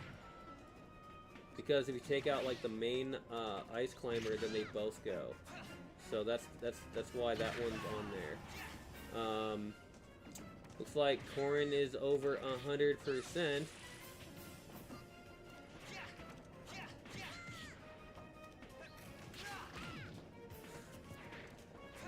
That ice climber just deflect Corrin's a blast with a icicle. Oh, ice climbers are over 100%. Like Corrin's got a life advantage and takes full advantage of it, with Corrin defeating the ice climbers and sending the ice climbers back to the bucket. Oh yeah. That means Corrin is going to end up battling Steve in the deciding match, as this match just got over 3-2-1. With one knockout for the ice climbers against Corrin.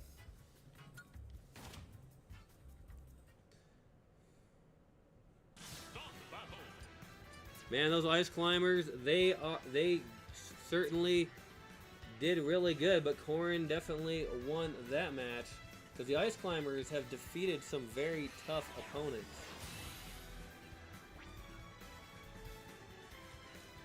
Oh, here we go. We're gonna move these characters that way. Alright, ice climbers, I know you didn't make it any further, but still, there's always next time.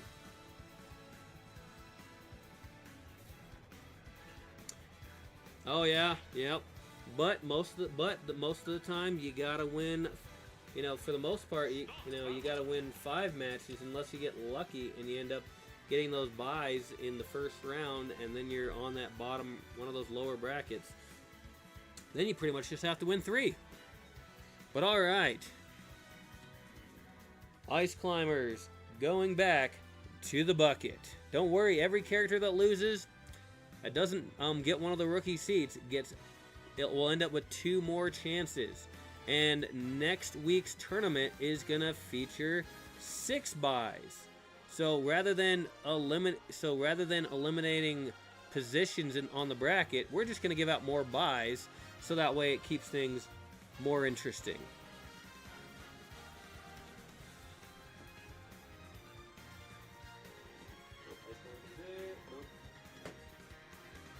And there we go. Boom.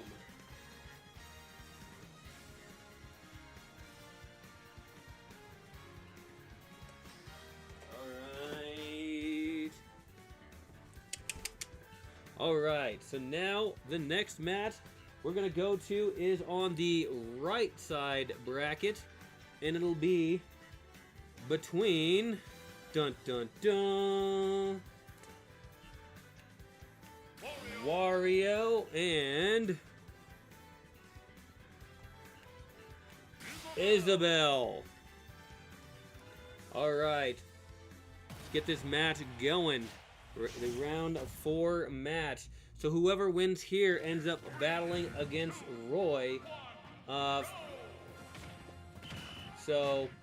And that'll be a deciding match on which one of the characters. So interesting thing is, Wario, Isabelle, and Roy, all three have not been featured in seasonal matches. On the other side of it, Corin and Steve also have not been featured in the seasonal matches. So it will literally... Yeah, so Roy has a bye for round 4, so that's why I decided, even though that I decided rather than having like a 3-way match between like the last 3 or something like that, I thought maybe I thought it would be good just to make it so that way if characters drew in certain brackets, that they would have they could get in by winning less matches. So, whoa, both these characters, you know, got brought down to that first life. It was one, then the other, 1-2 KO.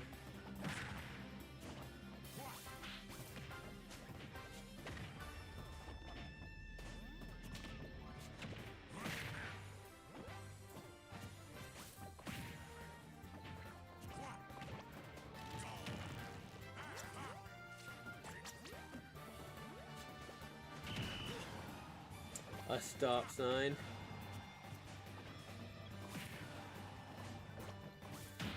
Wario's over 100%. Isabelle's over 100%. Wario knocks Isabelle out, so whoever wins here goes against Roy. Man, that's gonna be a good match, whoever Roy ends up going against.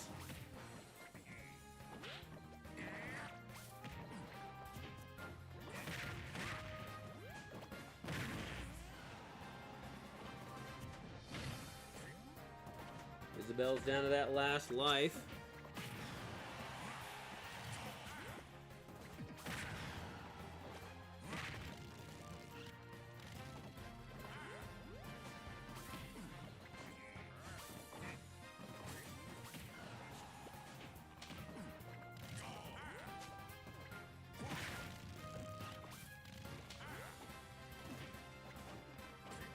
Wario almost at 200%. Jeez. And Wario knocks Isabelle out. Man, Wario's doing really good. He is taking out some tough opponents, man. But he's got another one in Roy in his next match. All right. I'm going to go ahead and update the tournament brackets here. Let's see. So, let's see. Corin ended up defeating the Ice Climbers. Fortunately, updating at this point is not going to take too long. Oh, geez. Okay, so Wario defeated Richter. Yeah, that's how far back I'm behind, right?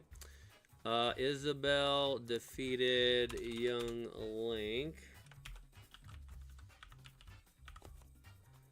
Okay, we want all the names to show up in here. And then Roy defeated Mr. Game & Watch. And Wario defeated Isabelle. Okay. Oh, ha. Putting in the wrong name. That would be bad. Oh, man. Alright. Let's save that change right there. Come over here, and I'm just going to make sure my video stuff lines up with everybody else's. Okay.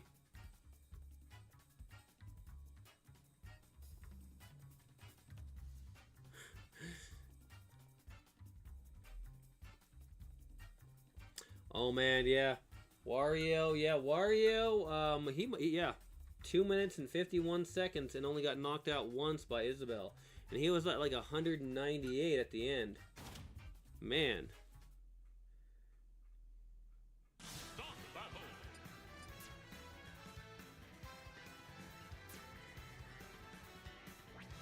Alright, Isabelle goes back to the bucket.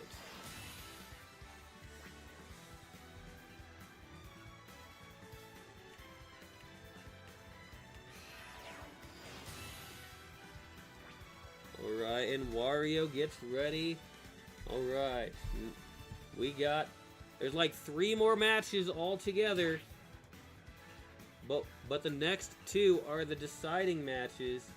Because the next 2 matches are going to decide the character that... so the characters that win in these next 2 matches are going to be going in to Season 4 in a rookie position. Gonna put Isabelle away.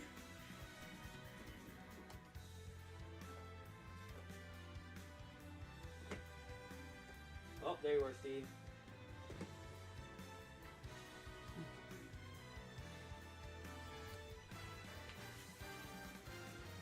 Alright, Isabelle goes to the bucket.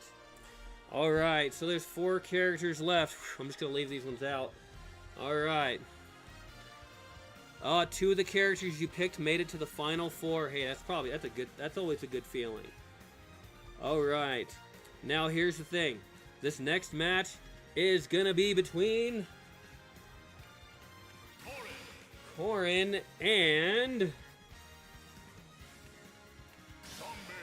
Zombie Bob. Alright, so whoever wins between Corrin and Zombie Bob gets the 3rd rookie position out of 8 positions for Season 4. Alright, here we go. Boom! Corrin versus Zombie Bob. 1, go!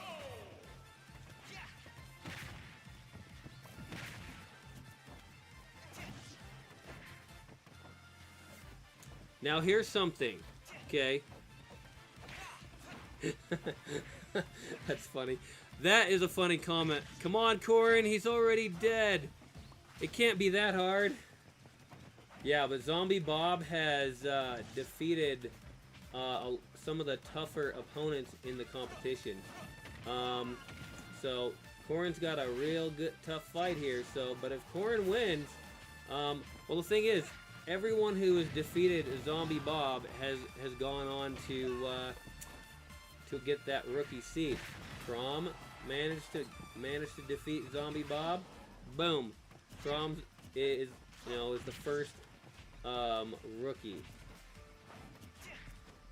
So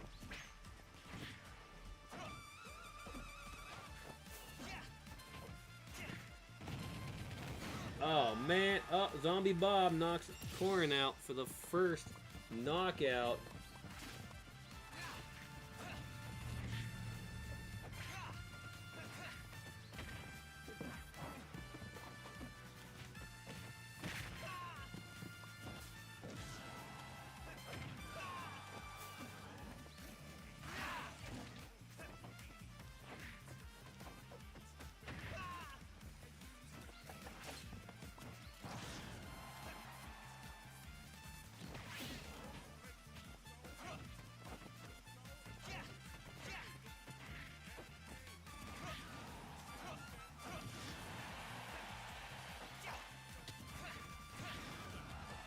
Zombie Bob is over 100%.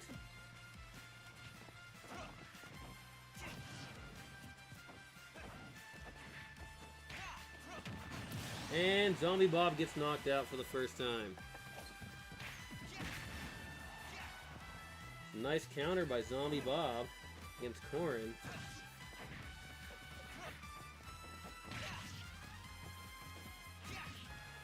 Oh, Corrin doing a little juggling of Zombie Bob.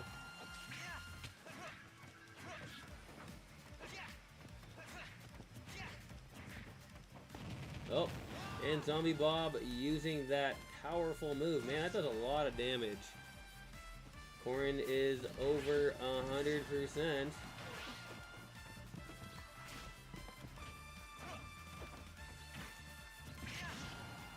Zombie Bob's over 100%. Man.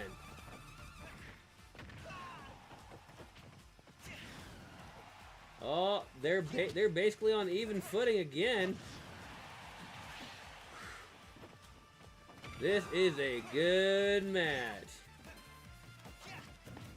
Oh, and Zombie Bob missed with that firebox, and Korin knocks Zombie Bob to that final life.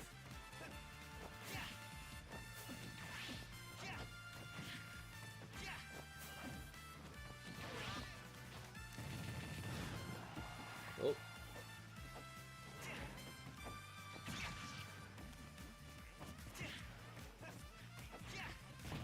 Oh, and there's that firebox. Now Korin's down to the final life. Man, this is down to the final life between these two. Whoever wins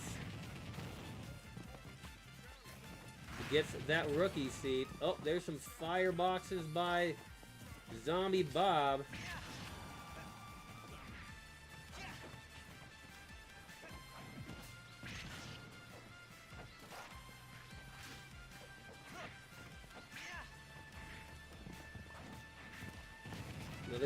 Another firebox by Zombie Bob. Oh. It's like Zombie Bob's about at 100.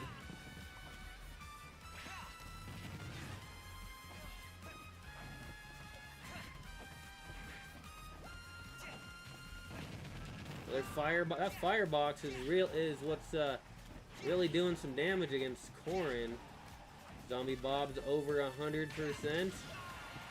And Zombie Bob knocks Korin out, gaining that third rookie seat and sending Korin back to the bucket. Oh my gosh, that was crazy. Oh my gosh. Zombie Bob getting one of the rookie seats. All right. In an upset victory. Because clearly, chat definitely wanted the Zombie Bob to lose that match.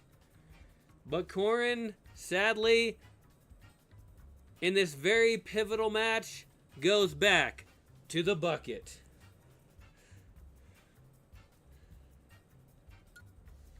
But man, was that ever a good match.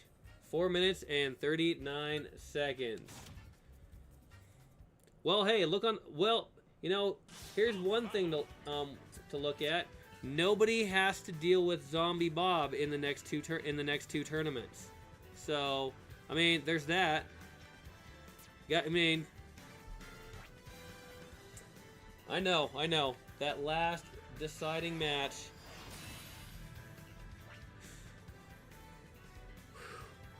Korin, oh my god, and an upset loss, but I mean, Steve, whew, Zombie Bob.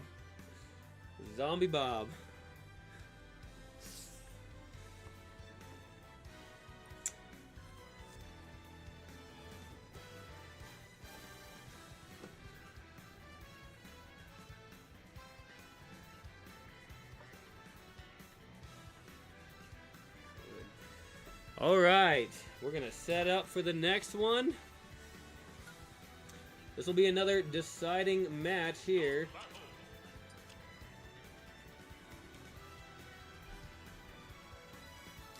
All right, so we have two more characters battling it out. We have Wario against Roy. Now, whoever wins between Wario and Roy will get the fourth rookie seat in season 4.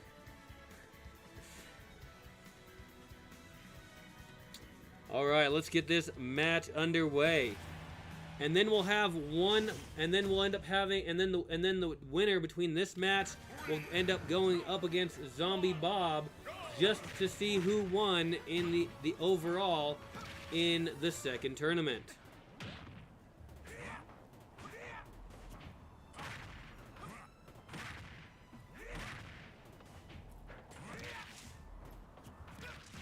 Oh man! Oh hey, they are battling out in looks like they're in Hyrule, because that looks like Hyrule Castle in the background. It's probably one of the Breath of the Wild themed stages too. Wait. Wario just ate his bicycle and recovered health? Is that what I just saw? What? Wario can eat his bicycle and recover health? Yeah, Roy just has to learn his opponents first. Oh, Roy is over. Both characters over 100%. Roy gets knocked out for the first time.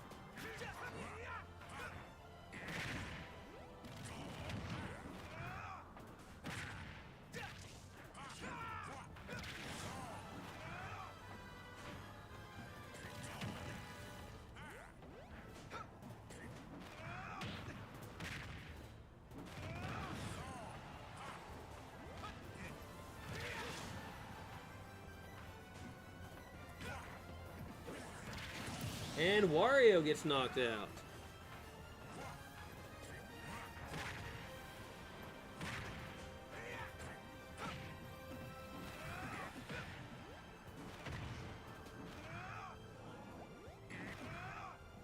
Oh my gosh, Roy got knocked out. Man, that was crazy. They were battling off screen.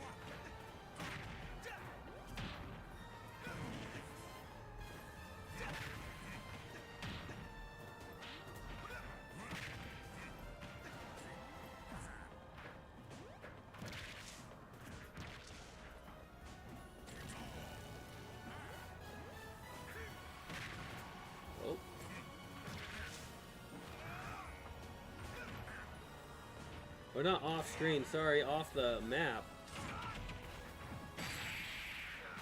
And Wario knocks Roy out, locking in that fourth rookie position. Oh man, sending Roy back to the bucket. Oh man, that has got a sting. At 2 minutes and 21 seconds, with Roy only getting one knockout against Wario. I think that match, that Wario didn't give Roy as much time to learn his moves as Roy's last two opponents did in their matches. Hi, Boise. No, Incineroar did not win. Maybe next time. Well, you can't have your character win every time. No, you can't. Oh man.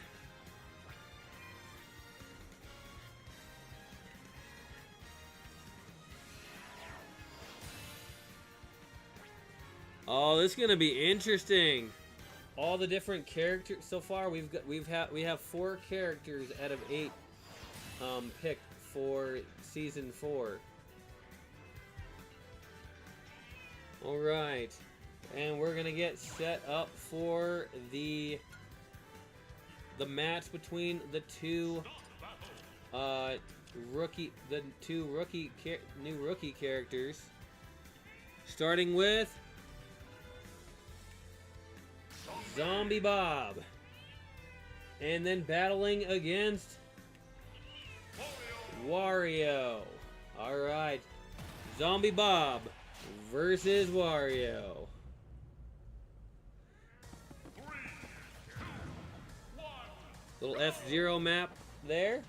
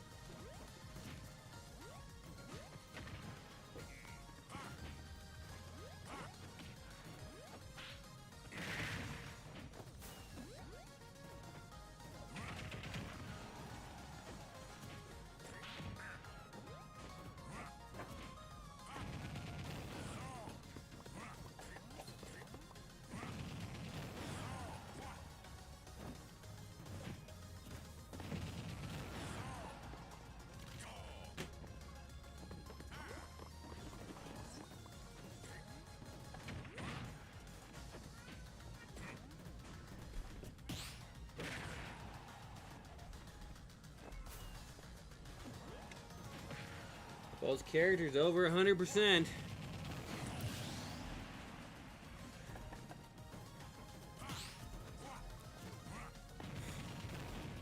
Oh man. Well, hey, I mean, at least the characters you picked make it to the final four, and you think the two characters that end up winning are not in the next tournament, so so the characters cannot lose to the same character that they lost to. So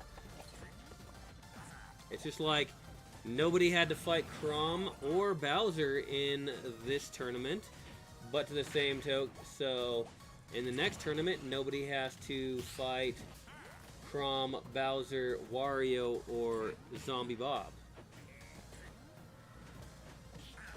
So, and Zombie Bob is definitely one of the more challenging foes.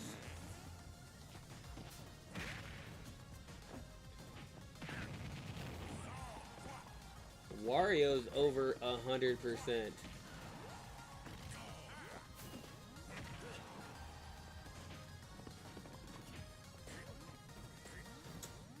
Maybe what I'll do is when all 8 rookies are picked, I'll do like one little stream where I have all the 8 new rookies battling in a match, all 8 of them against each other, battling each with 3 lives. So, and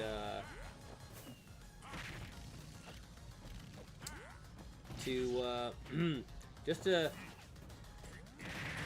little expedition match between all the rookies before they get picked before they get put into their respective groups.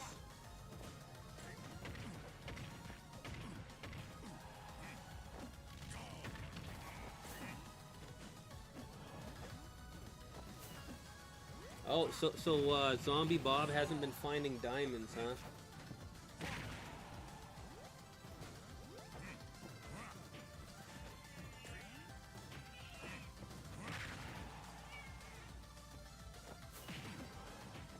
Oh, Boise.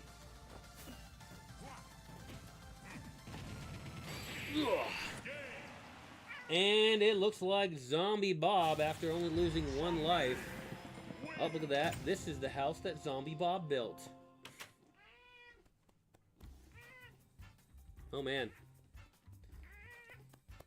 Alright, look at that. Wario being a good sport as Zombie Bob defeats him and takes that top and wins the overall. Even though they both ended up making it as rookies in positions 3 and 4. He beat Wario with iron. Is iron the lowest that you could find? Because I know diamond's the strongest.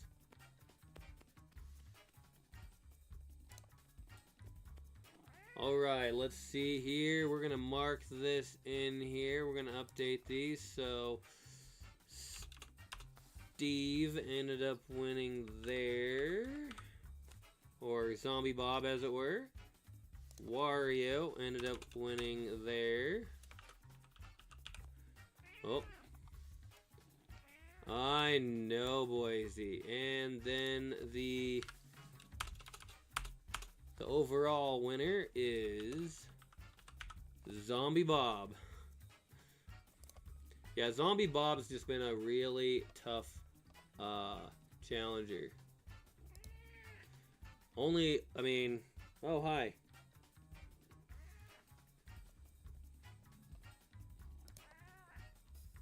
All right. Wood is the lowest, then iron, then gold, then diamond. Okay. All right. Boom.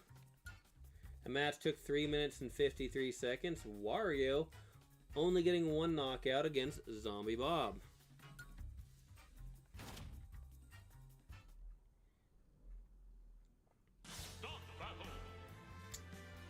All right, another exciting match, or series of matches, another tournament down.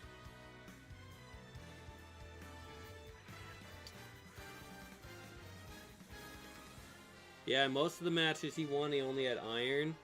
Well, hey, he is a an amiibo after all. They do they do learn and think more so than the pre-programmed computer characters. So, but all right, if you like the content, giving it a thumbs up definitely helps out. If you want to see more content such as this, go ahead and hit that subscribe button, so that way you can be notified when new content is available. I am also streaming Ori and the Blind Forest in between the matches, so which I think is a great game, and I understand why it was so popular when the game first came out. So if you want to see more matches for the unofficial Amiibo Smash League, or other games such as Ori and the Blind Forest, or even any others that have been suggested by you, the viewer, then please just leave a comment and let me know. All right. Also, yeah, subscribing does let you know when new content is available. If you do decide to leave a comment, please do so in a respectful manner, because we want to keep this family friendly after all, so everyone can enjoy. Thank you once again, and have a wonderful day. Chess. Are you suggesting I play chess? I play stream a game of chess? Oh man. Well, I want to get through some of the other things that I want to stream before I come back to chess, because I think I want to do it after Ori and the Blind Forest. I think I want to do a Castlevania game, and there's a couple of them in the Nintendo Classics list that I'm gonna try and stream too. So, but all right. Have a wonderful day, everybody. Thank you for watching. Alright, let's just do that. Dun, dun, dun, dun, dun, dun, dun. Little high five to you, little high five to Zombie Bob. There we go. And boom.